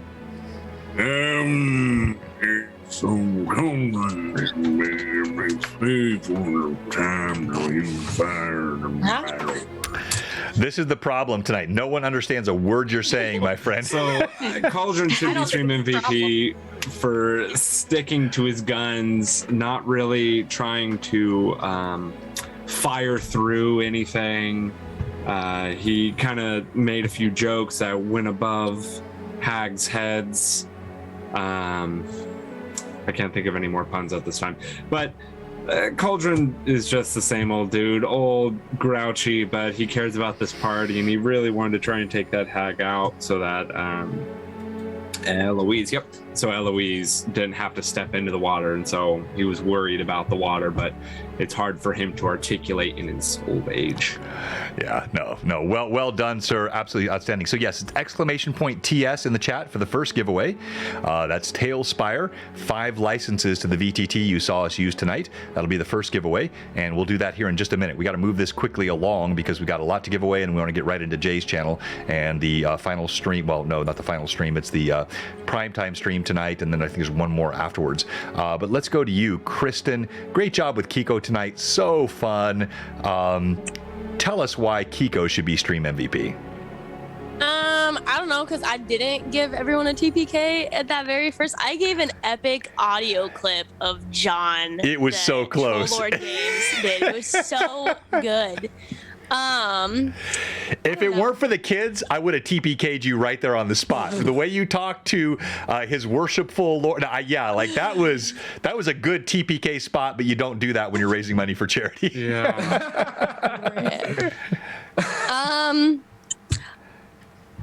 I feel like I can't even advocate. She's just a goofball and a lot of fun, and I felt bad that I couldn't do a lot that I wanted to this time, but I feel like next time she's going to be MVP because I've been sitting on everything she can do. That's what I'm waiting for. And that's part of it, right? I mean, it's just, we got the Stream MVP up already, so we got to move quickly.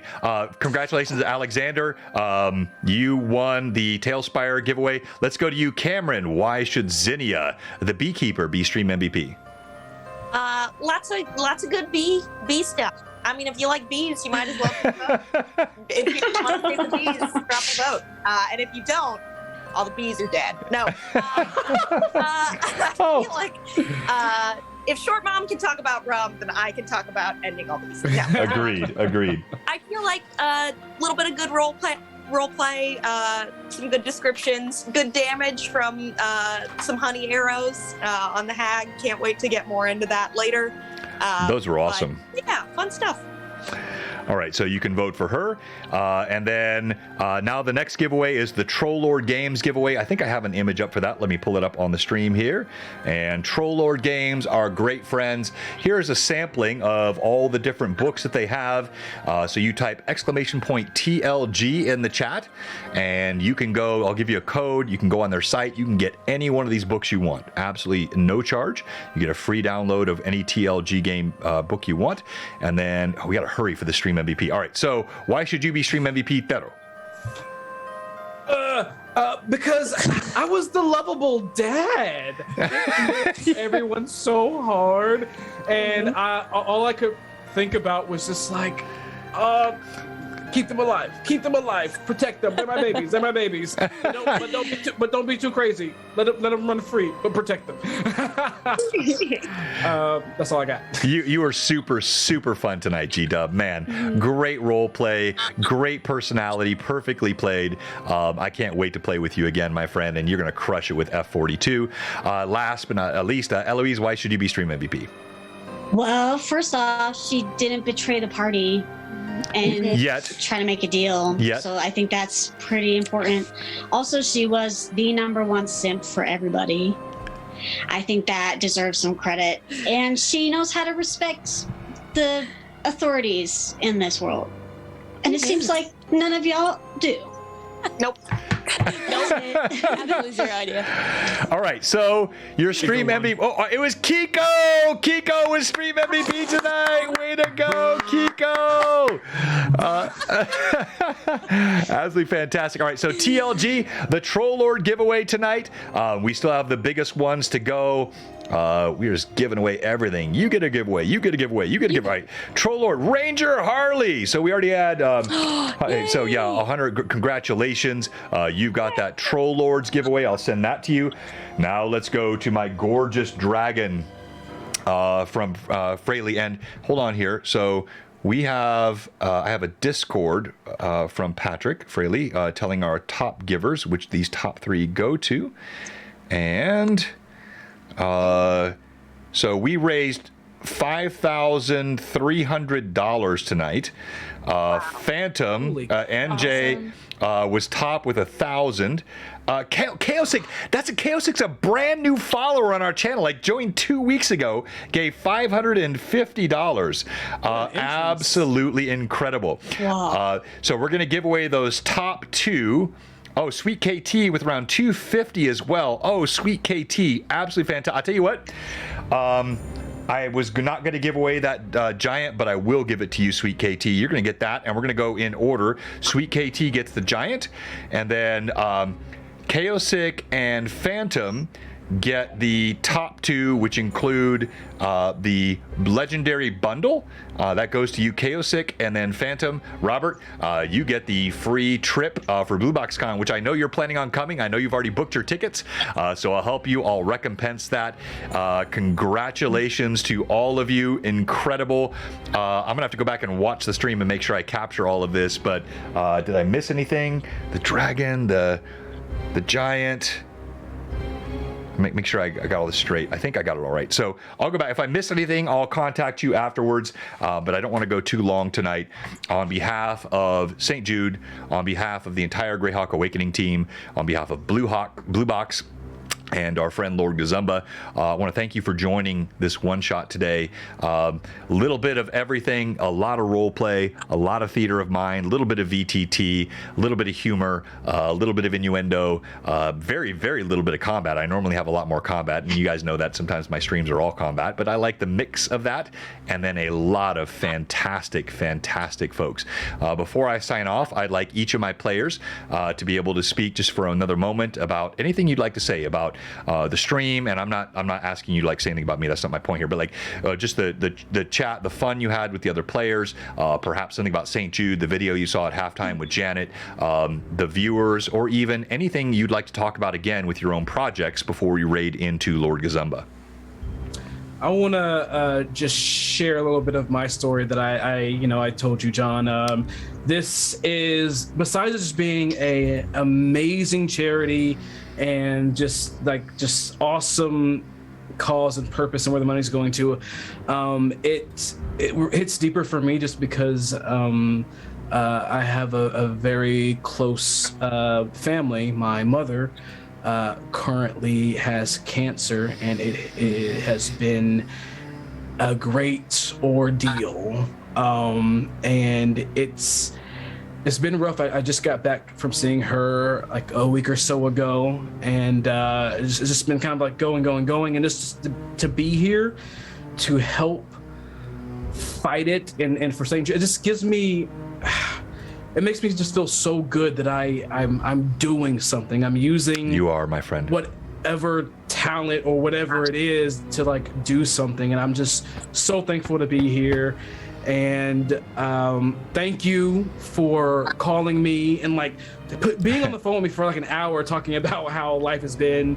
Yeah, this whole thing has just been amazing from start to end, and I can't wait to come back with you and everybody else and this amazing community. Thank you. Oh man, thank you. Thank you so much, and our best wishes to your family and the struggle that you're going through as well. I can only imagine. Tough to follow that, and I don't want anyone to feel compelled to. But anyone else want to say anything? Please don't be afraid. Like, so he's got Fable 42. He's worked with, of course, Chris Solo got that all started. Several other content and community creators that are involved there, and that's a great group. So support GW and Fabled 42. Let's go to you, Josh. I'm not going to let you get away with just sitting there silently. Talk about Children of Dirt. Anything else you'd like to share with us before we finish our stream and go to our raid? I don't got much. Monday nights on NPC Voices at twitch.tv/NPC Voices run Children of Dirt, an awesome low magic, Viking, Castlevania, Dark Souls, The Witcher, all kind of rolled up into one very dark themed storyline. Now it's very much like here, we are all very goofy, and so it's goofy people playing semi-serious characters in a well said. Wow, what a great description. I never said it. That's perfect. Yes. Yeah. All right. That's it. And you're kind of a good guy too. Just so everyone knows. All right. And to your cousin, Kiko. Oh yeah, cousin Kiko.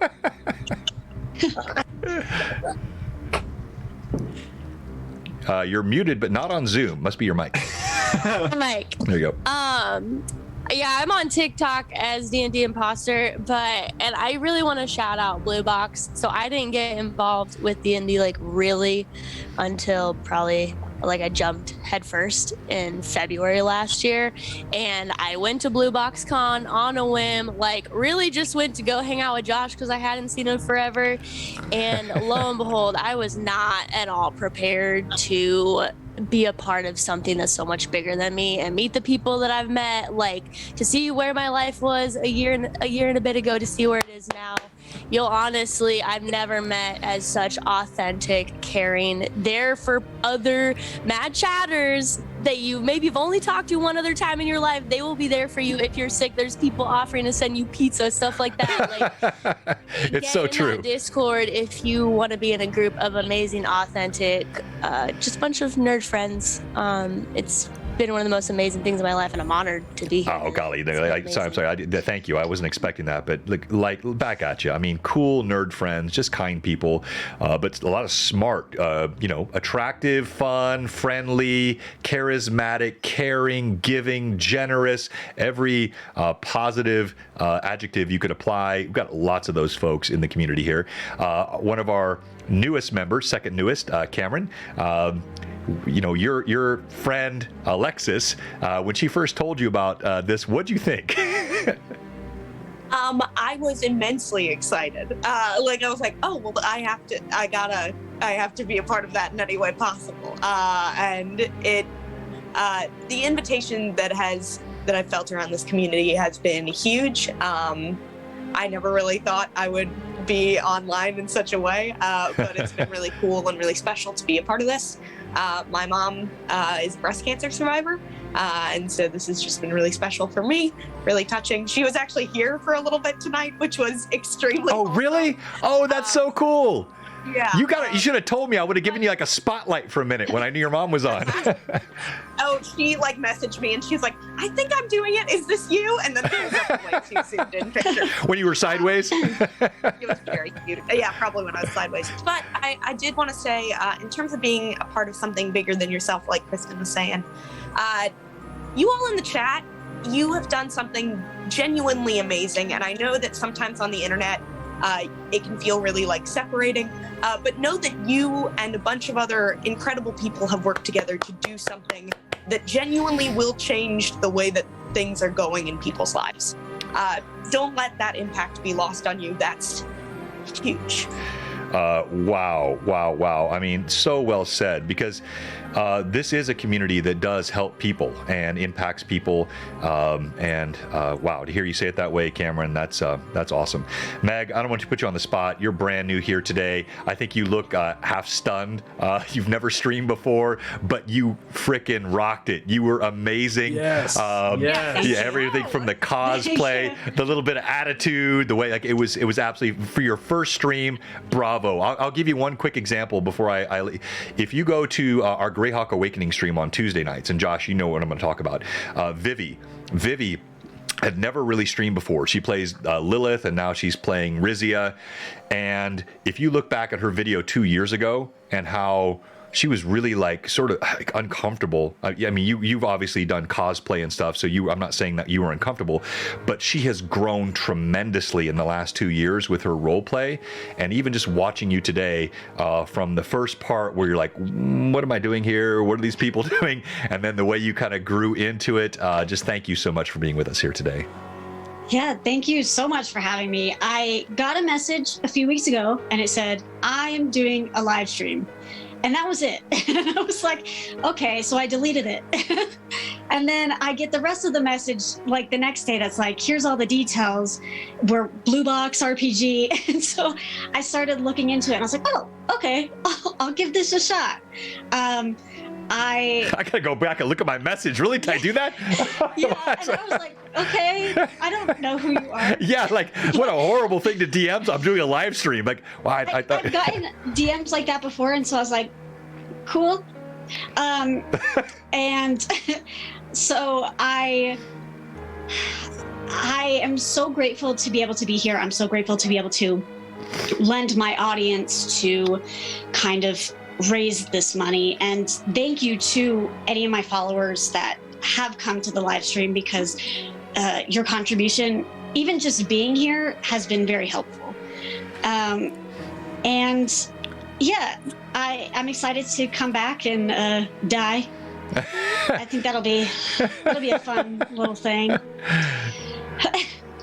I love it. And Casual thing. yeah, sorry. Well, I'll have to go back and look at my Instagram message. I just randomly DMing someone I'm doing a live stream. That would be that'd be really creepy. I don't think that's what I did, but I'll check it. Anyway, thank you so much, all of you. Thank you to all of our fans, all of our. Thank you, Wayne. Gosh, more gift subs. I got to go back and look at what happened tonight. I know we raised $5,100 on the channel, but we got a ton of new subs. A ton of new chatters and followers. Thank you for bringing your community, G-Dub. Thank you for bringing your community, Meg. Thank you for you. I know Cameron, your friends, your mom. I hope your mom's a follower now. Let her come in and watch. And of course, Chris. Get her account. Hey, if she's got Amazon Prime, it's free. If you don't know that, you can sub on Amazon Prime for free. You get one Twitch channel free on Amazon Prime. What better place to spend it? And with that said, we've actually gone up while we're just talking. We're at 104 viewers, and let's kick off the raid here. And here we go. Lord Gazumba, thank you again, all of you. Stay on the Zoom for just a moment once I kill the live stream. But here we go, raiding into Jay. Support this as we finish off. We got tonight, and we got 1 or 2 more streams tomorrow, and we're going to hit that 15,000 goal plus. We're going to crush that here as we raise money for St. Jude, and also as we support a great community. Love you guys. Blue Box out. Oh, I always do this. There's like an awkward 10-second pause between when I'm trying to like drop the mic, and then I forget the 10-second pause. So Breakfast Club freeze frame. Exactly, Breakfast Club. Exactly. Ready? Just All right, here we go. Raid now! And the raid is done. That was awesome. That was chaos. That was awesome. You guys are so freaking fun. You guys are so fun. You were talking. You were amazing. Yeah, no, like that was all crazy. Like all of you, honestly, just so much fun. I would have never known that you two haven't like streamed, or this is Meg's first. Like I would have never. Meg's first, like Cameron's fourth, or something like that. Yeah, something like that.